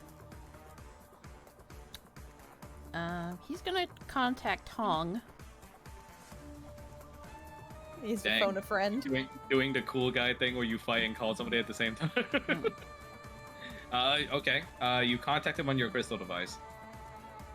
Boss, I have found out who has been framing you. Is it who we thought? It is indeed. I have her right here. What are your orders? Are you displaying the crystal phone towards her? Yes. Okay. He looks at the beaten and bloodied girl and just goes like, hello. I suppose I shouldn't be calling you Erud now, would it?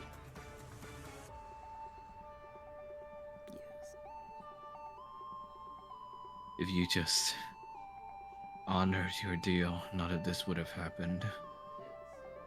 Even if your name isn't besmirched, being involved in this crime will bring your name down in history in Fairhaven. Good luck establishing trade now. And your little servant over there. Yeah. So long as he bears that brand, he will be hunted down like a dog for all his days.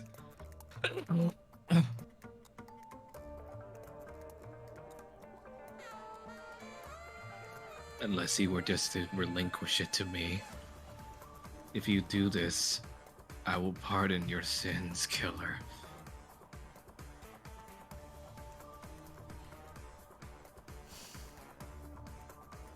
No, I don't think I will give up the brand. No, I don't think I will. You, who And- have slaughtered your own kin, you're in no position to make any bargains. It was mine by right. I was always the winner of our little games, but Your she would never life- relinquish it. Your life hangs in the balance, and my master is the one that holds your life in his hand. I suggest you beg for forgiveness. I'm waiting. Hong says through the crystal phone. And she just simply sneers at you both and goes, like,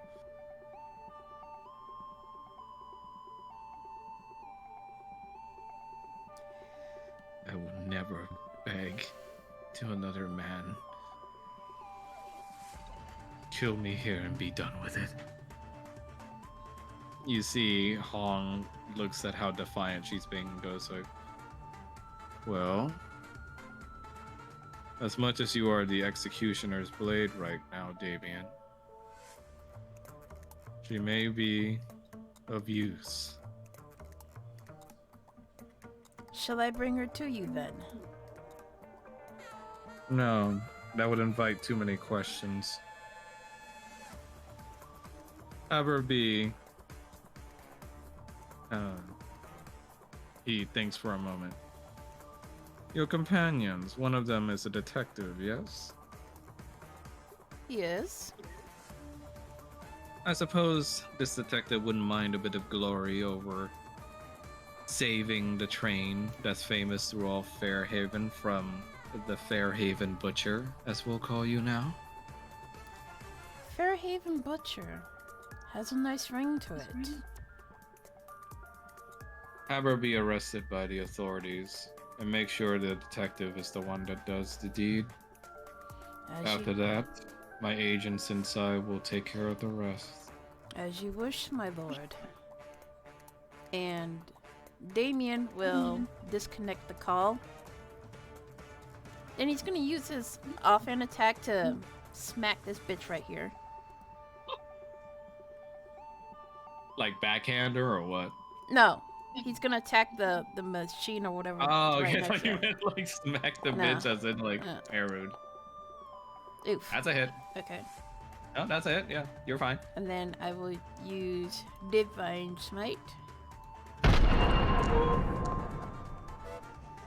That's a heavy ass sound too. Thomas. To this day, I still don't know what mod is doing that. By the way, it's a mystery to me. Okay, that's- Glasses and a mustache. That's the real question. it's very appropriate given the scenario here. There actually is a mod that will tell you what mod is causing certain things to happen. Yeah, I have it. Find the culprit, but it's not like a glitch, so I can't use it to find out what's going on. 'Cause it's not like a bad thing. But so this guy is very much down to 1 HP. I'm just gonna say you are able to execute him because it's 1 HP. He's gonna So slice how him would in you like to half. execute him? Yeah, you slice him in half like Samurai Jack style. And you just watch the oil come out. Congratulations, Miss Erud. You get to live. Kill me, you coward. No. I'd rather see you suffer. And he's gonna command his pet to attack the other one. Okay. Like multi-attack, whatever it is. Yeah. Crunchy sound. That's a no hit, but Okay. we still got the claws. That's a hit. Dealing 7 damage and bringing it to a very low amount. I'm gonna allow the little professional take you in. I mean, that little brat.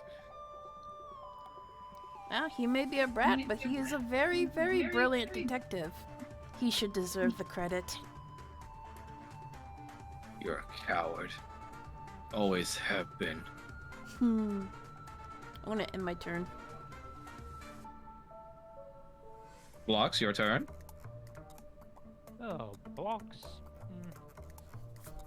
He looks towards Boris and says, Venice needs a bit of help. How far can you bring us back, and how quick? Not sure how I can tell the horses to slow down, but Pull I back can on try. the reins. He's like, oh, okay. Not hard. I mean, how hard? Semi-hard. You sound like my wife. I What the don't know if that's a fuck? compliment or not.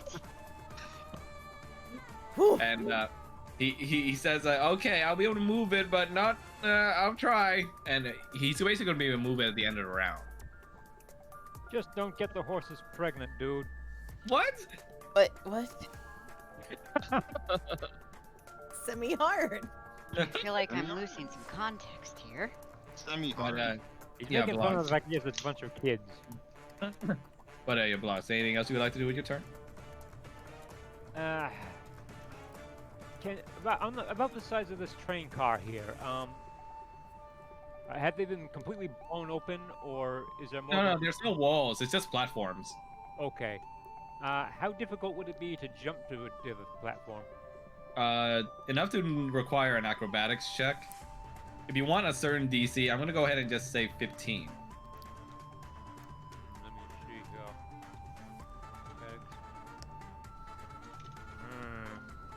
here. What are the consequences of failing acrobatics check? Pain. Depending on how low it is, you may grab onto the ledge, so at least you don't fall off the cart. But if it's really, really low, man, you might fall off. I know it would be thematic if I did it, but I don't think it's a good idea, so I'm just gonna wait this one out. Okay. For now. All right. This Iron Rod soldier is gonna go over to Damien, try to attack him.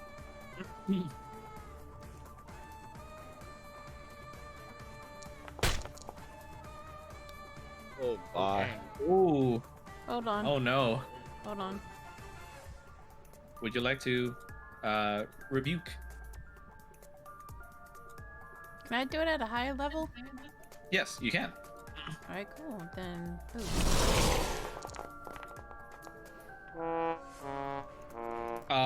Yeah. It's going to do the damage first, but then you immediately kill it afterwards. Is basically what's gonna happen. So damage first. So dealing 19 damage. However, after it slices you with the blade staff, you use your magic to set it aflame in almost like hellfire, and it burns away in a heaping pile of like burning oil and like melting machinery. Pity that it wasn't a real person. You see it, she looks over you and goes like, "And you dare judge me? Oh, I judge you a lot. You're just as sick as I am." I wouldn't kill my family for greed. It was mine by right. Oh, hush, woman. You're gonna get to live, so savor that. All right, Nero. You Sorry, okay? Nero, your turn. Okay, so I want to confirm something. Yes. What's it called? Tiny Hut says I can pass. lean out. You can lean outside of it. Yeah. Oh, there you go. That works. Yeah, I'll do that. Just imagine you poking your head through a hole right now. See, I just imagine he pulls it back to shoot and hits the wall and bounces back and hits me. Oh no. All right. Are you aiming at the weak point again? What's that? Are you aiming at the weak point again on the ballista? I'm gonna try, but the problem is I cannot steady aim because I had to move. So I'm gonna shoot at disadvantage. Where's my sheet? Oh, there it is. So that's one. Oh, I rolled the wrong thing. Ignore that. I rolled the wrong thing. You rolled the intricate pistol. Okay. Pistol. On a 14, you actually do hit. Nice. So with a sling of your weapon, you launch like basically a pellet right into that intricate weak point, and immediately when the operator starts to move the ballista again, you see it completely just breaks apart at the seams and just falls over on its side. That's the end of my turn. Ballista, more like ballista. Harkin, your turn. Harkin is just gonna lean back just very casually. Nar, do you happen to have any of those pretzels left? Yes, I have. You want a pretzel right this second? Right now? I mean, is there something more important going on? Oh my Okay. god.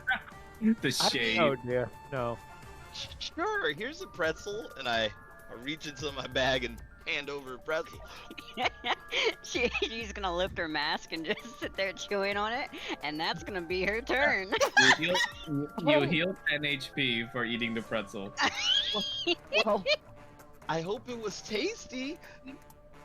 Oh, they always are. You should make more. Right, and then Iron Rod Soldier's turn. Gonna go over here and try to swing at good old Venice.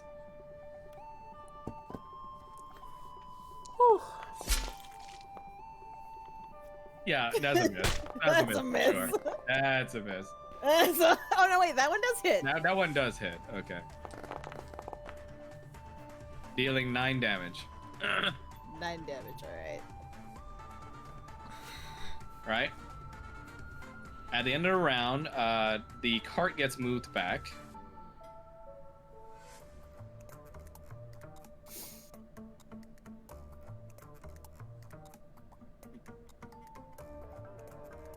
As I move all the pieces to not make it look like you guys fucking fell off. Wait, are you not able to select everything at once and move it? No, it's because of how it's set up with the animated background. So the cart itself is a tile, separate from you guys. Oh, okay. Yeah. It's how it makes it so that the background is animated, but the cart's looks like that still. Neat. Okay. Oh my god, did I piss off the dome? Okay, no, good. Because I was like, it wasn't moving for a second. I'll be in the angry dome. Right, there you go. Venice, your turn. Okay, hang on a second. I have to check something real Are quick. you gonna move Harkin? Because her token's still up with the horses. No, it's not. It is on my screen. Oh. Oh, maybe it's lagging. I'm on the wagon and inside the dome thing. So Oh, There, there's did it just update? 2 of her. No, that shows where you guys were. Oh, okay. Yeah, it's like Yeah, grayed because- out, right? Yeah, it's there Yeah. just in case this is some kind of weird thing where we need to keep track of where you moved from. Oh, okay. Yeah. Undertale goner. Okay. So Venice, go on. Okay, I'm checking something real quick. Because I'm trying to double check martial arts die, like what it would be at this level. Your level, I remember is 7, right? Yeah, I think we're 7. Okay, so No, 6. Okay. So let me check on my handy dandy little fucking thing.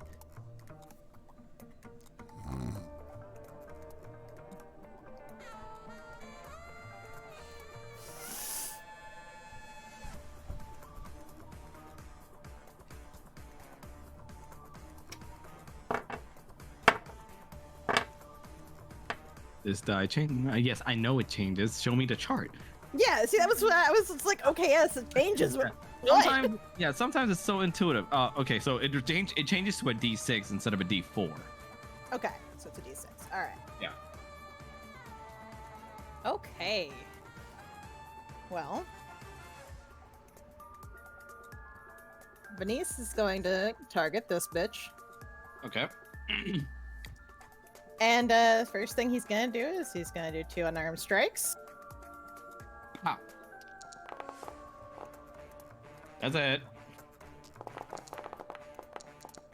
Oh, And it's definitely a hit. Oh my god, the nat 20s today. Good God.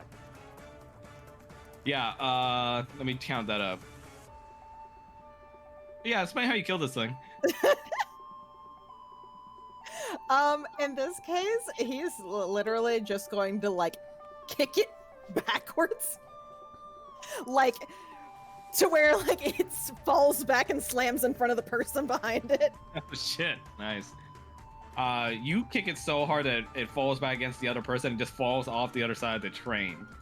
And just Perfect. literally dies on impact. Okay, And and this person gets pushed back. now I'm also going to burn a key point for Flurry of Blows, Ooh. but I'm also going to do one other thing because Flurry of Blows. There is one particular thing where I can use one of the strikes from Flurry of Blows and then use something else. So hang on. Wow, dang, nice. So we're gonna do that. Well, that was supposed to be against this dude here. Yeah, that's a hit. Okay, so he's gonna hit that guy first, and then where's my picture for this?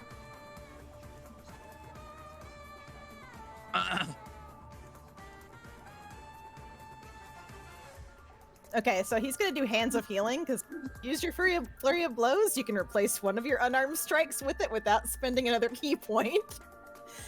So let's see, and that's going to be on Yeah. himself. Healer monk is fun. Yeah, I don't know if I can. Hang on.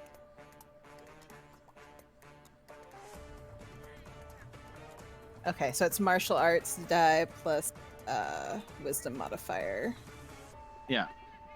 So it should be D6 plus your wisdom modifier, which is 16. Sorry, 3. 3. I was about to say.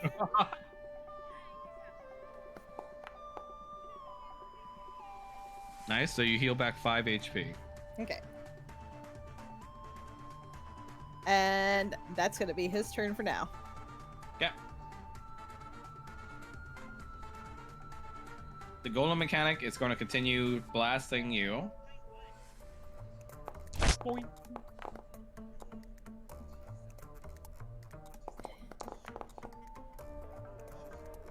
Dealing 3 damage.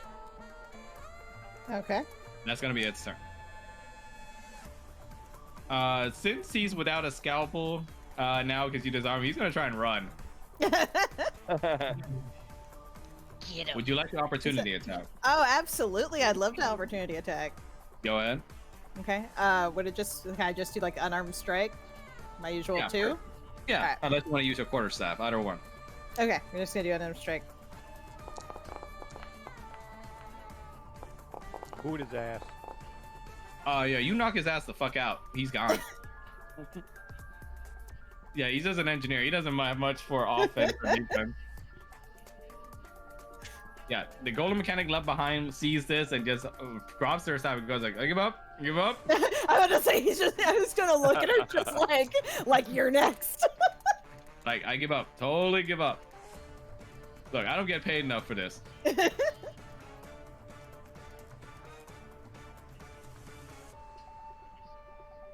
Yeah, and with that, and with Erud under apprehension, you guys are pretty much won the fight. Yay! Easy peasy. Oh yeah. So let me go ahead and change the map to our final map.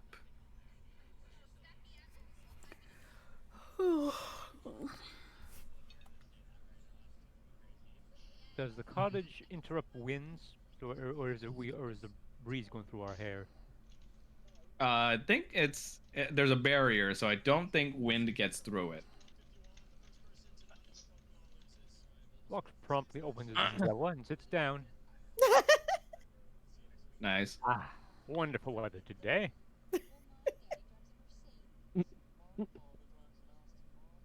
Is it over? All right. I suspect so. Our friend just punched the fucking daylights out of the rest of them. I thought it was funny because Vlogs was just like, it looks like Venice is in trouble, and I'm like, Venice can hit 4 times in one turn. Yep. All right. Changing map now. Think I found a new favorite class. Monk? Yeah, Monk. Yeah. Monk has Monk always is- been pretty fun. Monk is underrated a lot of the time.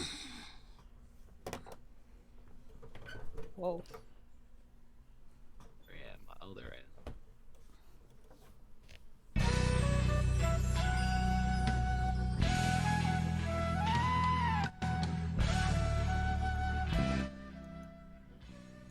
Is the song playing? For some reason, it's not Yeah. playing. It Yeah, was it's fine, playing, then it stopped. Oh, now it's playing. Yeah. All right. With Move. with you guys finally arriving at your destination at Fairhaven Station, you see Damien by that point had apprehended Erud and handed her over to the authorities, which are very big, imposing sets of machine soldiers, but also the Candace officials. Police Chief Arlen was there though to help, apprehend her and make sure that she gets into bars. And Neru and Damien, you guys are at the forefront here, with Damien having handed over Eru, and also basically placed Neru on a pedestal and said that he was the intellect behind this whole ordeal. Whole team. He's a professional. Well, Chief, do you believe me now? Huh? I mean, fuck. Hate to give it to you, kid, but fucking good at what you do. I do believe you owe him an apology For what? for doubting him. Fine. And give him Look. back his check. He's like, goes like, and he says, I'm getting to that. All right, fine. Sorry for doubting you, kid, but you're a fucking kid. Sue me. But he gives you a card. If you ever want to be on an advisory role for our police department, we'll give you a call. I'll Maybe think don't- about it. Maybe then we can see about raising that name up a little. Yeah. Yeah, I'll think about it. It seems you guys need a little help. He just looks at you guys like, "Don't push it, kid." You did a good job here, and we're still thankful for you for that. I mean, we don't know what we're gonna do, but we'll make sure this one goes over to the judicial system over here in Fairhaven. Before you take her away, my detective's curiosity. Erud, how did you do it? Do what? How did you kill Egan? If you still believe that I killed him, then you're even stupider than you actually look, child. Well, part of me thinks he just was sick and died, but I have no way to prove that. Then I suppose that'll be one of the secrets that'll die with me. You're a crazy one, huh? They could just Take get her a, away, Chief. They could just get a gem for one. Yeah. As she's being taken away, you return with Damien with one question still burning in your mind as to who Egan's killer was then.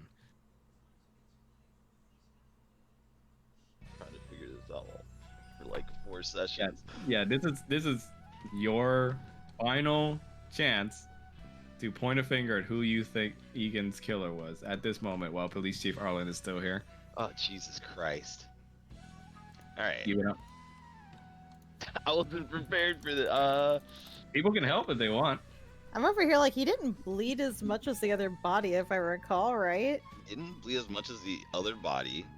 He was already dead before Hertex got there, so we know it's not Hertex. We know it's not us. The only other person it could have really been is Delisandra, which I don't remember why she would have wanted to. Let me go to my note. Because part of me is like, he had seizures at night. Maybe he straight up just died. That's what I'm thinking happened, but let's see. Told him the vlogs during the murder. Funded Egan's ventures when he was starting out. Didn't speak to him during. That's a lie. Seems bitter for sure, but would have spoken to you. This is like the moment at the end of the Clue movie where it's just like, oh, which one of them did it? You know what? I'm gonna lock it in. I think he died of natural causes. Okay. And that's your final answer, right? That's my final answer. Okay. So, small moment here, outside of the canon here. You know, you kind of just lock it away in your mind as one of the mysteries that that won't be solved because there is no mystery. He just died of old age. Now, in the outside, no, that's your theory. Oh, okay. So, I'm gonna ask non-canon now. Would the killer for Egan Baker please make yourself known? What the fuck? Harkin's gonna give a little flutter of her wing. See, this is what I figured. Oh, god damn it. Yeah, so, See, I wasn't sure if we would have someone in the party that actually killed anyone. That's why I wasn't sure. yeah, so out of everyone here, Venice, you're the one with the most high suspicion that it was her. You'd speak to her in private on the side. The images fly through in Harkin's mind. Having first killed him by overdosing him on his meds, and then afterwards setting it up so he looks like he's fallen asleep as a ruse because she cracks open the window to have it be a direct path for her bees that are flying outside to transfer out his blood and switch it out with clean ones that she has in her bag in a vial. Oh, wow. To make it seem like he didn't die of poisoning. And That's a lot. Okay. when he got shot by Hortix actually panicked during the power surge and shot at the window too. And when he shot the window, he shot the cluster of bees that were doing their job. That's what the pollen on the window was. That mixed me up too much. Oh, there's too much going on. And the blood that flew against the window was the blood they were trying to transfer, basically. Okay. So the two things that threw me off were the shattered window. Also, Hortex said he only shot him once, and that was it. And then the other thing that threw me off was replacing the blood. What's that? She is very thorough. She comes from the court. Yeah. Meanwhile, Venice is over here like, well, that explains why things tasted wrong. Yeah, you and Harkin are off to the side right now, you know, kind of conversing amongst yourself as to what happened. So what do you say to each other? Possible. Yeah, so what do you guys say to each other on the side here? Venice is just going to look over at her. And he's just going to be like, let me guess, Mother put you up to this, didn't she? Oh no, this was completely my idea. Really? This isn't court work. Well, after I discovered that he sent those men after us and attacked you, I made it my job to go after him.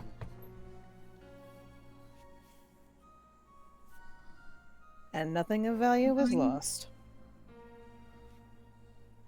Well, Yeah. a wing. The burning scar on your body and your damaged wing still burns as you think about him sending those men that did this to you, and also ruined Venice's family life as well. and you remember in your brain the motive, as you know, the motherfucker Egan didn't even remember the appearance of the person that he wronged all those years ago, having sent men to do his dirty work to steal your healer bee schematics. And coming back to him years later as his nurse with a burned face certainly helped with your disguise. Vengeance! That's a wild one because I never figured out a motive is the other thing. Man, that was a hard one. I figured out that he wasn't killed by gun or knife. That's the part I figured out. I couldn't. That's a good one. You know what? You got me. That's a good one. And another mystery burning in the back of your mind, Neru, as you think about it, it's just like, as you think about, wait, so whatever the hell happened to that second murder weapon? Yeah, what did happen to that second murder weapon? We panned the camera up north, if everyone could move it, to Lady Bristlebrush on the top of the, Of course. out of view of everybody, on top of the stairway here. As you see, she curmudgeonly just walks away as grumpy as ever, being crazy. And then, as soon as she gets out of sight on the stair here, out of sight of view, her back suddenly straightens. I knew it. And she stops limping. And instead of haunched over the cane, this person suddenly spins the cane around in their hand adeptly as smooth operator, as he takes out a crystal communication device and says the words. Wait, where? Did I better not have forgotten. Okay, Let's see where this is going. I'm so sorry, Ash, for taking so long. He takes off the mask and reveals himself to be William Black. As Ash looks on the crystal phone and goes like, "Yeah, I'll tell you. Yeah, no kidding. It's supposed to be a one-day job. What the hell happened?" And then you see William Black starts rolling around the murder weapon, the second pistol in his hands. Oh, just had to get myself a little toy, and found someone I work with a lot, so decided to have a little fun with it. So he like looks over in the corner and just kind of stares over at Neru in the distance. Get the fuck out of here. It's like, have fun. The fuck you mean? Oh, don't worry about it, Ash. So I will say this was a mission success, though. Managed to take care of that little problem you talked about. So you got it? Yeah, managed to get it. What do you need this for anyway? Don't you worry your little head about it. My employer needs it, not you. But, I mean, if we're looking for a silver lining here, that's one more weapon off the market. But, anything interesting happen on there? Oh, no, Ash. The only thing interesting there was me. Don't you worry about it. You never even saw through my disguise. And he's just like, all right, well, I mean, bring it home then, I guess. Good job, William. And after he gets off the phone, William just goes, another job for the Phantom Gentleman Thief. See you next time, Neru. Some old bullshit. I was one quick time event away from unmasking this douchebag. All I can think is you just saw, like, at some point, you know, the Bristlebottom sitting there ordering milk. God, that would have been such a big hit. God, that is a good idea. She should have been drinking milk. Dude, Dinner Truth would have. Oh, that would have been so on point. But yes, afterwards, Damien, you get on your crystal device off to the side too, as you're able to communicate with your employer again now that the incident is calming down.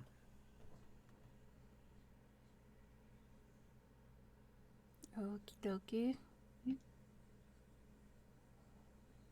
As the visage of Hong appears again on the device and just goes like, Damien, exemplary work. I'm already hearing about it over in where we are right now. Thank you, sir. As a reward, why not just take a few weeks off on me? I mean, you're already in Fairhaven, might as well enjoy it.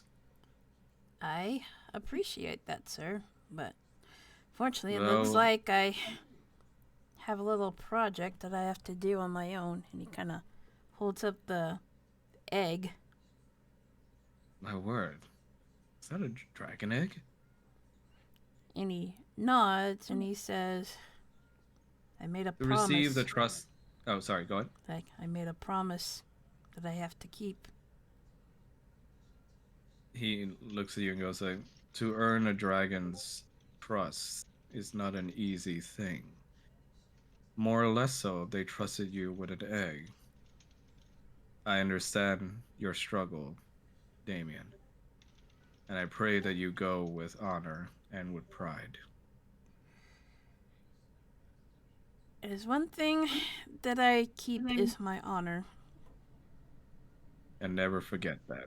And suddenly you just hear from the back, and the guy's like, aha! What? And you just hear like, oh, darling, please, I'm not decent. And suddenly the dark visage turns on, and it's like Hong in like a vacation shirt. Oh my god. And his wife is in the background. He's like, I knew you were talking to someone at work. Who is it? Huh? I will leave you to your family, sir. You No, who have are a you? good day. No, what's your name, mister? She's gonna shut off the communicator. I'm sorry, but I picture him snapping it shut like a razor phone. Yeah, you shut the communication phone off, full well worried that your employer might be in the doghouse now with his new queen. And, Plap. but you, yeah. But you rub your hand over the resplendent sapphire egg, kind of smiling to yourself, knowing that there's a higher purpose and responsibility entrusted to you now, a feeling you haven't had since you broke your oath. And he's gonna walk out before anybody notices that he's gone. Yep. Internally, he's also gonna gain a new oath class, Oath of a dick. Oath of the Dragon. Rar. Rar. And lastly, Blocks. You stand over near where Boris is, both of you being basically employees without an employer now, basically because of this incident. As he looks over to you, Blocks, and he just goes like, well, I'm glad you and your companions made it out, Mr. Blocks. As am I. Do you happen to have any cab fare, I guess you would call it? I need to get home to, well, I suppose now my my no longer temporary residence working here.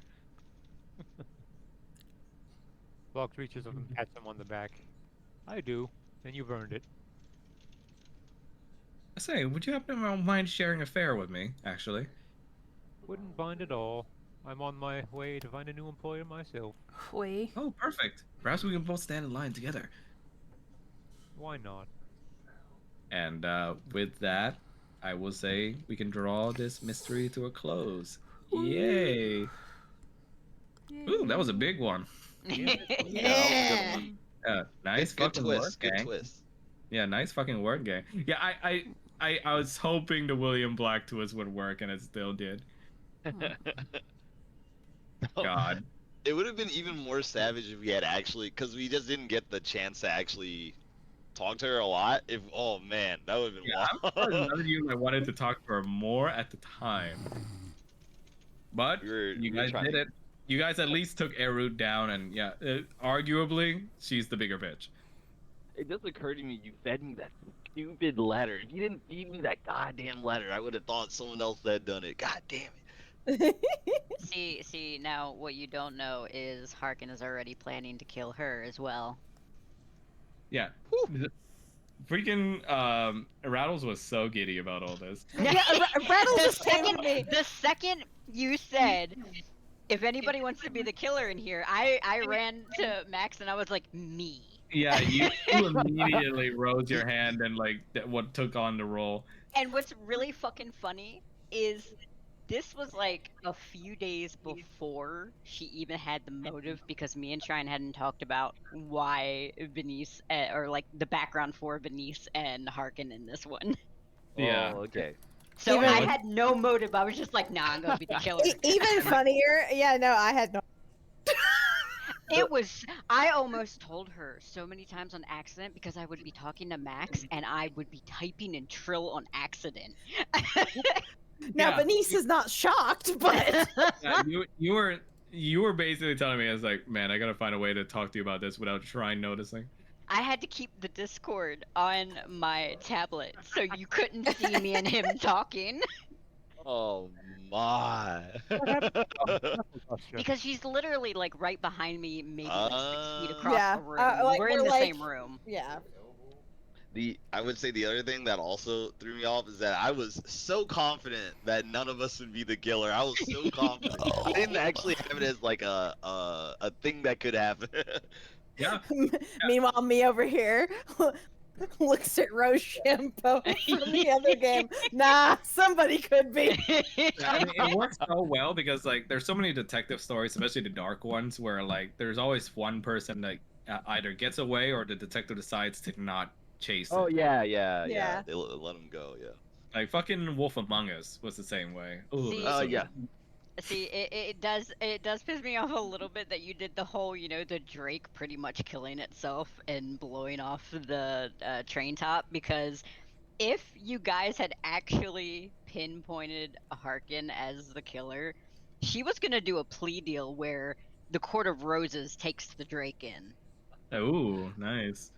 Yeah, Yeah. it didn't. Let me get this straight. It didn't blow up by itself. That bitch Arrow basically commanded her to do it. Yeah. Yeah. That's the fucked up part. Yeah, no, if Damien hadn't gotten aired down, that was one of the few people that my boy would have bitten, and he doesn't bite people. Sucky. Yeah, if I had gotten to questioning about the shattered window, I think I might have gotten there, because then I'm assuming everyone would be like, I didn't do that shit. See, I thought you guys were gonna figure it out. You guys were going to like take the whole lack of blood as Venice being the one doing it, given what he is. So I was like, oh, she's gonna call herself out if that's the case. Yeah, Which I some- see. To clarify, in case nobody caught on, he's a Dampier. Yeah. Oh, you saying him Spider-Maning it and like literally punching robots through the chest wasn't Hey, enough? hey, look, this is D&D. There's a lot of things. That's True. very true. True. It could have been just a very well-spirited barbarian. But yeah, no, the funniest part about the fact that these fuckers work for the Court of Roses is that Venice is literally the gardener for the Court of Roses. This bitch my does God. not actually do any of the assassin shit. He knows what to do if he needs to, but generally speaking, he just here are the roses. And this would pretty And- much, at least in this universe, be Harkin's first kill, because she's usually just the beekeeper. And he doesn't ask questions about where the bone and blood meal comes from for the roses. He just takes care of the roses. When the fucking horticulture people can kick ass. When your gardener just shows up and beats the shit out of somebody. Yeah. Also, I feel like Damien served his purpose well as like a major red herring too. 'Cause, Yeah. like, Yeah. For sure. suspicion for a long time. So thank you, Mel, for playing that role very well. Mm-hmm. I think it's really funny that you have Venice pulling off all these amazing fucking roles and doing all this kick-ass shit, and think Harkin is the one that keeps like trying to protect him. Yeah. That fucking Leoman's dome play on the fucking cart though was sick. I didn't even Yeah, think that was about a that. good Okay, but the best part is I literally just threw that in because you said I needed one more spell. one. Hey, it works. I was like, I can't believe he approved that, but I don't know if it's gonna be useful or not. And then you did that, and I'm like, oh. Not gonna lie, I would love to see all of these guys in a different campaign at some point because Yeah. they're one shot. Yeah. Because I love them. Yeah, Yeah. I wouldn't mind if you guys brought these people back. It's, I mean, Narrow's if you- definitely gonna be becoming a more detective, lawyers or not lawyer, fucking detective. What am I saying? Depending on what the next campaign is gonna be, I'm probably bringing in a new character. Yep, no problem. But Who after is- this one shot, I'm gonna take a very much well-deserved break from DMing one shots for a while. Yeah. Before I come back into things. I mean, if Mel's up to it, she can also host one shots for a while in the interim if she wants to. If she doesn't, that's okay too. I do have Foundry now, so maybe I can put something together. Because You could do your Jesus Feywild Christ. campaign. Oh yeah, yeah, Ryan, if you want to DM some stuff for us, I mean, I'd be down for joining. But yeah, because it's something I've wanted to do. It's just that with literally everything that happened, we've had a lot of shit Yeah, going on. yeah, shit gets busy. I get that. No worries. But let us know if you have anything planned. Oh, absolutely. Because, I like I said, I'm going to fuck around with Foundry a lot Speaking of now that I've which, got it. I imagine you need a break from one shots given all the bullshit that's going on in our main campaign. Yeah, I'm gonna refocus on the main campaign stuff for now until then. Kitchen threesome. So yeah, I'm still gonna be DMing our Barovia campaign for sure, so that's not on break. But yes, for now, one shots will be on pause with me. But you guys did fucking badass job on this one. Our first murder mystery one shot, and it was hella fun. Yeah, I had a really good time. It's exactly what I wanted. Yeah, Yep. I love it. All right. And then tomorrow you get to be a barbarian, Pomp. that's right. I do the exact opposite. All right. So yeah, I hope everybody had really lots of fun. Jab, thank you for being our new member this time around. I think you did a very splendid job as the Yes. titular. I keep forgetting the name of that dwarf race. Fuck. Dwagar? Dwagar. Dwagars, yes. Yes, I fucking I love love him. Blox's design, especially Yeah, the way like- that Ryan drew them. I had a lot of fun with it, I tell you that. I ain't Okay. finish him up because I really want to finish up that image. Okay, but I'm it so would be glad you did that. Thank you so much. Oh yeah, It no would- problem. it would be really fucking funny if Paul knows him in some Probably. way. Because dwarf, my god.